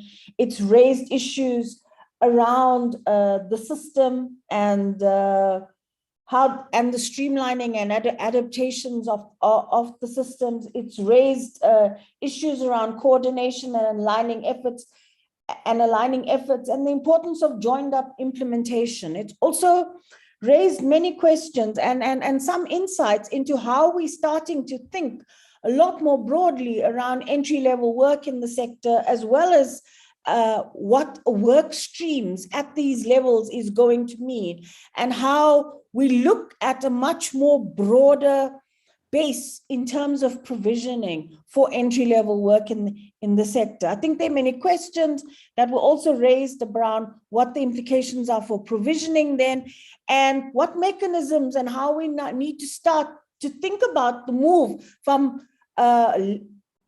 a kind of sector that is being led by private provisioning towards a sector that is actually supporting public provisioning, public institutions and public provisioning, which is actually what we know is going to be critical to give access to the many, many young people that need access into the sector, need access into education and training. I think it's raised many questions, and we invite you to join us again for the session tomorrow morning, where there's another session that's going to be looking at jobs and skills from a little bit more of an economic perspective, and some of the colleagues that are working on different programs, looking at job projections and looking at skills programs, skills and jobs programs, colleagues like Henry working with the circular economy. So we invite you to join us again tomorrow morning and to take this discussion further. A very last thank you to all our presenters this afternoon for sharing your time, as well as the very useful inputs that you have brought into the discussion. And thank you, colleagues. Enjoy your lunch, and we'll catch you online again at 2 o'clock. Thank you. Bye for now.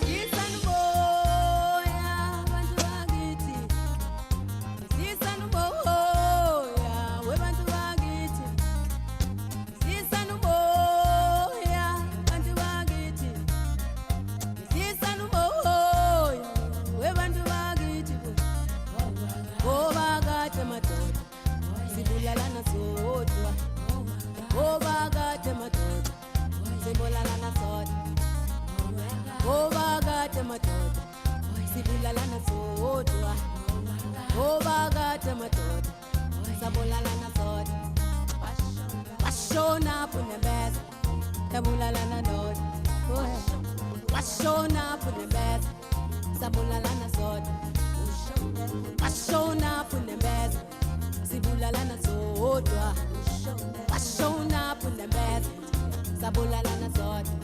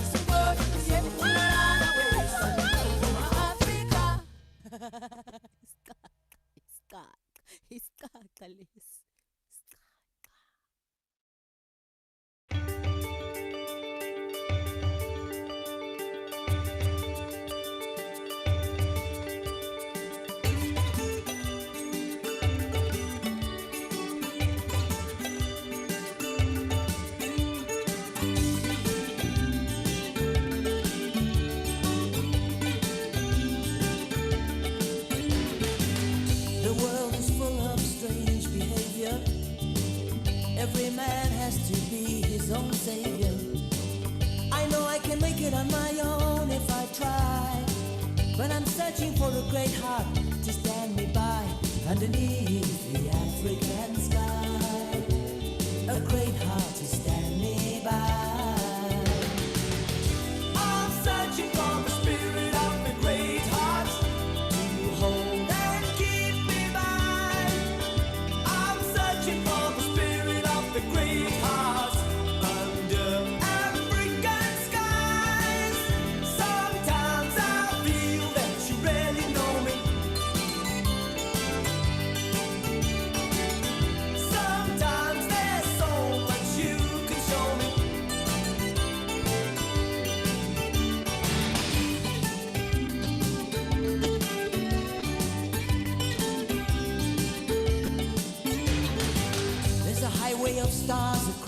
heavens. There's a whispering song of the wind in the grass. There's a rolling thunder across the savannah. A hope and a dream at the edge of the sky. And your life is a story like the wind. Your life is a story like the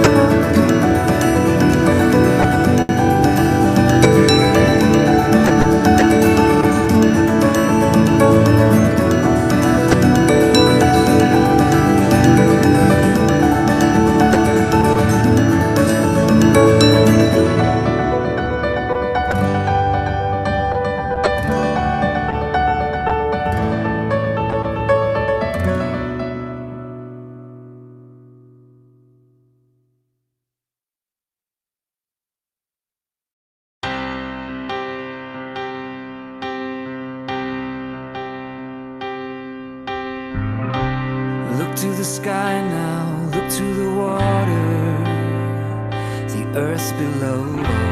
Gravity pulls me, I can't resist you. There is no question, there is no warning. You spin me around, darkness is falling, there's only one way out.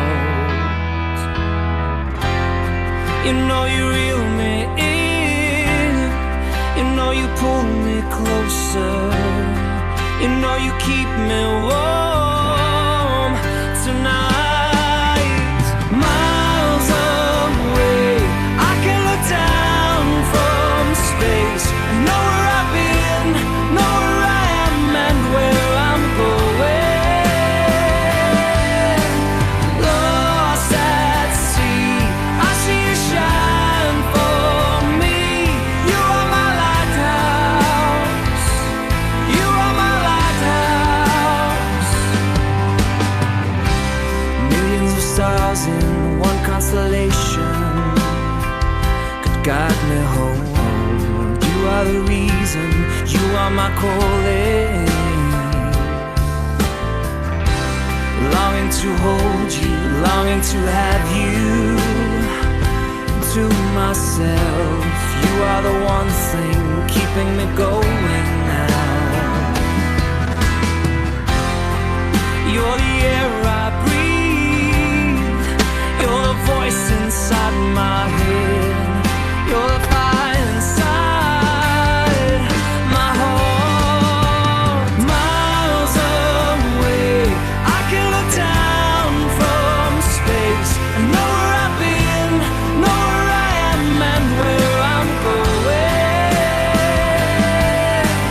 Lost at sea, I see you shine for me. You are my lighthouse. You are my lighthouse. Yeah, when my world comes crashing down, I can find my way out. You are there to light the way, shining so bright.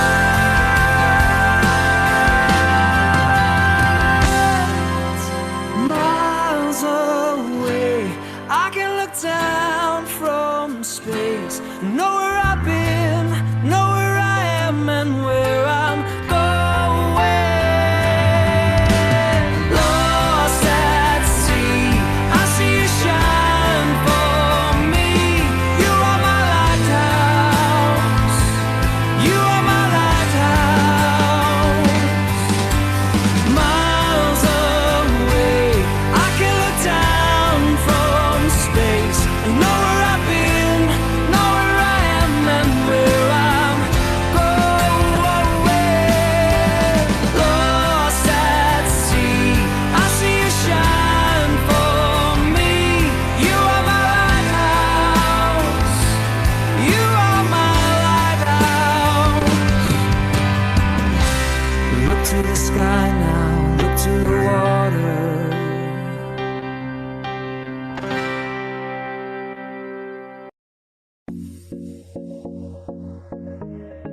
South Africa's wildlife and natural landscapes are precious sources of wealth.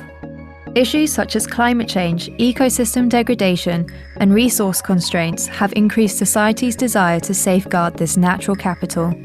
However, the promise of employment and social development can only be realized by building on a solid foundation of biodiversity and healthy ecosystems.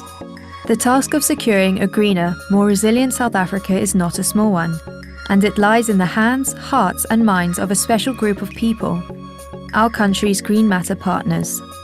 Through developing graduate skills and leaders for biodiversity, the Green Matter network of partners aspire to unlock the environmental, social, and economic potential of our country. Green Matter aims to be a catalyst to achieve a sustainable and equitable life by investing in human capacity and promoting active involvement by its people.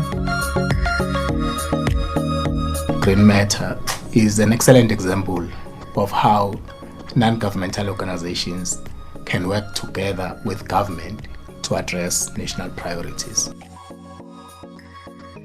Now, given that the work of SANBI and of the Lewis Foundation addressed similar goals, these two organizations came together and decided to work together.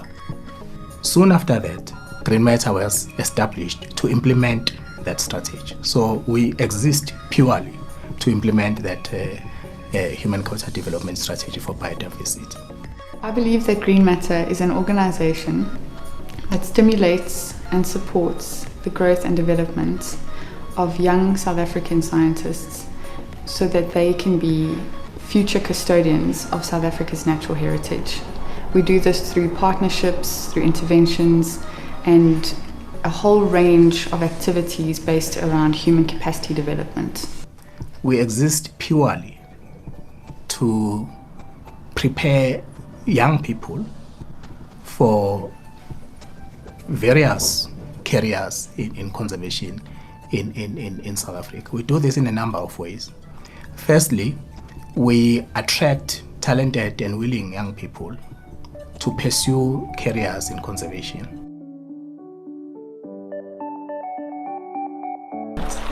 I'm currently a PhD candidate at Stellenbosch University. I do conservation ecology in the conservation ecology and entomology department.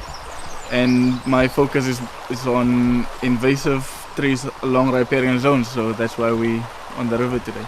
So what I've learned since getting into the Green Matter Fellowship is to communicate better with people and to network better, and the importance of those networks and maintaining them. And I wouldn't have known that if I wasn't in the fellowship, because you know, most people when they start studying, that's all they think about is just finishing your studies and get that degree and go on. But being in the fellowship shows you the other perspectives of that you should have while being a student. You know, it gives you the big picture.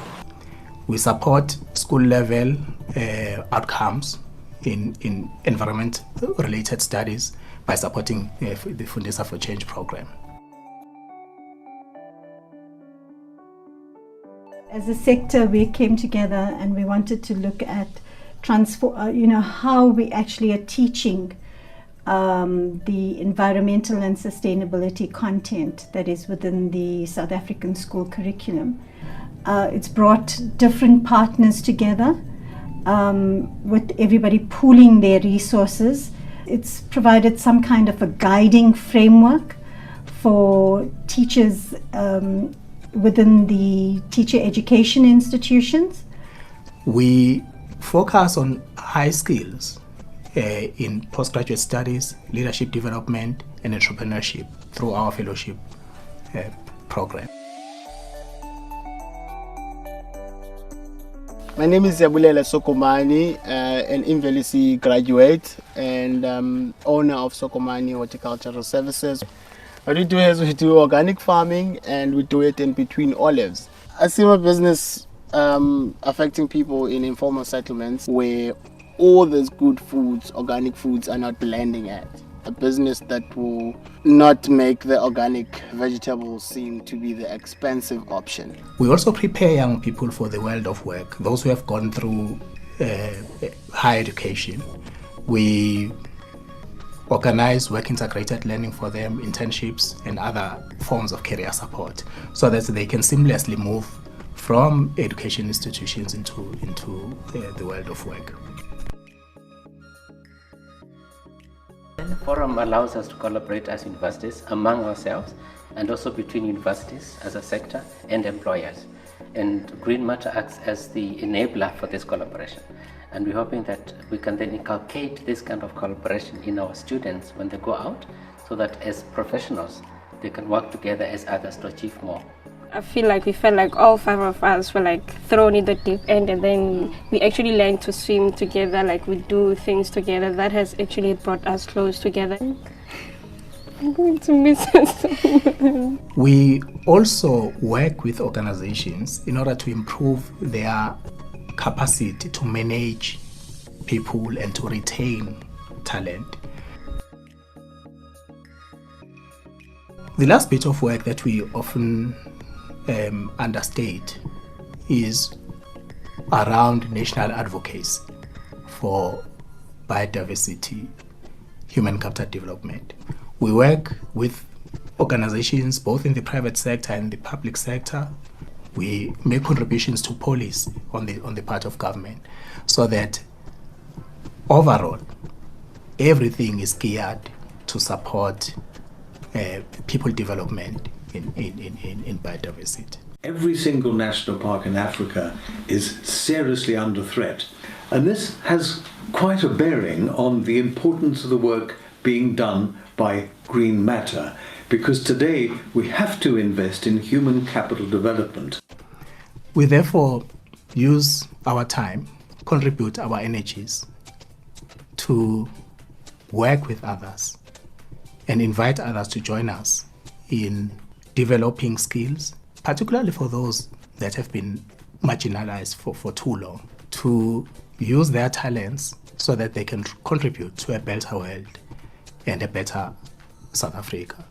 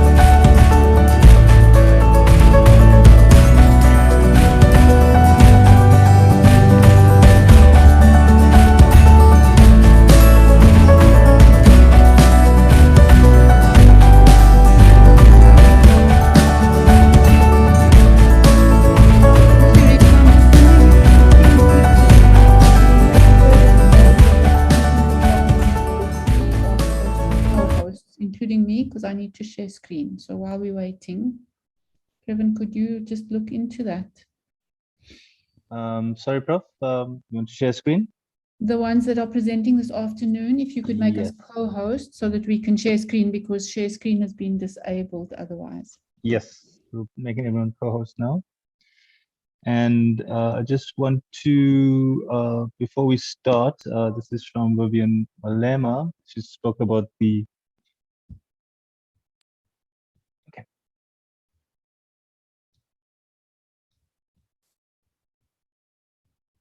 Previn? I lost Previn's sound. Is it just me? I think we No, can it's start, fine. Taylor, if Start, Taylor. unless there's something that we still need to arrange. No, I was just waiting. Previn was speaking, but if you're happy, we can start. So I can just say good afternoon to everybody. It's good to see everybody back on the platform, and welcome to this session. This session is the first of our NRF, National Research Foundation, Department of Science and Innovation COP, which is a community of practice. And I'll explain in my presentation what this community of practice is. And then as we go through the afternoon, we have a number of presentations from members of the community of practice. And we'll have a discussion following this afternoon, which will be chaired by Makula. And then tomorrow afternoon, we'll continue with the community of the NRF community of practice contributions and presentations. So if everybody's happy, I'll just move forward with just introducing the COP. The COP has the title of this COP, the NRF COP, is called Social Learning and Sustainable Development, and it falls under the transdisciplinary and multidisciplinary program of the Department of Science and Innovation and National Research Foundation. Now, the community of practice instrument in the DSI and NRF is an instrument that is meant to bring different research programs together, different research chairs together in order to amplify their collective contribution into the national system. So that's what an NRF COP is in brief. And to say the need for the COP that we were applied for and put in for was to bring science, practice, and policy closer together for advancing sustainable development and the Sustainable Development Goals, and to try to develop a kind of social learning that supports knowledge co-development and knowledge uptake and use for solution-orientated sustainable development actions in society, and to try to address the quite significant education and science system misalignments. And the little box here at the side really kind of just gives a sense of this type of misalignment that we're sitting with in the country at the moment. In that in the Millennium Ecosystem Assessment, there was a little statement that said it takes 10 years to get new science, including the social ecological sciences, into education. And at the same time, we need a different type of science educator and scientist. So we're sitting with quite a weird conundrum in the sense that our scientific communities are producing high quality science in the social ecological sciences arena, such as the water sciences, biodiversity sciences, climate sciences, social ecological sciences themselves, some of the best in the world. And yet the education system is not able to absorb, that new knowledge that is being produced.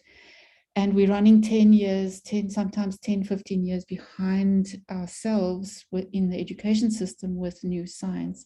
And that at the same time that we're needing to really look very differently at the notion of science education and scientists and science in the context of sustainable development. So we've got quite a challenge to deal with. And this is what this community of practice is seeking to do.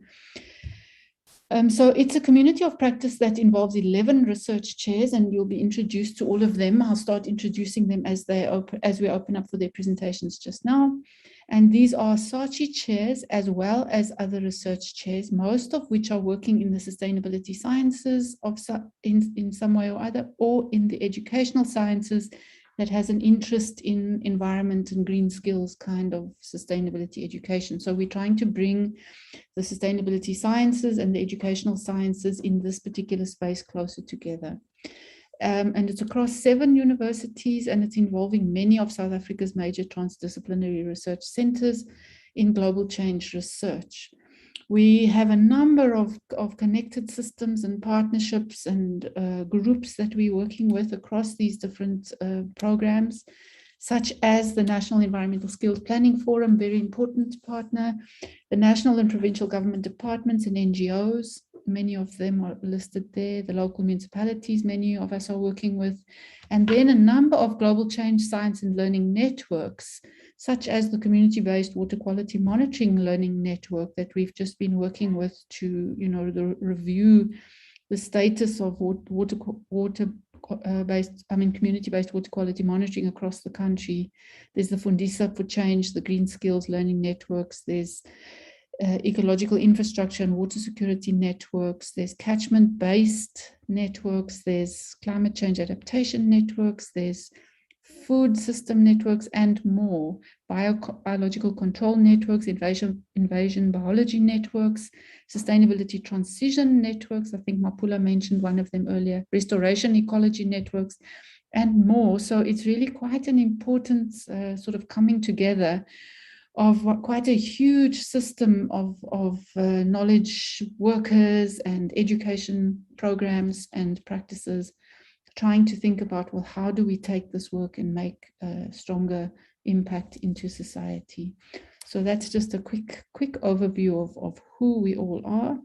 What we're needing to do and have been trying to do, I meant to mention also that we started this community of practice literally a month after the COVID-19 pandemic lockdown. So the finances were approved only in April last year. So we've been trying to set up this COP under the COVID-19 conditions. So we've been making good progress, but if we were able to have more interpersonal meetings, I think we would have been able to do perhaps a lot more than we have already.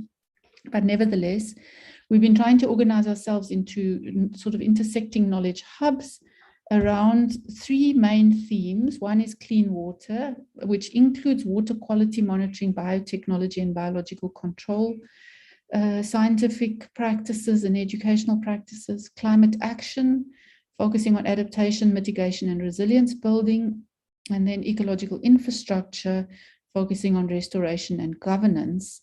So it's focusing on those sciences, but at the same time, it's also focusing on the development of science into transdisciplinary sciences and practices for sustainable development, also developing complex system perspectives, monitoring and evaluation for social learning and governance, and then education and learning system insight so that we can actually innovate into the education and learning system in tandem with the innovations in the scientific arena. And there's a relationship between these parts of the program. In terms of the orientation of what we're doing, we're trying to take a learning-centered, transdisciplinary, systemic and action-orientated approach to the work that we're doing.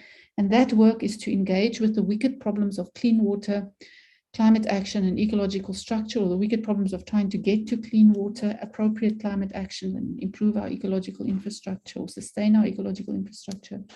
And we're trying to do that with transformative social learning, polycentric governance and education system change in view, with full recognition that in a South African context, sustainable development action must urgently be orientated towards inclusion and reduction of inequality and poverty.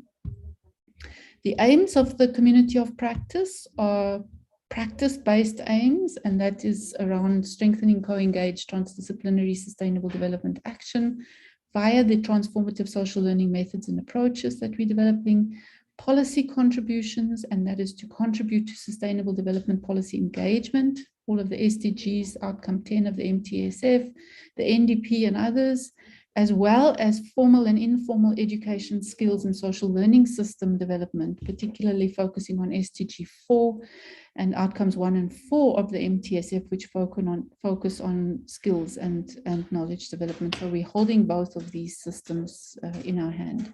And then science, we want to contribute to transdisciplinary science theory, methodology and practice, and to educational and learning science theory, methodology and practice. So you can see the double focus there. We are producing a number of knowledge products across the system, and we're really starting to get a sense of how to do this as a collective.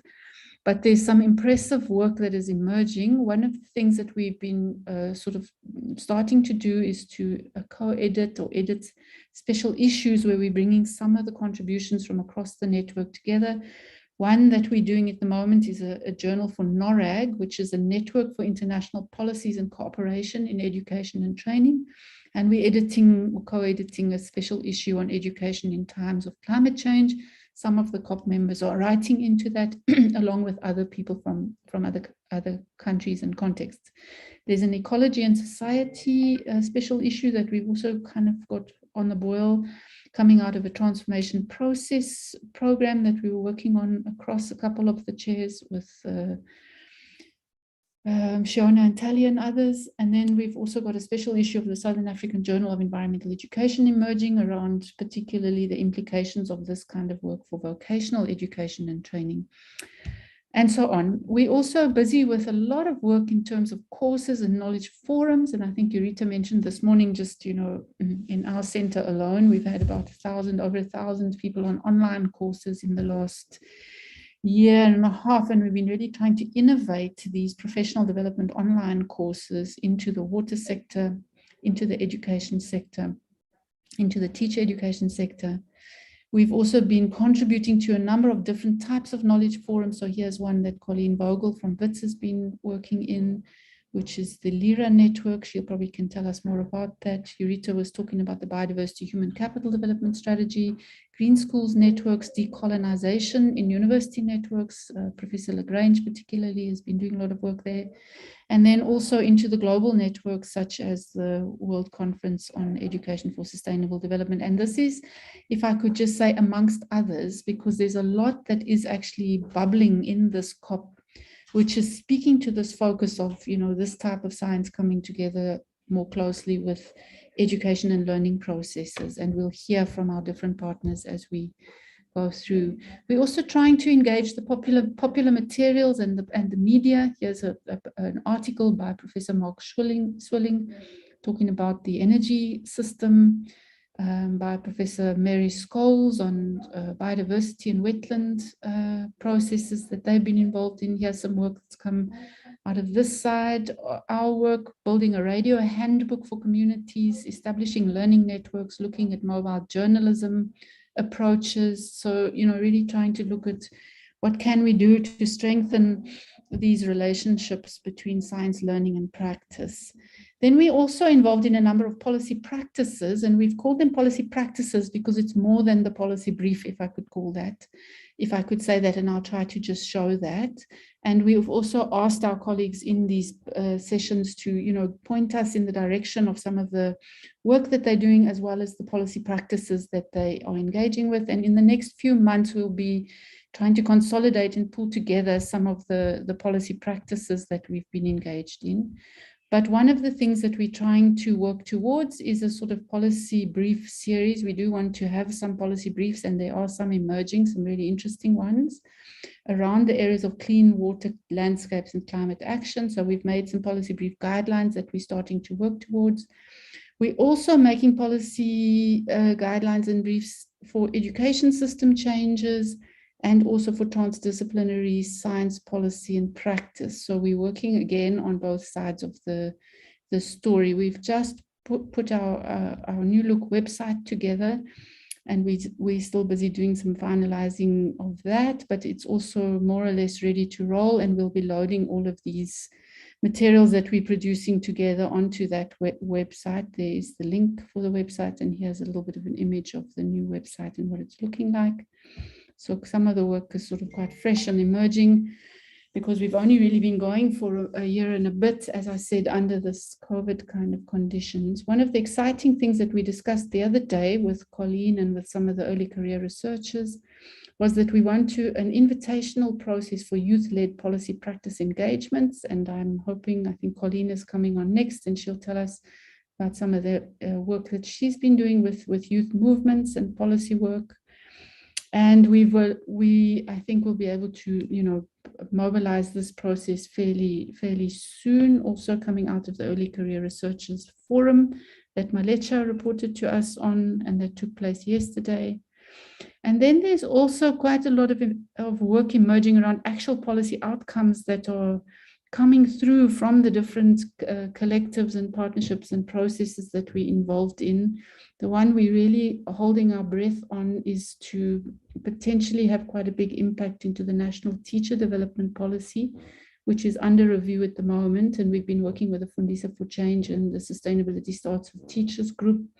And if that comes through, then this kind of work will be integrated into every single teacher education qualification in the country, which will be an absolutely huge win, because our teachers need to be prepared in order to teach this kind of work in the foundations for the next generation of young people to come through into the sustainability world that they are actually needing to occupy. We've worked on science policy. There's some very exciting innovation policy that we're beginning to look at now, also that the DSI is working on, looking at transformation innovation policy, and basically rethinking the framework for innovation policy. And the work that we are all doing sits very much in this transformation innovation policy space. So I'm sure we'll be able to take that work forward also together. And then there's sector-based policy, and Jurita talked this morning about the work done, for example, on the biodiversity human capital development strategy. So there's quite a lot happening on the policy front as well. And what's so interesting, I just wanted to mention it, but this transformation innovation policy, it really shifts innovation policy from, R&D to innovation to economic growth. And it starts to take public welfare, the clean environment, and our ability to confront environment and societal challenges as a really important dimension of innovation policy, which is really, the kind of thing we were talking about before lunch, that the skills system itself needs to have a different foundation and not just operate in this sort of old style type of thinking. So there's a very big need for this work. And so we're hoping that through the COP, we can, really engage the skills system also through work in relation to innovation policy and practice and so on. So all I wanted to do was to just introduce the COP and then to say, well, watch the space. We only quite young, a year and a half. At the end of the year, we will be reviewed. And then if we are fortunate to to come through again, we will have a second term of this COP, which will then give us a little bit more longer term space to, really gain more traction around these emerging possibilities that seem to be coming to the fore. So I just want to now move to handing over to all of my colleagues on the platform from the different COP members, the different research chairs, and I'll introduce the panel that's going to come next. It's the panel on youth, community, citizen action and evaluation. And I'm going to introduce the whole panel and then just ask each of the panelists to just be ready to follow each other. Jurita has warned me that we're going to be very tight for time. So the first panelist will be distinguished Professor Colleen Vogel from the University of the Witwatersrand, and her focus will be on youth and climate change. She's of course a very well-known climate change scientist, both in South Africa and internationally. Then we have climate smart agriculture with smallholder farmers from Professor Philani Moyo from the University of Fort Hare's Institute of Social and Economic Development. We have the focus on energy and institutional capacity and skills for managing the transition, Professor Mark Swilling, who is also very well known internationally for his work in transitions research, green economy research, and much, much more. Then we have a focus on citizen science with the Rhodes University Biological Control Unit, Professor Martin Hill and Dr. Philip Ivy. And they have been doing outstanding work also internationally, focusing on biological control. And then we have evaluation and learning with Professor Jurita Rosenberg, who's been doing some pioneering work in reshaping evaluation in the sustainability arena, and especially for landscape and natural resource management. So that's our panel. And then I'll just ask each of the panelists to take the floor, say anything else that they want to about themselves, and then continue with the presentation. So over to you, Colleen, and welcome. Thank you very, very much. I wondered if we could get permission to share. My colleague Desiree Kachulik is trying to get that permission. Could we get that access? Yes, Colleen, sorry, who do you want me to give access to? Desiree Kachulik. Thank you. Thank you sorry, very colleagues, much. and if you could just, if you do want us to share your slides on this side, to just let Previn or Maleche know a little bit in advance so they can prepare themselves to get them ready. Otherwise, they're making us all co-hosts. So if you need anything from Previn and Maleche, just let them know. Okay, Colleen. Thank you very much. Thank Over you. to you. So thanks very much. I'm Colleen Vogel. I'm from the Global Change Institute, and I've been working with a wonderful team, namely Desiree Kachulik, who is the director of the youth programs at SAIA, and her colleague Sibasiso Mazomba, who's representing all the youth we've been engaged with. They are going off to COP, to the big COP that is occurring internationally to discuss climate change. And so I'm going to ask them to really share the exciting work that we've been doing with the city of Johannesburg and with the youth and with the university. Thanks very much. Thanks, Desiree.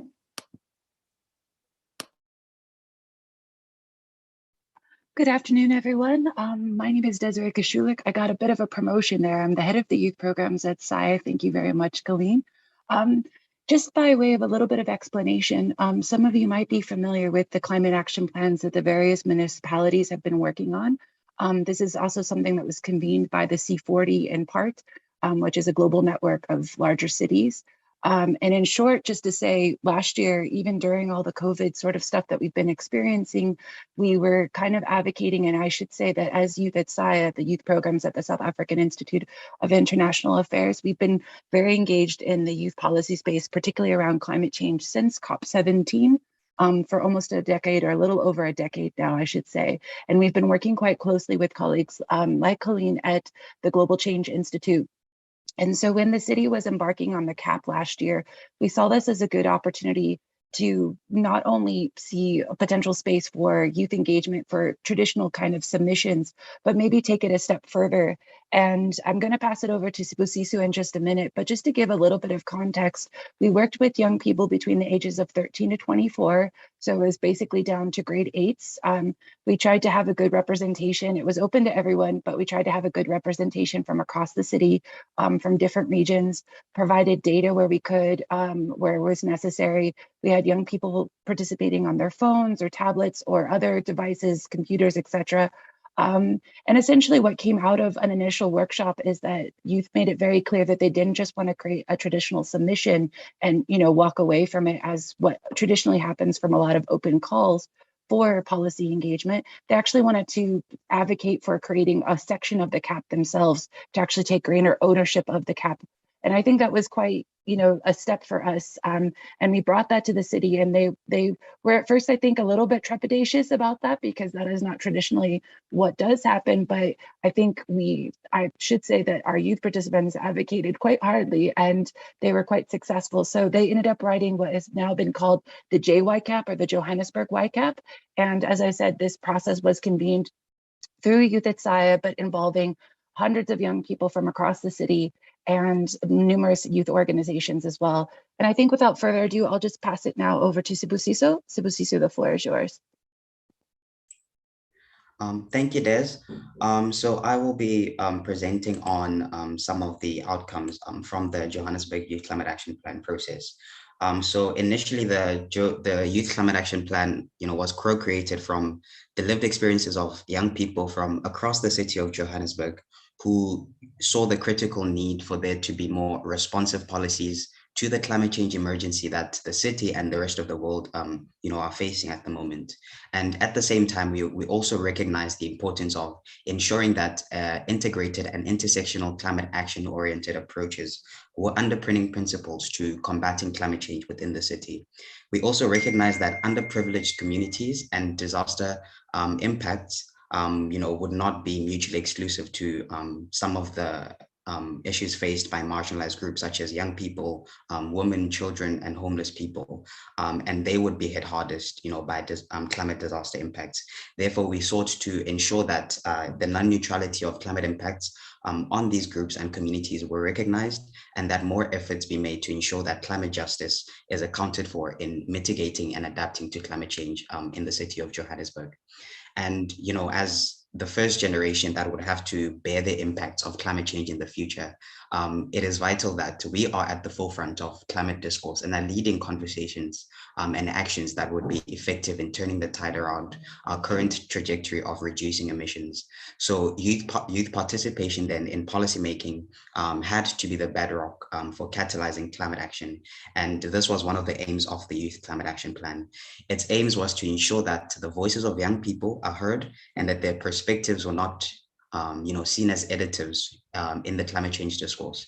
The document was a culmination of the vigor and the commitment of young grassroots activists across the city to ensure that we shift from the current carbon-intensive economic model of the city to one that would be more sustainable and provide enhanced adaptive capacity to vulnerable and marginalized groups, while at the same time capacitating climate resilience in the livelihood of its people.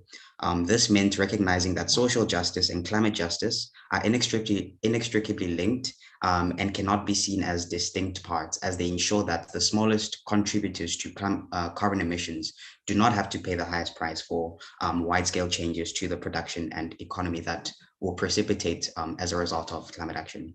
At the start of the YCAT process, a workshop was held with young people from all over Johannesburg, where they shared one word on the Johannesburg that they would like to see. And after the initial workshop, a drafting team of 7 young activists worked together to then consolidate those inputs and examine what the city's most pressing issues were, and compartmentalize all those issues under 6 guiding principles. The first of those principles being intersectionality, which underscored the need for representation and inclusion of marginalized communities in climate change. This principle also identified the importance of taking a more pragmatic approach to climate change education by taking climate change to outside the classroom. So having that conversation to outside the classroom, which would then allow for young people to engage with climate change education more effectively. Systemic change, which was another of our principles, noted that there is a dire need for changes in consumerism patterns that are enablers of wide-scale wastage and plastic usage that is not sustainable. Therefore, we called for upscaling of the city's existing recycling initiatives and putting pressure on manufacturers to manufacture products that will allow for ease of entry into the circular economy. Other principles that we had were a just transition, leadership and advocacy, innovation and sustainability, and accessibility, which can all be found in the mobilizing stakeholders chapter of the Climate Action Plan. The Joburg Youth Climate Action Plan was then, a product of the tireless work of young people, which entailed long hours of discussing and debating and remotely working with each other, researching and going back and checking and researching again, in order to not only show for the important work that is being done by young people in the city across the country, but to ensure that we become drivers and actualizers of the change that we want to see. And our inputs were informed by immense support from Prof. Colleen Vogel and Dr. Brighton Krumer from the Global Change Institute, and Rabelani from the city of Johannesburg. And quite interesting to say that the policymakers, the city's policymakers, didn't know what intersectionality was at the first time when we initially met with them. And we were quite happy to swiftly school them on that and tell them, let them know what that was. But then it made an important point. It showed as to how important that we as young people take charge of our own narrative and contextualize that narrative to some of the challenges that we face today, because the climate change movement in the country has been led by young people through an intersectional lens. Therefore, re-emphasizing that there can be nothing for us without us. And the CAP was, the Youth Climate Action Plan was included, as I said, in Chapter 6, in the Mobilizing Stakeholders section of the Climate Action Plan. And our preamble was also in the foreword from the youth section. The CAP was launched in March and signed off by the late mayor of Johannesburg. These have been some of the outcomes that have come out of the Joburg YCAP. A youth-led policy-making process that applies an intersectional lens to the policy-making process and ensures that voices of marginalized groups are represented in policy, which is crucial. We are currently working closely together with the city to come up with an implementation plan that is anchored in some of the ambitions that were listed in the Climate Action Plan. One of them being creation of youth climate ambassadors, which will then be a group of young climate champions elected by youth climate organizations and the city to bring greater urgency around climate change. And they will act as liaisons between communities and the city to ensure that no one is left behind in the conversation around climate change and climate discourse. And after the launch of the Joburg YCAP, we then convened a national youth climate action plan process with young people from across the country. And we were able to use some of the experiences that we gained from the Joburg YCAP and apply them to the national process. And that has been on since March this year. And quite exciting to say that final edits for the National Youth Climate Action Plan have been completed. And now more than ever, we are looking forward to prospects for climate action oriented policy that is led by young people. With that, I'd like to pass it back to Des. Thank you. Thank you very much. Sibusiso, are you guys nearly finished? I'm just a little bit conscious of time. This is our last slide. Yeah, Sorry, very quickly. Awesome work. Wow. I think this slide basically speaks for itself, but just drawing it back to the topic at hand around skills.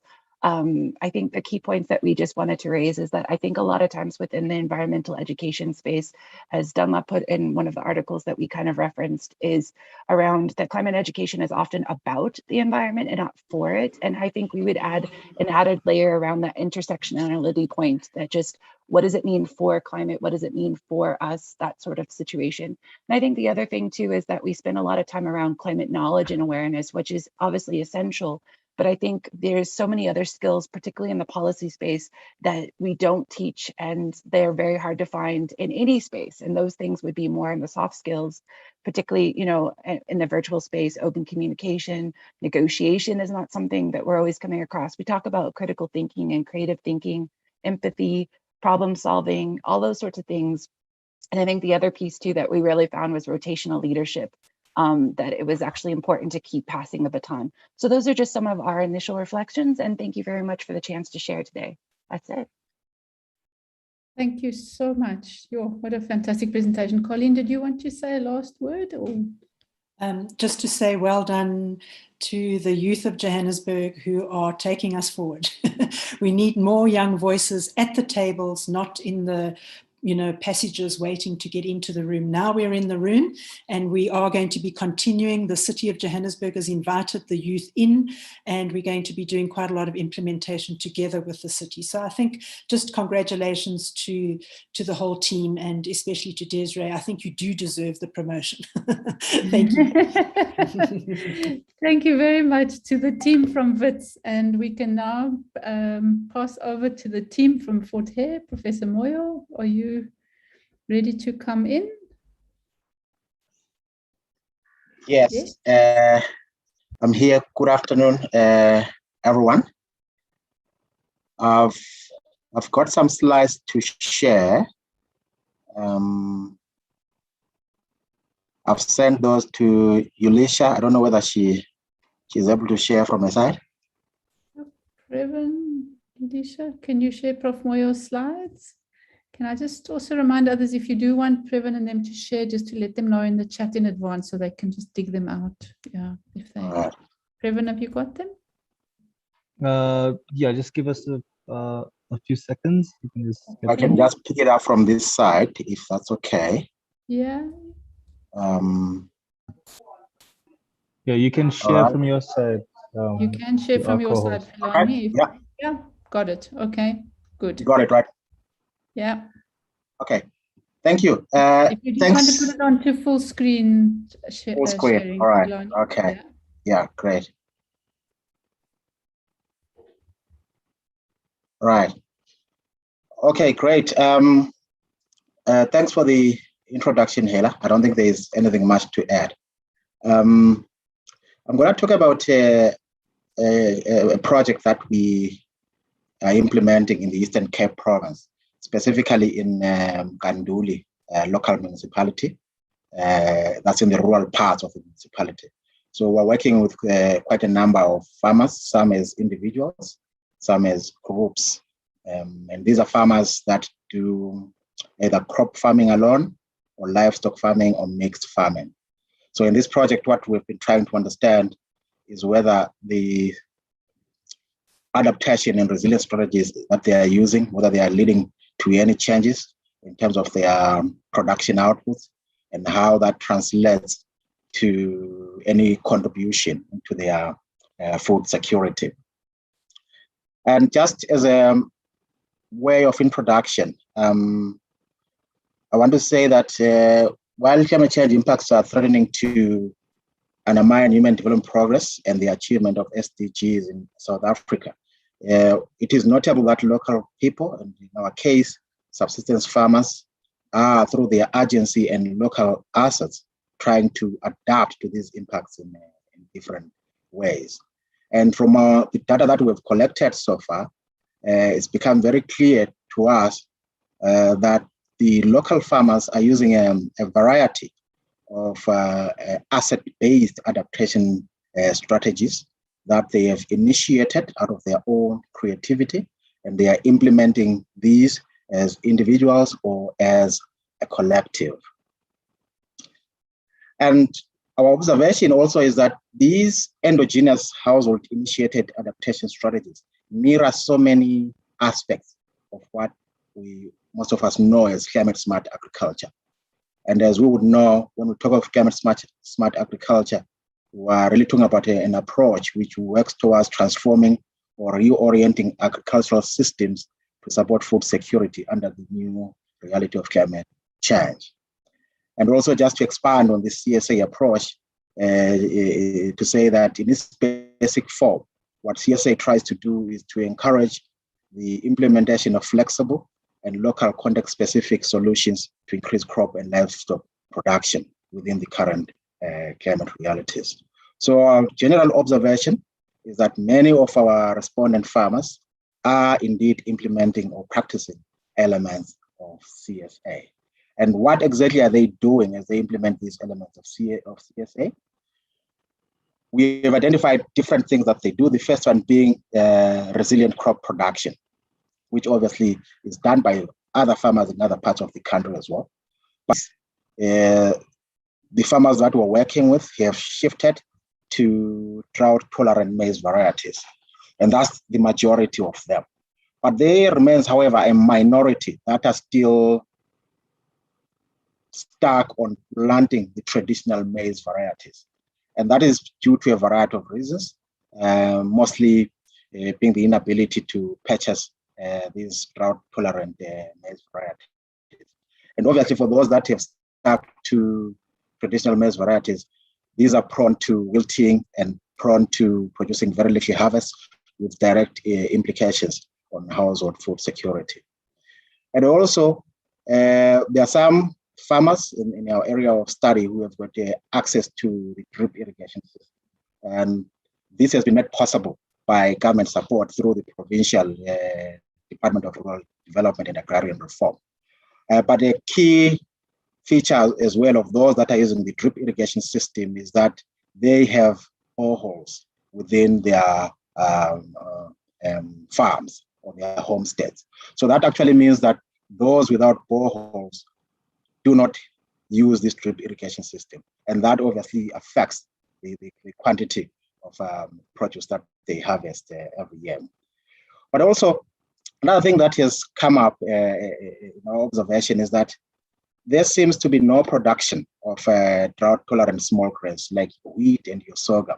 And the explanation that seems to be coming out a lot in terms of why these are not popular is that these are traditionally not a consumption choice for locals. So that means that the decision to plant these crops is predominantly influenced by whether people are able to consume them at household level or not. But that decision actually ignores the fact that you could actually grow wheat and sorghum and sell it in much more distant localities where there is a lucrative market. As we know, the wheat and sorghum is used in a number of other cereals as well as beverages. So that is a market gap that the local farmers are not taking advantage of due to this failure to produce drought-tolerant small grains. And then also another issue that came up during our data collection phase was that there had been a lot of livestock poverty deaths in the area, precisely because of depleted rangelands that have resulted in poor grazing by both small and large livestock. So to try and deal with that, there's been a gradual introduction of drought-tolerant new cattle genetics in the community. And the highest number of farmers have actually moved from specializing in the Boran and the Brahman cattle breeds, and they have moved towards the Nguni cattle breed, which survives much more easily under the current climate realities, as well as in the rangelands of the area where we collected this data. And also, there's been a bit of government support in that transition. They have, through their own funds, provided the communities with Nguni pools, even though their number remains small when compared to the demand in the community itself. Then another action that seems to be gaining currency in the community is a specialization in small livestock, specifically sheep and piggery. But the numbers that have shifted to small livestock remain in the minority. So that actually means a viable strategy is not being used by these farmers who, for some reason, have decided not to shift to sheep and piggery. The same applies to goat and poultry production. It remains very unpopular. And in the case of goat production, it's purely for cultural reasons, because many Xhosa-speaking people use goats during their traditional ceremonies, and they don't look at goat farming as a subsistence or a livelihood activity. So that partly explains why there hasn't been that shift. And also there's been this massive shift to having feedlots in the area. But the challenge with feedlots is that most of the farmers that are involved in them are not producing their own silage for feeding these cows. Instead, they are relying on expensive commercial feed, again supplied by the government. And that supply is erratic. And so to make the feedlots more sustainable, I think there's a need to change the approach of how these subsistence farmers access the feed and move away from relying on commercial feed towards producing their own silage. In one of the workshops that we had with the farmers, we did demonstrate to them how you could use local resources to produce your own silage. And we're going to be going back in the next month or two to sort of build on that initial training that we had with the farmers on production of own silage. And then also in the feedlots, there's also quite a number of gender intersectionality dynamics that are ongoing there. Because in our observation, the majority of people who participate in the feedlots are men, because the argument was they own the cattle. And there were very few women or few females who were also part of the feedlots, but they did not own the cattle, but were simply there to represent their families. And also that ownership dynamic also determined how many cows each family had in the feedlot at a time. But also another issue around feedlots is that there were not so many farmers from the local communities that are involved in these feedlots. Instead, it's just a few that are part of this intervention. So again, that then remains another gap, which if it is expanded to the majority of farmers in the area, it might result in more of them not losing their livestock to poverty deaths. And then just to jump a bit in the interest of time, Another issue that is coming up in our analysis is that the diversification has moved beyond on-farm activities as people try to build resilience to climate impacts, because some have actually abandoned agriculture altogether because they argue that their fields have become unproductive. So they stopped farming altogether. So what are they doing now? The able-bodied young men and women have actually turned into informal economic activities in the nearby local towns, and the biggest town being in Tata in that area. So they have moved there. Some they commute there on a daily basis to do a number of informal economic trading activities, while others have diversified into manual part-time jobs, again in the nearby towns. And also there are some who, after abandoning agricultural production, are simply relying on either remittances from people who have migrated to the mines or to bigger cities like Cape Town, Joburg. So they remit some cash that goes back home and people rely on that, while others rely on social security and the usual grants that we know about. But an interesting one for us was evidence of some people migrating to nearby cities and towns to look for jobs and settling there permanently, simply because their agricultural activities have become so unproductive. And so the question that we've begun asking ourselves is that, is this a new form of internal displacement due to climate change impacts? So we're asking that question because we don't want to conclude that there's that linear relationship between their movement and the impacts of climate change. So this is a question that we're going to be engaging on at a later stage with people in the community that we're working in. So based on our findings, what are we doing? So based on these findings, what we are doing, again, working with the local farmers there in Mkanduli, we are developing what we call the climate smart village approach, which is a local customization of the original model developed by the Climate Change, Agriculture and Food Security Research Program from Wageningen University in the Netherlands. So through this CSV approach, what we're arguing is that the Mkanduli farmers have proven and effective CSA practices that are helping them to adapt to climate impacts. And so based on that, it is therefore important to try and build on these proven and effective strategies that they are using. Because if you do that, then you're using an empirical based approach, which shows how local knowledge repositories can be a basis for developing and adopting farming practices which are locally relevant in building climate resilience. And so what does this CSV approach mean in actual farming practice? It means that sustainable crop and livestock production must be rooted or informed by the following practices. Firstly, the implementation of conservation agriculture, which obviously thrives towards maintaining healthy soils and managing water efficiently. It also means use of well-adapted quality seed varieties, which are drought tolerant as well as socially acceptable and mature early for harvesting. And I want to emphasize the issue of social acceptability here, because as you saw earlier, I spoke about local farmers not being keen to grow wheat and sorghum. So if you were to promote wheat and sorghum in that area, obviously there will be resistance to it.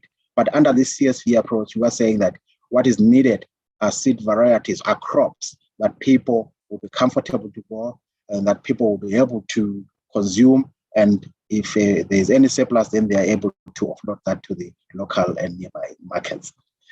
And then thirdly, under this approach, we're also saying there should be an increase in small livestock production, particularly sheep, pigs, goats, and poultry.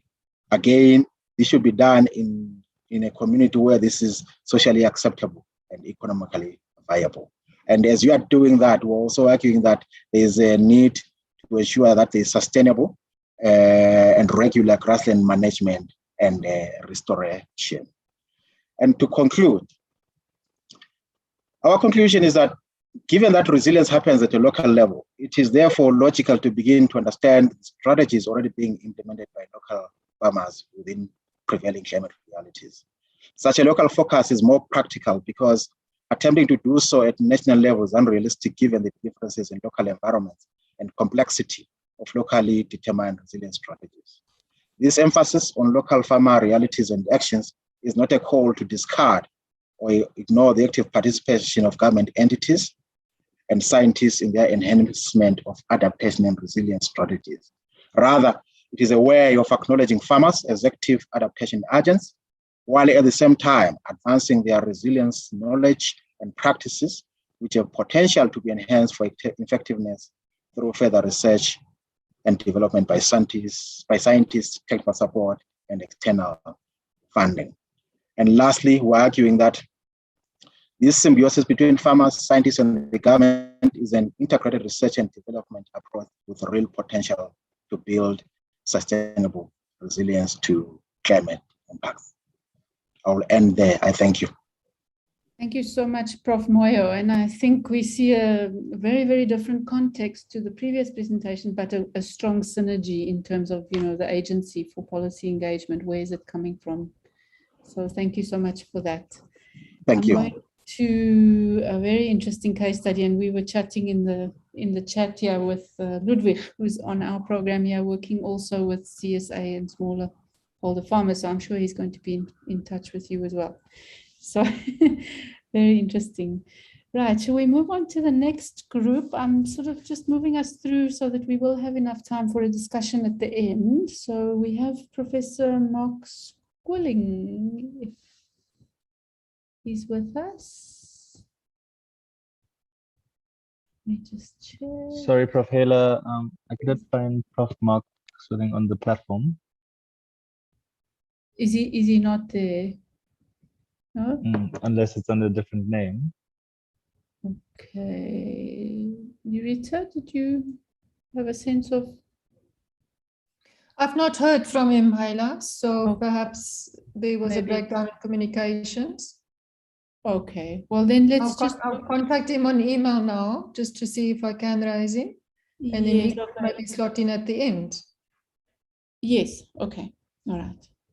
Okay, now I was just wondering if something had happened or fallen off or somebody taking his place or whatever. Okay, but let's just proceed. So if Martin Hill and Philip wanted to join us. I did see Martin earlier and Philip as well. So thanks, Hela, and thanks for setting up this platform. It's certainly been a really interesting day. So I'm Martin Hill from the Centre for Biological Control here at Rhodes University. And our contribution to this COP is really working with communities in terms of how we work with broader communities with regards to invasion, and more specifically how we can control invasion. And the team that has put this together is Philip Ivey, Kim Weaver, and the student who's going to be doing the work for us up in the Northern Cape in this particular study is Greta van Staden.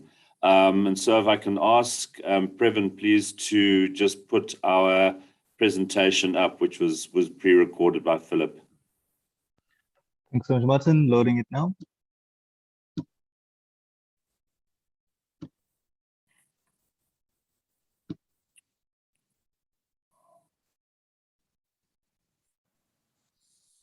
Good afternoon, ladies and gentlemen. Thank you for the opportunity to share some ideas around a community of practice that will help South Africans to better manage one of our worst invasive alien plant species. Thank you to Professor Martin Hill and to Kim Weaver for their assistance in putting this presentation together, and to Greta van Staden, who is doing much of the hard work to make sure the success of our efforts.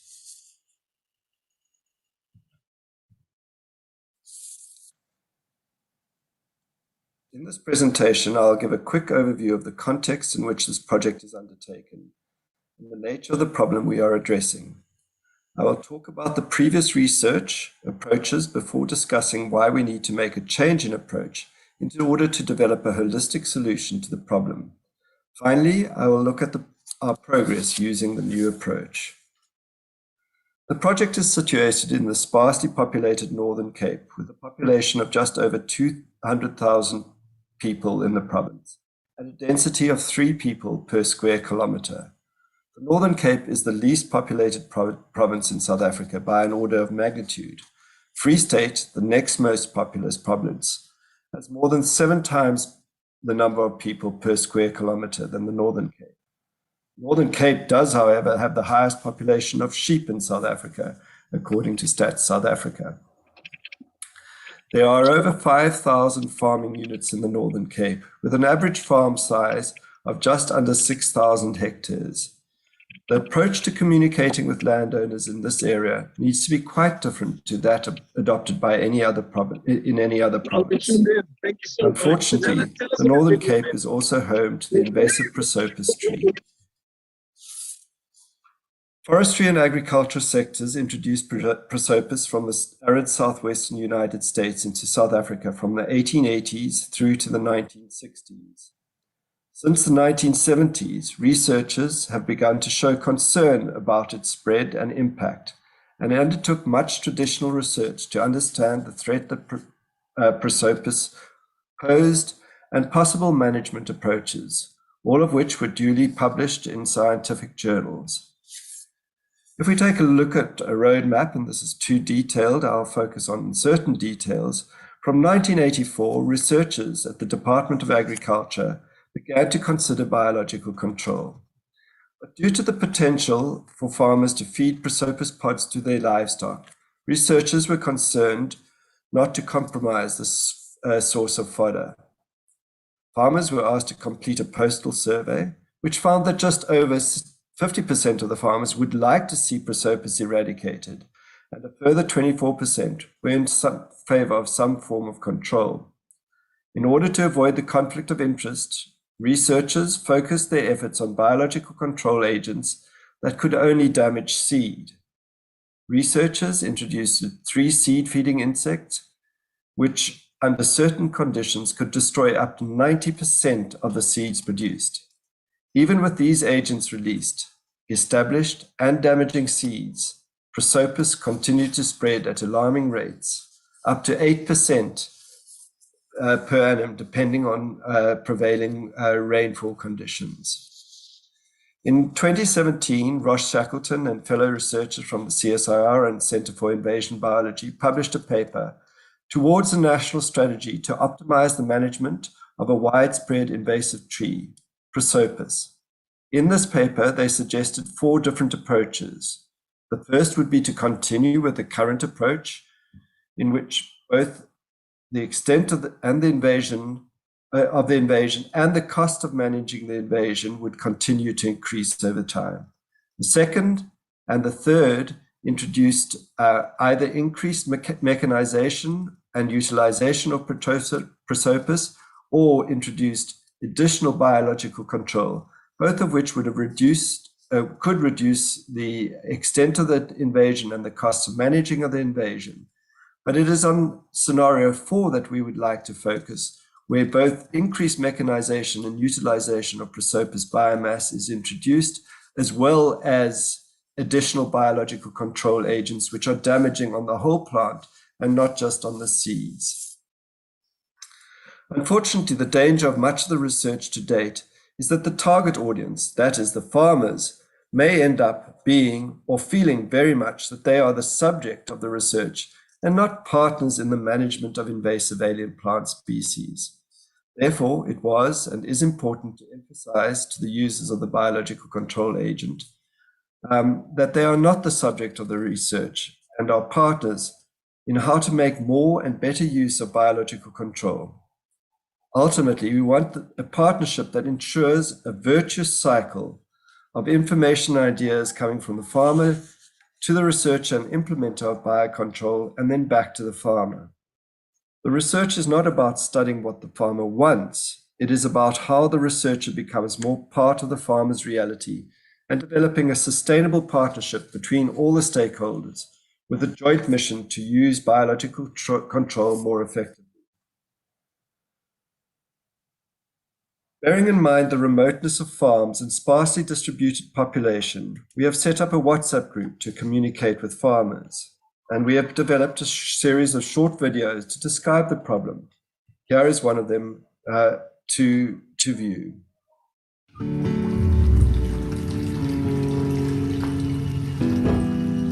Prosopis was introduced from the Americas into South Africa from 1880 onwards. The trees could provide shade, firewood, and sweet pods for livestock to graze. Without natural enemies in South Africa, the Prosopis plants were able to spread and increase in density. Prosopis roots can grow up to 70 meters deep into the groundwater. Dense thickets of Prosopis use a great deal of water and lower the water table, particularly in times of drought. It further suppresses the growth of grass and shrubs that are grazed by livestock. As the number of Prosopis plants increases, the availability of groundwater decreases. Eventually, the groundwater level will be below the intake of the borehole pipe. Only the Prosopis roots can access the groundwater. Without water or grazing, the farmer is forced to reduce the number of livestock in camps.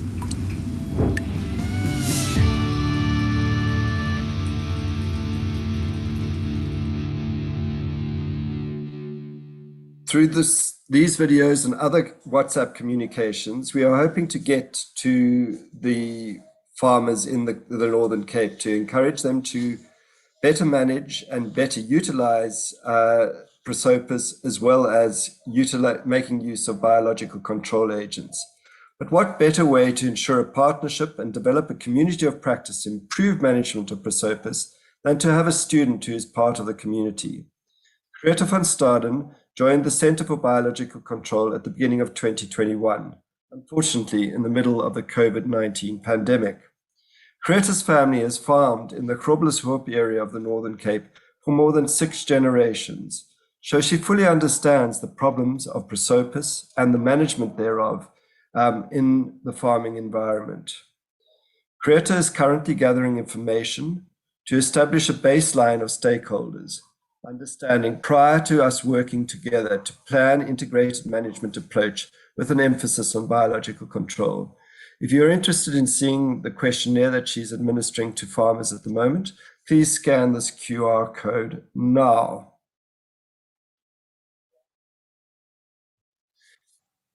We are working with stakeholders to develop a management program for Prosopis in South Africa. The aim of this program is for different sectors to agree what they can deliver and then commit this to the management program so that targets which we are setting are not unrealistic and are easy to monitor. Greta is working with farmers in her study area to encourage them to develop invasive species control plans, which will focus on Prosopis management. With the support of an effective community of practice, we will be able to get all farmers to consider the impact of Prosopis on their livelihoods and plan for its management. We're hoping that a possible target from the farming community, particularly that of Agri-Nuot Kaap, would be that by 2030, all 3,500 members of Agri-Nuot Kaap will have a written control plan for Prosopis on their properties. With effective biological control and community engagement, we plan to reduce the density and spread of Prosopis to below what is an acceptable threshold of damage to the environment. Currently, we are here with a high density of weeds, high density of Prosopis.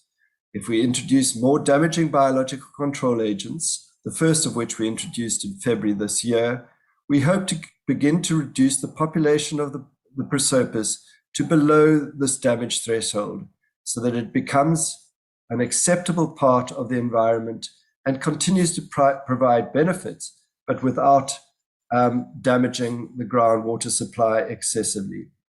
With sustained mechanical harvesting of this thorny plant, we are working together with landowners to develop businesses that may include charcoal for braais, wood chips for smoked meat flavoring, activated charcoal for water filters, wood chips for biomass fuels, and biomass in construction for building of fireproof, insulated, and affordable housing. All of these ideas need to be developed a lot further. Together, we can get on top of this environmentally damaging invasive alien species. Thank you very much. I will take questions now.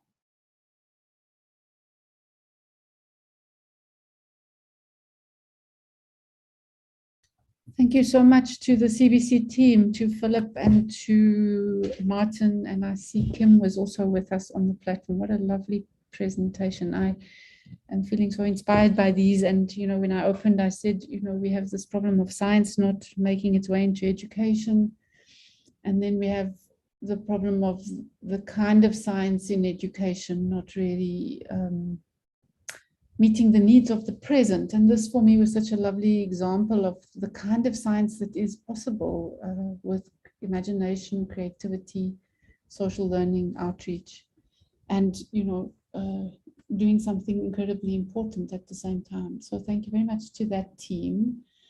I think these teams are very exciting and interesting, the work that's being done. So let's move on, and then we'll have, I think, a nice amount of time for discussion afterwards. Mary, did you have a quick question? I see your hand is up.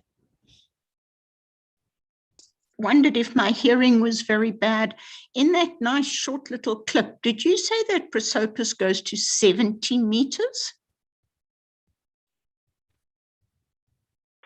Do you want to answer that? Yes, Mary, I can send you the papers with regards to that, if you would like. That's phenomenal. Thank you so much. Sure. Thank you very much. Thanks, Mary. Thanks, Philip. Okay, so let's move on. Yurita says she's not managing to get hold of Mark Swilling, so I think we'll just move on, and then we'll have plenty of time, I think, for a really nice discussion. So, Yurita, I think it's over to you for your presentation. Hyla, remember that Frank is coming in Nelson's place. Okay, so I would like to give Dr. Frank Agamuga an opportunity, and then I'll come at the end. Okay, sorry, yes, I'm working off a printed program here. Frank, would you like to come in?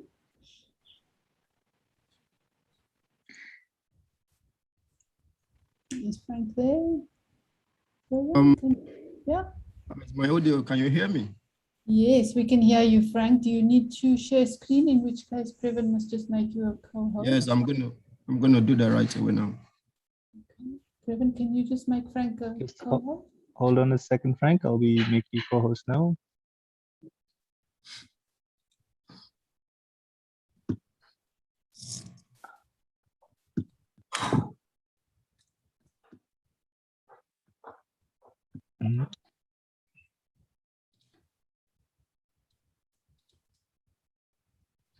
Can you see my screen? Okay, you should be co-host now, Frank. Try it. All right. So is my screen showing? I'm not sure. No, it's not showing yet.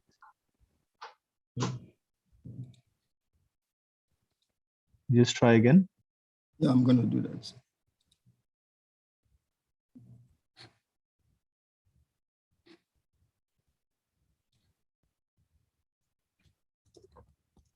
Okay, it's showing now. All right. Could you increase the presentation mode, please?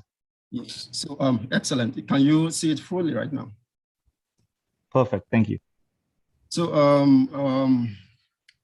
my name is Frank, and actually representing Professor Nelson Odume that couldn't be here with us today. I'm just going to start it from the beginning. So I'm going to be talking about urban water quality management in a complex catchment systems. And I'm from the Institute for Water Research here at Rhodes University, and I'm a postdoctoral fellow working closely with Professor Nelson Odume that couldn't be here today. So just to give a little bit of background on water quality management and the current issues on pollution with regards to urban catchment. So one of the major issues we have currently is continued decline in water quality deterioration and decline in biodiversity, the proliferation of novel contaminants, such as the plastics, anti-resistant gene, and pharmaceuticals in aquatic environment, especially in urban complex systems. In terms of management challenges, systemic, institutional, and governance integration failure is one of the one of the key resounding problems with regards to pollution in water, aquatic ecosystem, as with regards to urban catchment. And talking about management challenges and with regards to policy implementation, that tells me to the next. And it's also nice to know that one of the major contributing factor to continued deterioration of water quality and the problems we have with regards to urban system is rapid urbanization, which is actually a major issue in most African cities, where population growth has been projected to increase by double by 2050.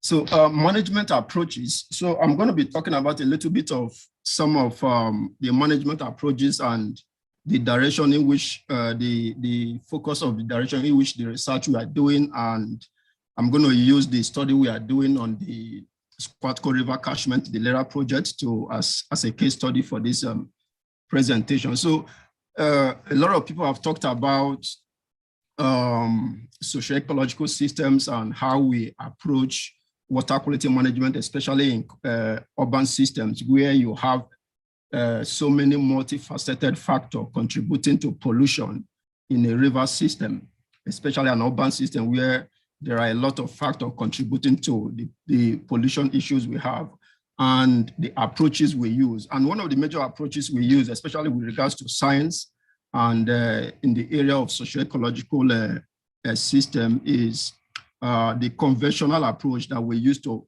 approach water quality monitoring, which then plays on the knowledge co-production that involves society actors and other diverse knowledge systems and perspectives. And those systems actually also then plays on the disciplinary boundary crossing, so engaging societal actors and drawing on diverse perspectives to effect solution.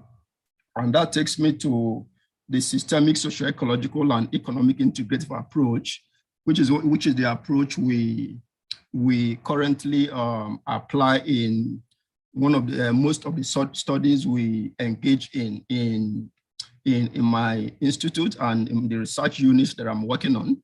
So looking at the use, considering systemic socio-ecological and economic integrative approach actually focuses on transdisciplinary approach, which a lot of people has actually talked about. And one of the major strengths of looking at managing water quality in a complex system is that it recognizes the interconnectedness and the interdependence between socio-ecological, economic, and institutional components in a system, in a complex system, to develop policies and management approaches that is targeted towards a holistic and sustainable approach.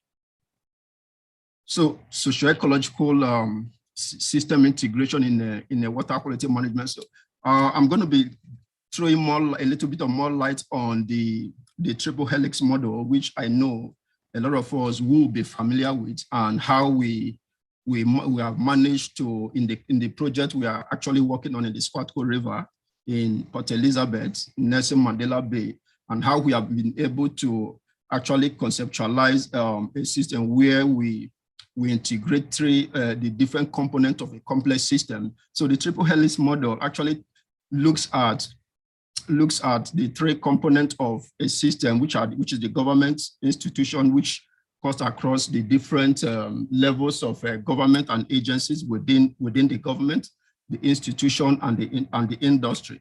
So what we are trying to do is to actually look at how we conceptualize this model in a way that looks at the science, policy, society,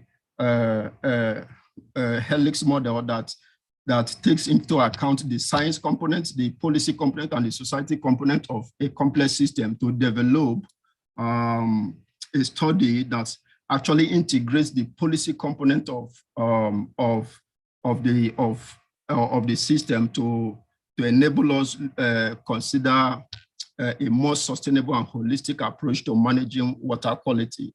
And we've been able to to integrate this into the systemic, relational, ethically grounded approach within the complex socio-ecological system, which is a framework that was developed by Odume and DeWitt et al. 2019. And this is what we actually applied as a case we used in the case study that in the current work we are doing in Port Elizabeth. So that will take me to the next slide. So the case study that we are currently working on for the LERA project that's the LERA 2030 Africa project.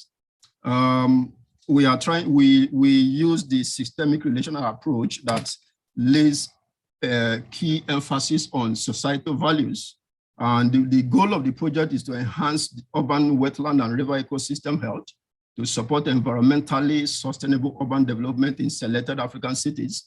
The project is actually between two African cities, the Nelson Mandela Bay municipalities and municipality and the Federal Capital Territory in Nigeria.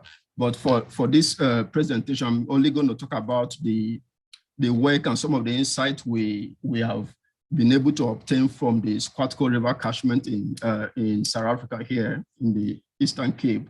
So in applying the systemic relational approach, so one of the major approach we used was to first to identify challenges in the Squatco River catchment, and one of the major challenges that keeps on coming is the continued degradation of water quality and depletion of biodiversity, like I've alluded before. And institutional, when you engage stakeholders within the system, one of the key resounding problems that or response you get is a systemic, institutional, and governance integration failure within most management strategies and policy development used to actually manage water quality within the system.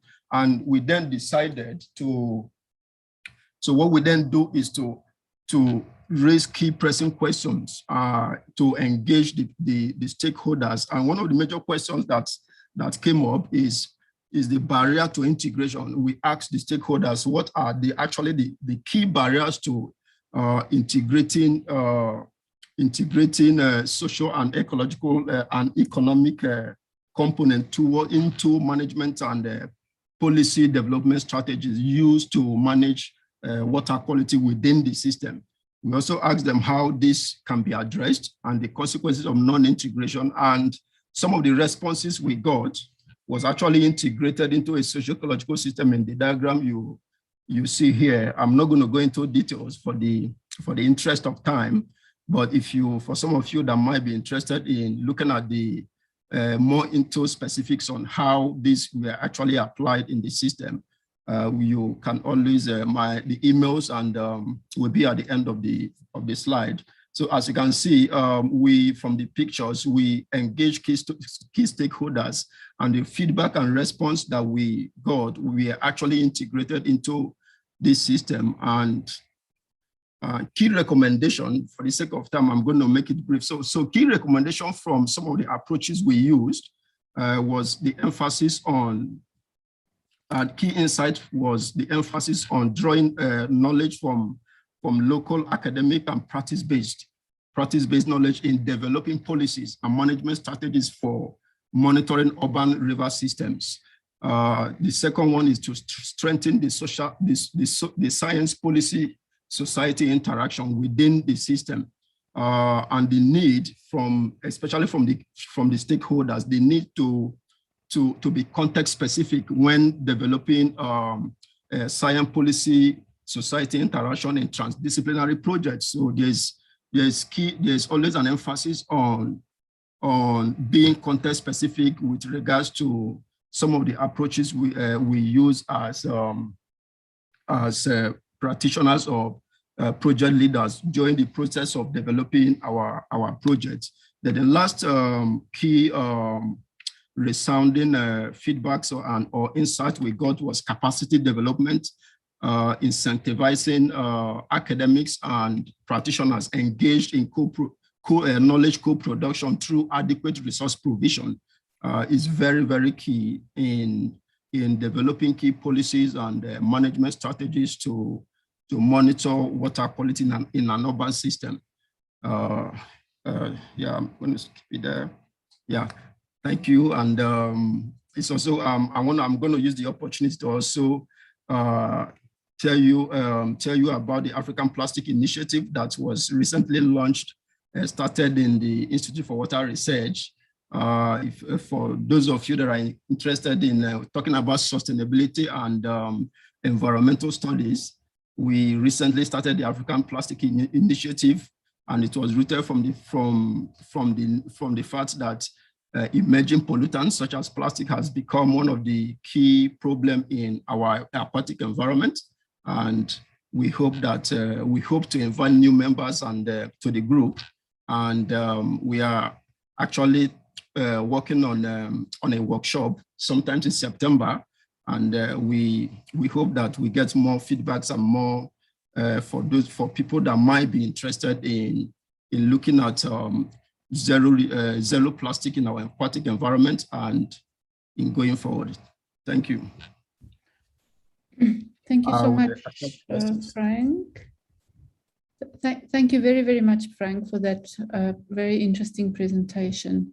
And it just strikes me that it's so interesting the way in which, you know, science is so explicitly ethical as well. The ethics of the scientific practice come through so strongly in the kind of study that you were showing, and also very explicitly being incorporated into the way in which you're actually theorizing the work on water quality.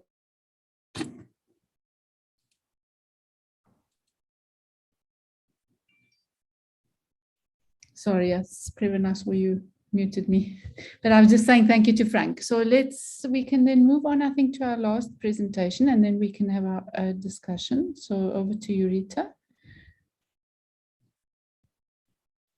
Yes, good afternoon, colleagues. I thought my presentation was going to be very different and perhaps disconnected from those who have gone before me, but in actual fact, I think that there are very, very clear linkages, and I hope you will look for those linkages alongside with me. I am going to talk about transformative, or really, let me rephrase it, towards transformative monitoring, evaluation, and learning. And I'm situating our monitoring and evaluation work in this particular COP project in landscapes, but I could as well situate it in the complex social ecological coupled systems that Frank had just described so very clearly. So we are an NRF COP project of the Environmental Learning Research Center here at Rhodes, and we work with and have worked with a number of partners. And the first thing that I'll do is tell you a little bit about those programs within which we have been co-constructing, very much co-constructing this framework for monitoring and evaluation and learning, which we hope can be transformative in the way that we would like the programs that we are evaluating to be transformative. And I'll explain what I mean by that.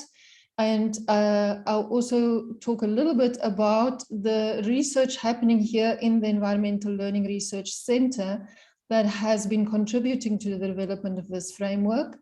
And hopefully we'll have time to share some of the contours of this framework, the considerations that make up this framework. And if there is time, share very briefly with you just some of the outputs that have come out of the project thus far. And there are very many partners to acknowledge for this work, which really has been a very collective effort.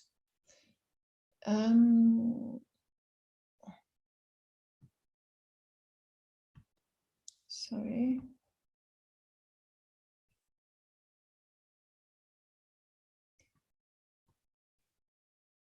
So who were involved and over what time? It really started around about 2015. It's actually very difficult to say when the origins were, but a very significant piece of work started happening with the Association for Water and Rural Development Award and USAID, who funded a project called Resilience in the Limpopo Olifants Basin in the Limpopo Mpumalanga provinces, and that was 2015 to 2020. And it was a very interesting project to get involved in, or program rather, a multi-year program, multi-partner program, because it was a complex social ecological coupled system and a complex initiative that was being introduced there.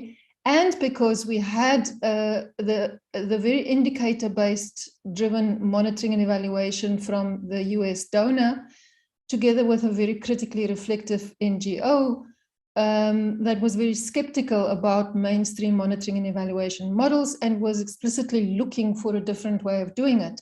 And USAID at the time actually said, we are interested in more complexity-sensitive mechanisms for monitoring and evaluation, development interventions and programs. And that was then the home base for the birth of the hybrid model for evaluation and reporting that could both meet the funders' needs and the needs of the critically reflective NGO, who said that in complex systems, we actually need to learn a lot from monitoring and evaluation and not just account for our spend. The framework that Karen Kochi and I, and Karen is with me on the call and a co-worker in this project, Karen and I took that framework from the award context into the TSITSA project alongside with Harry Biggs, who was also a co-worker. And the TSITSA project, am I losing my slides here?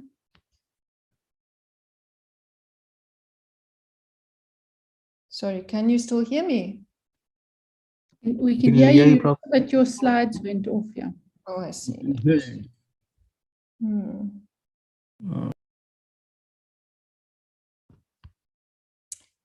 Not sure what's happened there. Let me end the slides and we start all over again.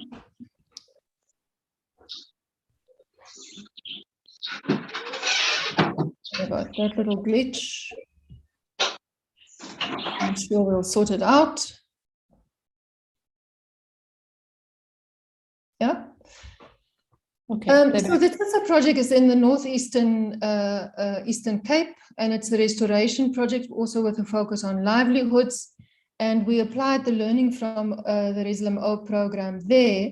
And what was new in the TSITSA program was the participation of citizen monitors who monitored water quality and reported that into the university. And also we had an opportunity to fully design the monitoring and evaluation system from the start in such a way that there were roles, monitoring and evaluation roles for all of the different role players. And the role players here included government very significantly. So government was a funder alongside with whom we did this work.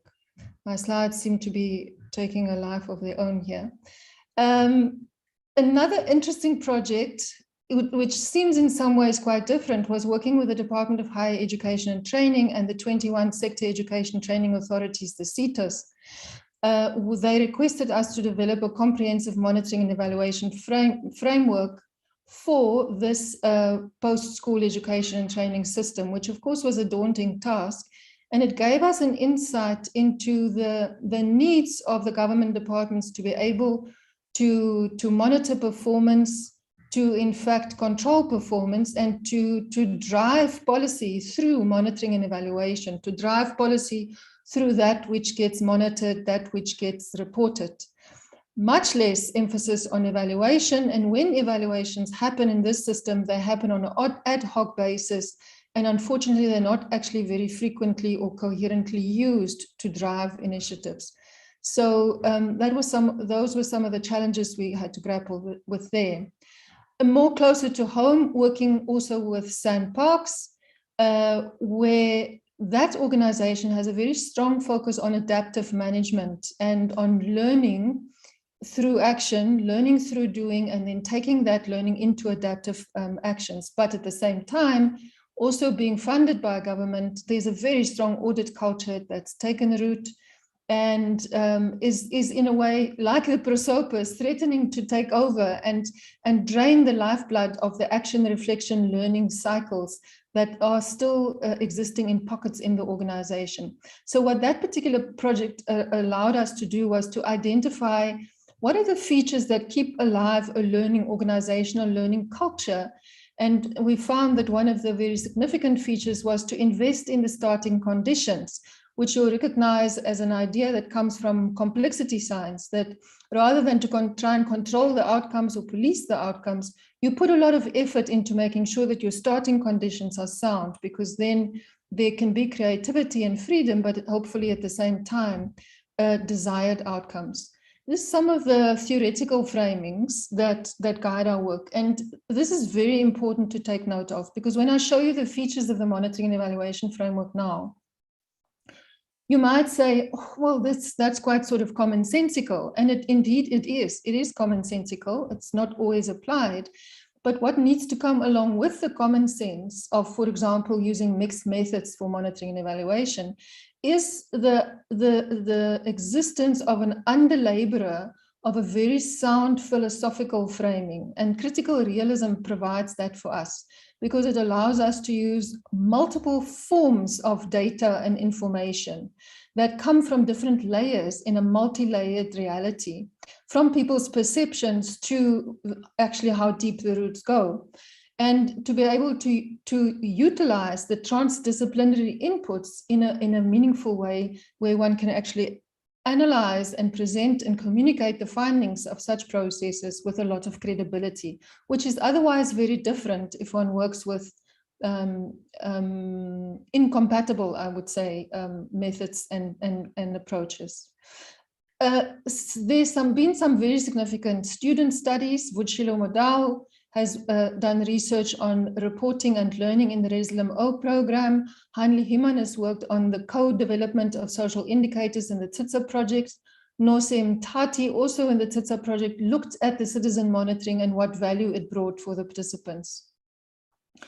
Also, some of the work that we've done is to articulate what transformative evaluation competencies mean. In other words, what should evaluators be able to do? What should their disposition be? Somebody mentioned soft skills right at the beginning of this afternoon's set of presentations. And indeed, it's more than technical knowledge. And in addition to transformative competencies, to be able to visualize a different way of doing monitoring and evaluation, one also really needs very strong relational competencies to be able to help these monitoring and evaluation systems take root in organizations and in the complex social ecological systems where they can actually drive learning and transformation. And then the Wenger and Trainer value creation framework, which is particularly good for evaluating social learning and the different ways in which it brings value, not just to individuals, but to organizations and systems, is also being explored by a number of our students, including Ludwig Chanyao, who's on the call today and wanting to make contact with Pilani. All right, so that's some of the theoretical framings. I get lost with my presentations and then I can't move my slides on.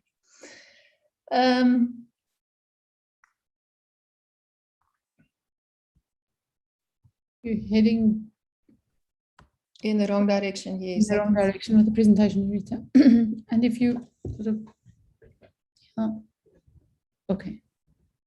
Okay, would you want me to wrap up, Hayla? I think if you move towards that. I've got two more slides, so let me show. These are the features of the hybrid monitoring, evaluation, reporting and learning framework, and the P is for participatory. So what should we consider as policymakers, as program designers, program implementers, with regards to monitoring and evaluation? If the Prosopis team wants to start a program, that's exactly the time to think about intentionally designing an integral monitoring, evaluation, and reporting process. So that's the first thing to think about. Intentionally design an M&E process that is integral to the program, not only happening from time to time or right at the end. Secondly, the starting conditions are vital. Invest more in the starting conditions, both in the program, the people who are employed in the program, and the setting up of the M&E framework that will pay off. Consider the readiness of the organization or the program, its life cycle. Some of the ideas for monitoring and evaluation might not be appropriate at a particular time, so one needs to be flexible and match your approach to where the program or the organization is at that time. You might have heard of the idea of developing a theory of change, so that's no longer news, but what is very important is to try and develop these theories of change in a co-constructive manner as well, and to periodically refresh and review them, because those are the opportunities to think about why we're doing what we're doing, and not just about how we're doing what we're doing. And that guides monitoring, evaluation, analysis, reporting. The indicators get derived from these theories of change. Speaking about indicators, we should be very judicious about them, use fewer of them. I think Adila Iskin is going to talk about indicators in the TSITSA program tomorrow. Let's use them very judiciously to actually make use of the data that we gather in a meaningful way. Complement the quantitative indicator data with collaborative case studies where we can get the insights into what lies behind and between and beyond these indicator figures. Here comes the mixed method methodology that I mentioned. Build in many opportunities for reflection, but not just reflection in the form of navel gazing, actually reflecting on actions and informing new actions. Critical realism, I've already mentioned, as a credible base for interpreting across multiple data sources. Also think about evaluations that will actually be used to answer system level or meta level questions. And realist evaluation really lends itself to providing a synthesis across multiple case studies that might not have been set up in exactly the same way. And then finally, reporting is very important. There currently is a lot of reporting in our government systems in particular, or from research teams to funders, but it tends to be one-way reporting, and we need to think about reporting as up and down the system and in multiple directions so that we really have those feedback loops from which to learn. There's a number of products that have been developed, courses, webinars, seminars, conference presentations, papers that are coming out, but I just want to mention that we are working, Karen and I, on a policy brief where we will take the recommendations that I've made now and take them more into a policy context, a high-level context, and then we're also busy with a rapid review across 12 subfields of evaluation that is relevant to learning in this complex social ecological systems or landscape space, and we will produce a synthesis paper out of that. Here are some of the publications and our student studies, of which we're particularly proud. And then just finally, our partners, we really would like to acknowledge them, and we look forward to engagement on this. If not today, when time is short, definitely in future, it would be very good to hear from you, because monitoring and evaluation at the end of the day is really part of every practical initiative that we're trying to undertake to make our science work for a better environment, better society. And currently it's actually not working optimally. So much work is needed in this regard. Thanks, Ayla. Thank you very much, Yurita. And I think absolutely, you know, the point about things are not working that well. And part of what's not working that well is the way in which we're doing monitoring and evaluation. And I think what I like so much about the way in which you always work with the monitoring and evaluation is that it's also a learning process. So we need to actually learn our way to do things better, and to learn our way to do things better by monitoring and evaluating them better in order to learn better how to manage these landscapes in such complex situations. So I think we've come to the end of a number of, you know, very interesting presentations, and I think colleagues can now see, you know, why I said watch the space. There's a lot of very interesting sort of co-engaged scientific practice emerging here that has got very interesting implications for the way in which not only we want to make recommendations to policy, but also the way in which we think about policy. So policy is not something that follows science. It's actually something that is like, in a way, part of science practice and needs to be sort of engaged in a kind of a different way. So I'm very happy that we have Mapula Changela with us from the DFFE, Department of Forestry, Fisheries and Environment. And Mapula is very well known, I think, in South Africa's environmental circles, and is also a very good scholar of transitions, just transitions, and also very experienced in the policy arena. So we're very happy, Mapula, to have you to help us with opening up a conversation about what this work that we're doing in this community of practice, as it's sort of trying to both, contribute to policy, but also reshape the meanings of policy and the processes of policy engagement. And then also what it means for skills development, which is also a very interesting question coming from the different presentations. So I'm going to hand over to you now to take us into the next part of our session.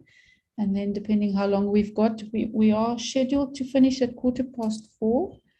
So you can just see how the discussion goes, and we can aim for wrapping up. We've been on the go since 8 o'clock this morning. Very interesting day. Yes. Okay, Mapula, over to you. Thanks, Prof. Haler. I'll try to use just 5 minutes to do some reflections, and then we'll have at least about 30 minutes of floor discussions from the audience. So yeah, afternoon, everyone. My name is Mapula Changela. I'm with the Department of Forestry, Fisheries and the Environment. And I enjoyed since yesterday the sessions, these discussions, and therefore I think I'm actually an unfair advantage person to be a reviewer number 2 on what has been happening, because I'm biased to this program.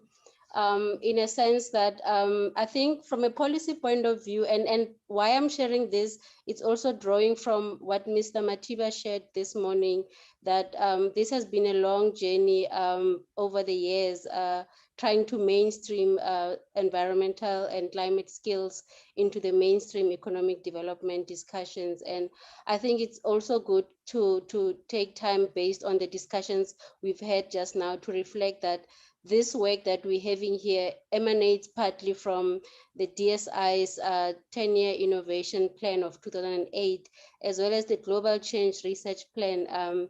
Some of you would remember that there was a Knowledge Challenge D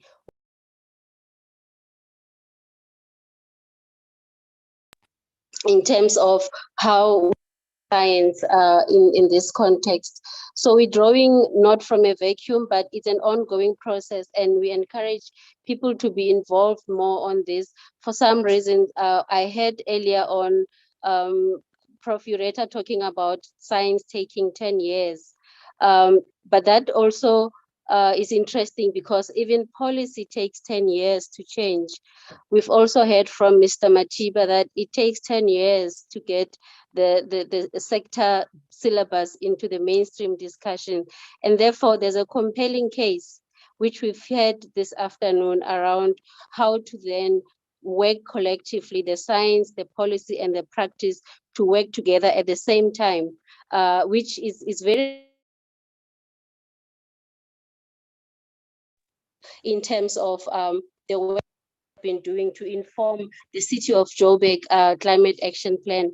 We work extensively in the work that I do to support implementation by the cities with the likes of the C40, for example, the City of Joburg, the City of Tshwane, in terms of supporting them in their climate responses. So it's very encouraging to have had the youth are also involved in the practice of the science policy interface practice.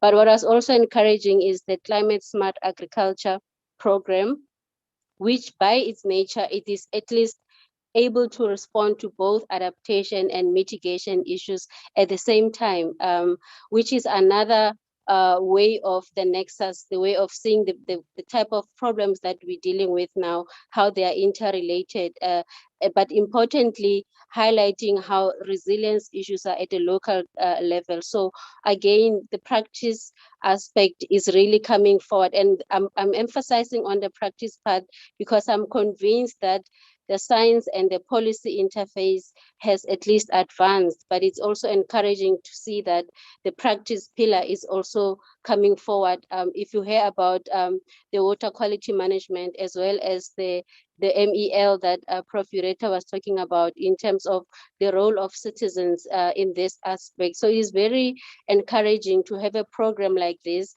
But that what comes with it's the responsibility and the challenges of, as we've heard, that we therefore need to be intentional about co-creation.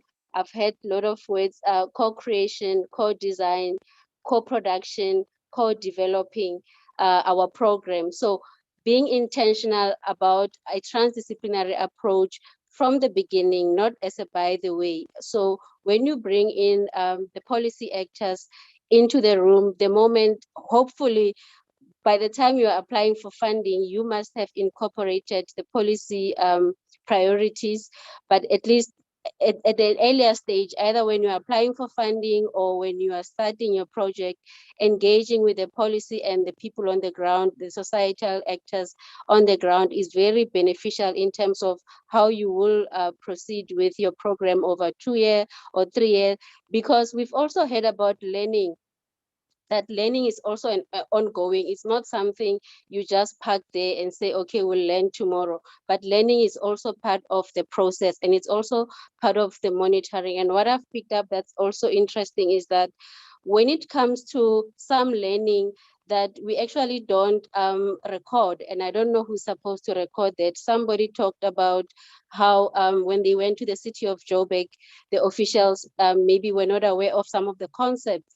So that means those officials, they've learned something. It has changed their views of a certain aspect that they were discussing. And that's what often Pressure talks about, the learning pathways, the transitioning pathways, but also the role of continuous learning. So if we work as a collective, we are then able to, in a way, we are implementing the science. So you don't just wait to have a journal publication, but you know on the ground there's something that is already being implemented. So like I said, unfortunately, in an unfair advantage because I'm in a converted. I've been with most of the actors in this discussion. I saw even Prof. Mary is here. I remember early in 2010 when we had deep learning on climate action, and at that time it was a system shock in terms of how we're supposed to take climate action. But over the years, then it means such learning again. So that was a VETS program. So what I'm saying is that as research institutions, the way in which you engage with the policy actors as well as the society, it's very important that you are also intentional about it. But maybe I can also briefly highlight that for one, transdisciplinary research is not an easy concept for many people. I've been in contact with it through the Stellenbosch University in as early as 2012 as part of a summer program. I'm a student of Max Zwilling myself, and I would have wanted, actually, it's probably nicer that he's not here because I wouldn't be able to critique him. But I've learned the sustainability transitions through the program of Stellenbosch University. And that is part of continuous learning again, wherein there's a responsibility as officials, but also as society to continuously learn and work with the researchers in these programs on the ground as we are implementing towards that aspect. So I'm also, in the last point that I want to highlight is the issue that we're dealing with complex issues. Therefore, there is no other way other than a transdisciplinary approach, because as we engage on the ground, we are also implementing, because remember, as you design your research program as well, they should also be geared towards policy implementation, not overemphasizing understanding of the problem. We know what the problem is now, but it's now about implementation. And that means implementation, we cannot wait 10 years for the science to tell us how to implement. And that is why it's key that we then work together as the science, the policy, and the practice collective to implement the learning as we are going in that aspect. And I know Prof. Yureta knows myself. I've gone through lots of transitions myself. Having moved from chemistry into policy, I'm still in transition in the social science. I'm lost in those theories of social science, but I'm learning. And I think it's part of the excitement in terms of when you are able to humble yourself to the learning as you are implementing, because remember, nobody has implemented a low carbon transition globally. So globally, we are all learning. Therefore, we cannot wait for the research results to come at the end after 10 years. So we have to work together. When I heard also they were talking about COP, when the COP when the youth goes to COP, they need to then be part of that, because all these things that's coming up, it's part of learning, whether you're learning from indigenous knowledge or you're learning from community day-to-day practices, or we're combining even the theories as well. That is very important. So that's why I say I'm very converted and I'm very supportive, especially of the NRF and the DSI of this program that they have established through the Global Change Research Plan. But I think I'll stop here for now and allow some questions and reflections if people want to reflect on other things that they've learned, especially throughout these programs that we've heard about on the community of program members that they have reflected. I was actually impressed by Prof. Colleen, the fact that the youth came and presented themselves, because part of me was like, oh my gosh, are we gonna sit in the panel and we're all above 35 and there's no youth talking? So I'm impressed, Prof. Colleen, about the approach where the youth come and speak for themselves about the programs that they are doing themselves. And I hope it's also very encouraging to other students as well to be involved in these projects. And with time, I think the results will show in terms of the impact of the work that they are doing on the ground. So I'd like to invite some reflections and comments from the people. I'm trying to look through the chats if there's specific questions. I see, I'll try to look for unusual names. Is there someone who, I don't see hands as yet. We can also ask people to put up hands. So yes, so people that have put in the chat questions, if you want to take them through, please do that.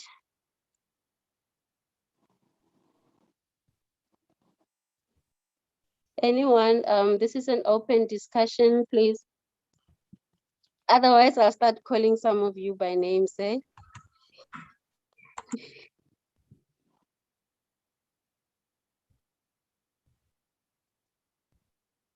There's been some comments on the monitoring and evaluation work, quite a few there, Mapula, I see.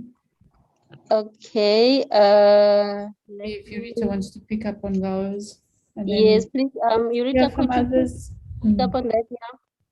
Yes, let me, since we're talking a lot about learning, I do want to mention there's of course learning and learning, which is one of the reasons why I started introducing the idea of transformation in relation to learning. And I think Haila also introduced as transformative learning in the beginning, right? Because, and I would encourage people to read the master's thesis by Vuchilo Modao. So Vuchilo did research on reporting, the reporting that is happening in our government departments. People often complain, in fact, that they're reporting more than they're actually working. And then, of course, the reports have to be verified. So there's a lot of effort that goes into reporting. And there is learning associated with that, with the reporting, but it's learning how to report better, how not to make a mistake, how to set the targets in such a way that you'll meet them, because if you don't meet them, your budget is in danger. And so it's learning, but what Argyris and Schoen called first loop learning, not asking the deeper questions about why are we struggling to meet the targets? Are these targets even the best way to manage a program? You know, and so officials are asking deeper questions. They are asking themselves whether all the clearing of the hectares and all the short-term jobs through the EPWP programs are making a difference, looking back over the 10 years that they might have been part of a program. But those questions, they can't answer through all of the reporting, monitoring that is happening. So there's learning, but not the deeper and transformative learning that one is looking for. I just wanted to highlight that, and Vuchilo's research showed that really nicely. Okay, thanks for that. Maybe I can pick on Henry. I want you to share more about, from a government perspective, your reflections on the TITA project, it having government partners that are involved in a science project like that. Do you want to make some reflection on that? I see you have put something on the chat.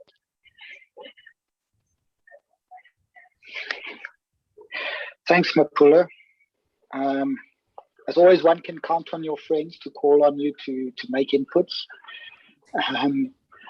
Yeah, so the TITA project was very interesting in that DSI came in on the science aspect of it and looking at the social ecological systems thinking aspect to ecological restoration, which was the NRM project that was actually happening at the time. It was still called the Umzimvubu catchment. For many reasons, we changed the name.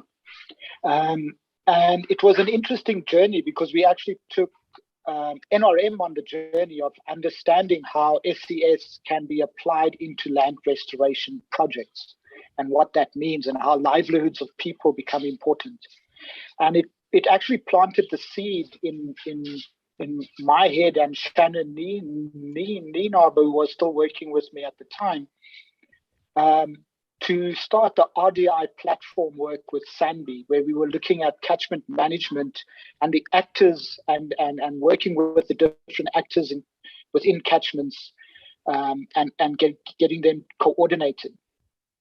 That led to work in Umzimvubu, in Bergen Breda, and we tied up with UEIP as well. And that then evolved into what is now known as the Living Catchments Program, also across strategic water source areas, but a much bigger program. And here we're looking at transformational innovation policy and how thinking around that can be applied, looking at niches and regimes and understanding that better within a catchment sort of context. Also working across multiple catchments. So it's been a journey. I think it started around 2013, 2014. I've been part of it since then and myself evolving and learning and getting a better understanding of concepts that were foreign to me when I started. And it's also, the ecological infrastructure in Daba also brought this community closer together. And all of these things are linked in some way or form. And that's why I mentioned that I see it as social ecological systems thinking in practice, because there has to be a linker, some person or some project or something like that links these things together, because it's not happening in isolation. We all doing things, but sometimes we're all doing it independently so badly that we don't realize we're duplicating effort. And here we've got a program that started, that's still carrying on in Tsitsa, and Nozi stands out in my mind as a very active participant in that process of linking the different catchments, the different thinking, the different departments, including the provinces, not just the national departments, but the provinces as well. So for me, it's been quite an experiment that's lasted a few years. Thanks. Thanks, Henry, for that. That's another important pillar that you're mentioning of the provinces. So we spoke about the cities earlier. Sometimes the provinces are a lost child. For those that are interested, we actually have a project now where we are supporting 4 provinces to develop their climate change response strategies. So if you have a chance, please engage with that process. I'll drop in my DFFE email. So we're working with Northern Cape, Northwest, Limpopo, and KZN. They are currently developing their climate change strategies, and that would be very key. But also I can mention that the DFFE is also working on the climate change adaptation research strategy. So you see the demand side is also, it's there, it's available, it's for researchers to engage with such processes. I know the adaptation team worked a lot with VETS and UCT on their adaptation research agenda, because even the policymakers and Quiruben also is working on the biodiversity research strategy, because they are saying to you, here are the policy priorities. If you are to be engaged in research, this is the things that we regard as important for policy responses. And that I think it's very good developments that are coming up. Let me see, Shirel, do you want to come in? And then I see also Hayla has a question from Josie as well. Shirel?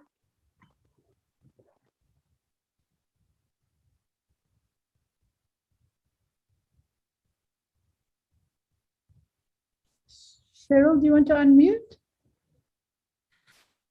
Hi, I'm not sure. You're looking for me, Hela? Yes, I was just asking if you wanted to. Yes. Earlier also, I wanted you to reflect more on that. Yeah, we've had, for the last 21 years, I've been working on the Ndumo Community Project, and we've had a lot of funding over a number of years. And I know what Juretta said is to write reports and to have those targets set well before you even start your program is crucial. The funders need your report written in such a way, and sometimes it gets thrown back over and over. And I think we need to look at this more deeply and to take what the funders need and run with it and give them what they need. But also we need to find answers. Are our programs working? My PhD covered the evaluation of a before and after questionnaire, and that gave me a lot of answers, but it still doesn't show exactly whether we are succeeding down the line. So I would like to learn more about how to set those targets in the right way to achieve better evaluation and monitoring. I don't know if that answers Mapula, but it's a huge learning curve, major learning curve. And yeah, we can only learn from the best. Yeah. Cheryl, unfortunately, it does not answer, but it actually opens a can of worms. Because when it comes to monitoring and target setting, what we found is two things, and Ureta is also aware of this. Target setting within government when you're using the private sector funding, and yet on the other hand, you want to talk about learning by doing, and wherein you are wanting to be flexible to the circumstances on the ground. So the extent at which you can be firm about certain targets, but the extent at which you can be open to learning as you're doing, it becomes very difficult, partly yes for the funders, but including also from government side where you're using public funding and they want specific deliverables and say, this is what you must do. And therefore, if you say you're going to Cape Town, you must just go to Cape Town. Don't say I went via Makanda because there's a water problem there. You must just go to Cape Town. So it can be really a complex discussion on that aspect, I think.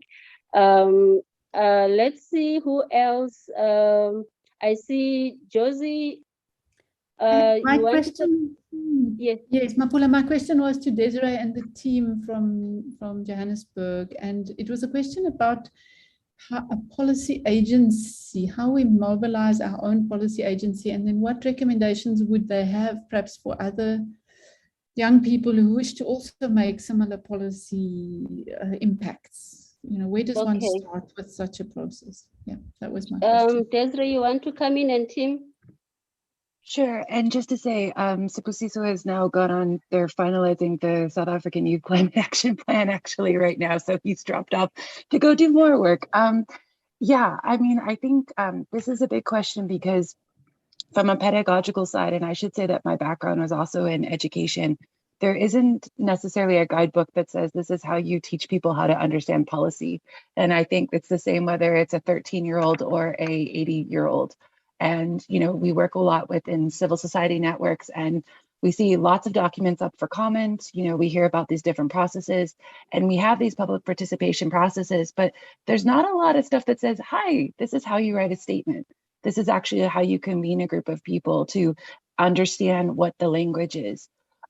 So one of the methodologies that we've been actually using is actually model UN, and then we do a model parliament. And that serves as a nice foundation phase type of activity to get young people engaged in understanding, you know, what these documents are like, what the policy spaces are like. So within Model UN or Model Parliament, we have young people kind of take on roles as policymakers themselves, and they read draft resolutions and they have to kind of step into the role as a negotiator themselves. And they start to develop those tools of negotiation, but also the tools of being able to read, and suddenly they start to understand the nuance in language.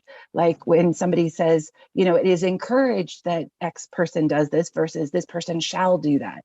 And you realize that you actually have to build up those types of skills.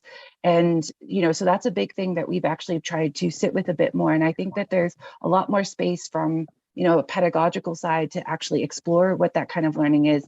And maybe one final piece I'll put that we've definitely been learning as, I guess you could say, an external, informal, non-traditional education type of program, because we work with hundreds of high schools, university students, and out-of-school youth between the ages of about 13 to 25, and in some cases up to 30, is, you know, I think oftentimes we're given a task and we see it as one aspect. Go look and what's your comment on climate change? But when you start to put other pillars as well, you say, okay, what's your comment on climate change in the context of your situation? Maybe putting on another aspect of gender or another intersectional issue. And that is much more how the real world is. And yet so many times we just give people one task and we don't think about how you would, you know, so if a child gets a paper, they must do a research paper on X topic, but they don't situate it in other sort of things. So yeah, I think, I don't know if I'm truly answering the question. I think in summation, what I would basically say is, I think we need to expose people as soon as you possibly can and not be afraid of the policy space too.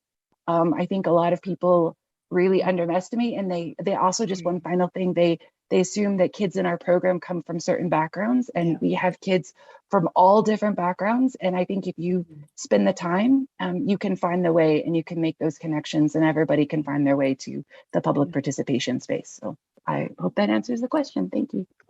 Yeah. Hela, if I could just quickly come in.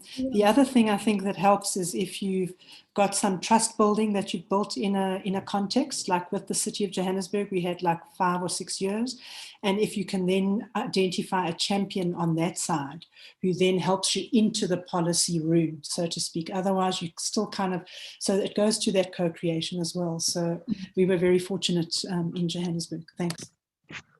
Thanks, Colleen. You know, it just made me think of, actually, as I was listening to Desiree, I was thinking about in the early days, I see Solly is on the platform with us here for this conference. I don't know if he's still there with us, but he'll probably remember many, many years ago, we were asked to do some materials for the schools on the National Environmental Management Act.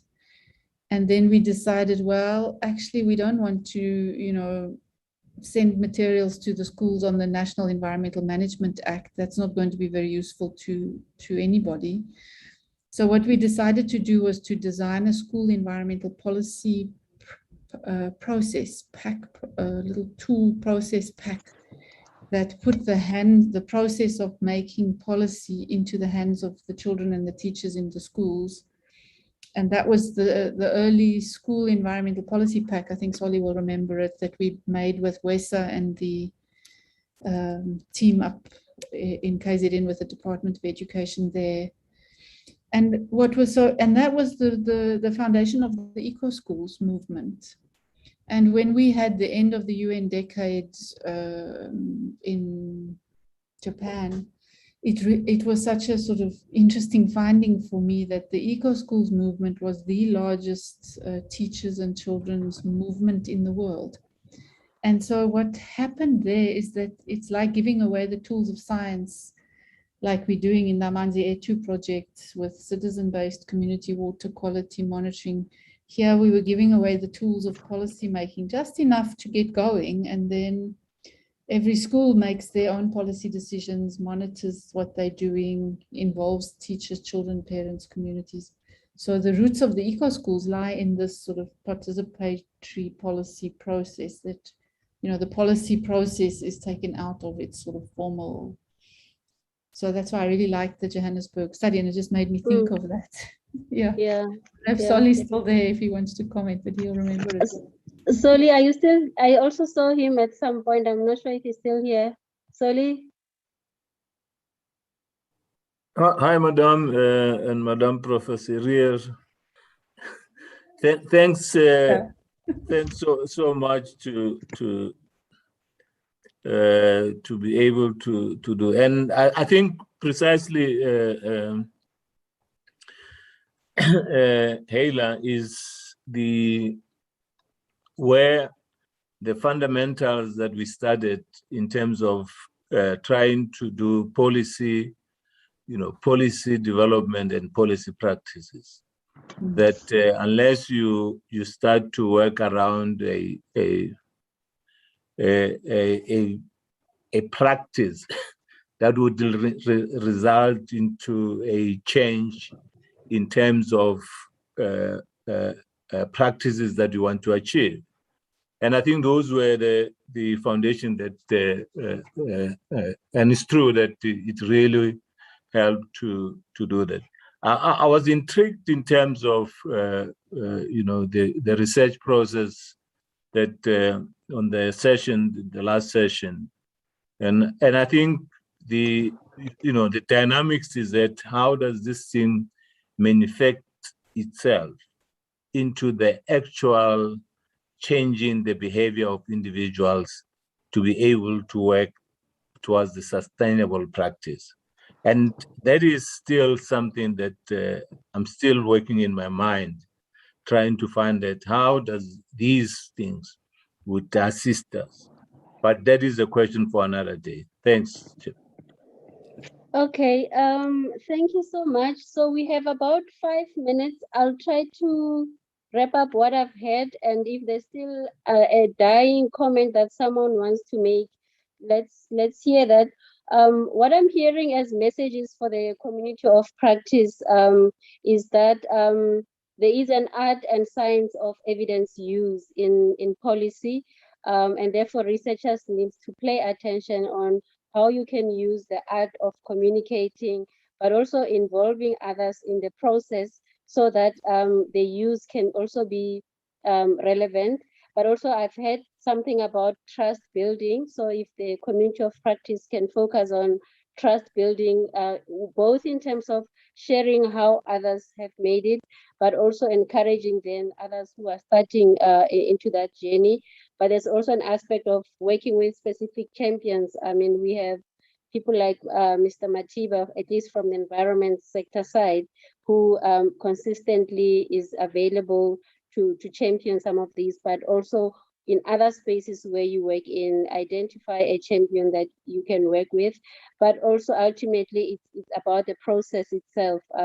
It's not just about having an event and saying, I have this funding, I am going to engage in this project, but it's also about the time you invest in designing the program itself intentionally, so as a transdisciplinary where it's relevant. Of course, there are still those who have to subscribe to monodisciplinary, but for us who have been converted to transdisciplinary, I think, yeah, we acknowledge that it has to be intentional.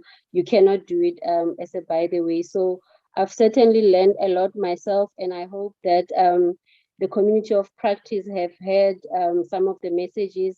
We've exchanged lessons of how others have done it to engage with the policy and practice so that the interface at least is strengthened. And we've also heard that it only makes sense to do it like that because all these three pillars take 10 years to change.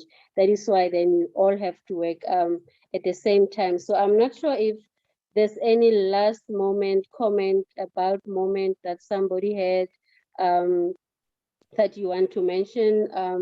But if not, I'll then hand over to Prof. Ureta or Prof. Haler to do the honor for the closing and other announcements that may be necessary.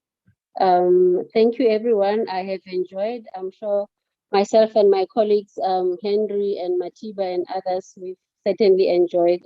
You know, we are always the odd policy actors. We're always with you in these spaces. Thanks.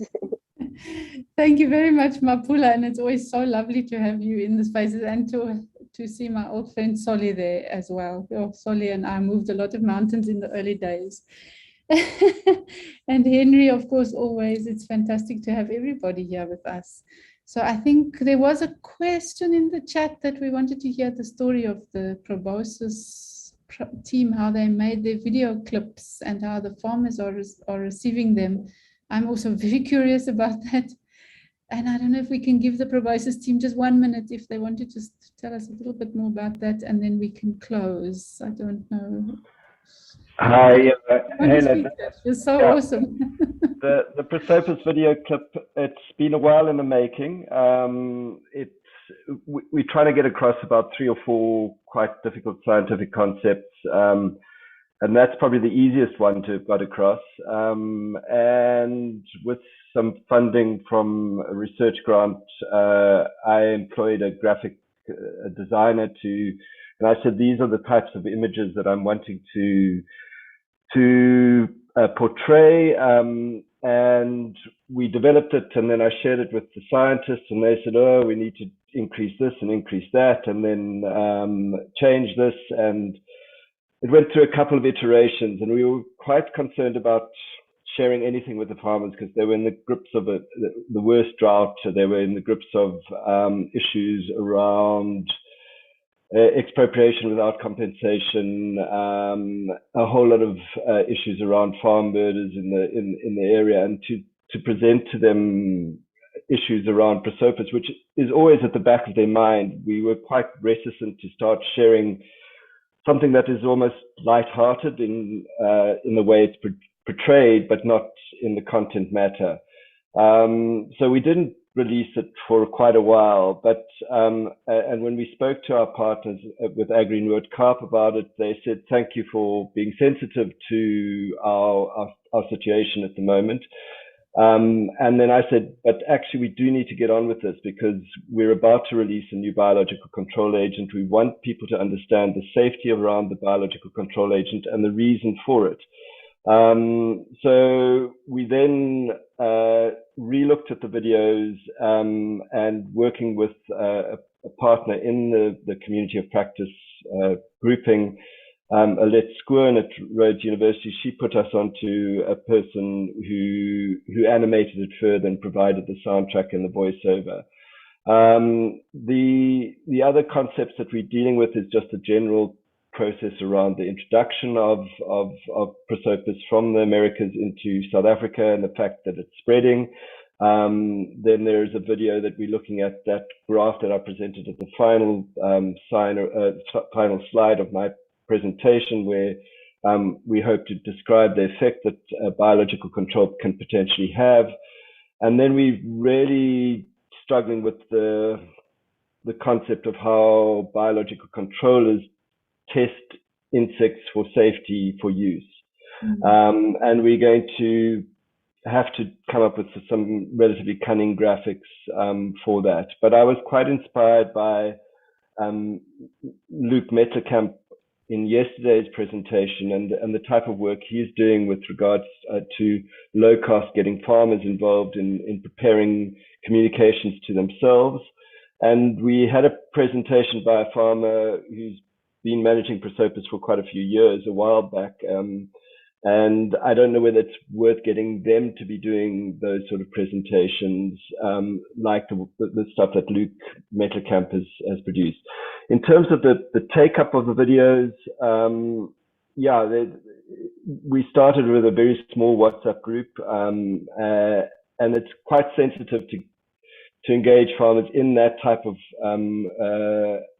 interaction. I'm not particularly au fait with it, but we've reduced the size so that it's not using too much data. And the call was to call me or send a message to me, and we've started to get numbers and numbers and numbers in, which is great. And then likewise with Greta's call, the URL code, she's starting to get more and more farmers. And because of our partnerships with Agri-Noordkaap, the cooperatives, and the Red Meat Producers Association or organization, we're getting them to send the documents out. So yeah, the take up is good. It's slow though. I mean, yeah, we would hope to have 3,500 farmers on our WhatsApp group, but we don't have that at the moment. So, and then Greta's and I were talking over lunch break today about setting up an Instagram group, and I think that will appeal to the younger generation in the community, and we just got to sort that out. There is a Facebook page, but yeah, that's been a bit moribund. So yeah, it's getting there. Yeah. So thank you very much for that. And I think, I really think it was nice just to take a minute or two on that, because so much more of this kind of work is also happening through these different kind of mediums. And I'm sure we'll hear more about that tomorrow. So I think just from my side also, thank you very much to Mapula. I think Eurita said thank you so much also in the chat. It's so lovely to have her with us with such beautiful earrings. And yeah, thank you very much to everybody who joined us today. Eurita, I don't know if there's any other notifications from your side quickly before we wrap up, but otherwise. No, just to say thank you very much. Thank you very much, Hayla. Thank you, Mapula. Thank you to all of the presenters. Thank you for not being put off by me hounding you to keep it to 7 minutes. And I'm so impressed that we're finishing pretty much on time. That's absolutely impressive.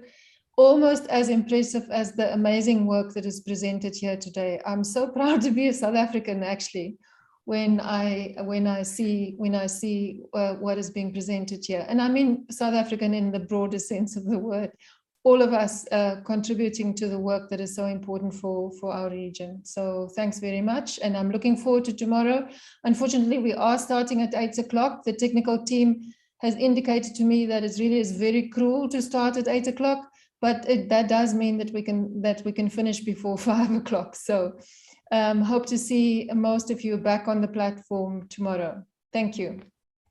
Thank you, Eurita, and thank you for a lovely day. And thank you to the technical team who've been sitting there all day behind the scenes, holding everything going, holding it together. We know what a big work it is. So thank you very much. Have a good evening, everybody. See you tomorrow.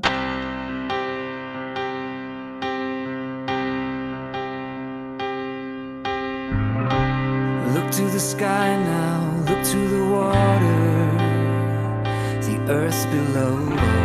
Gravity pulls me, I can't resist you.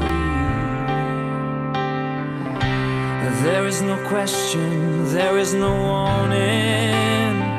You spin me around, darkness is falling, there's only one way out.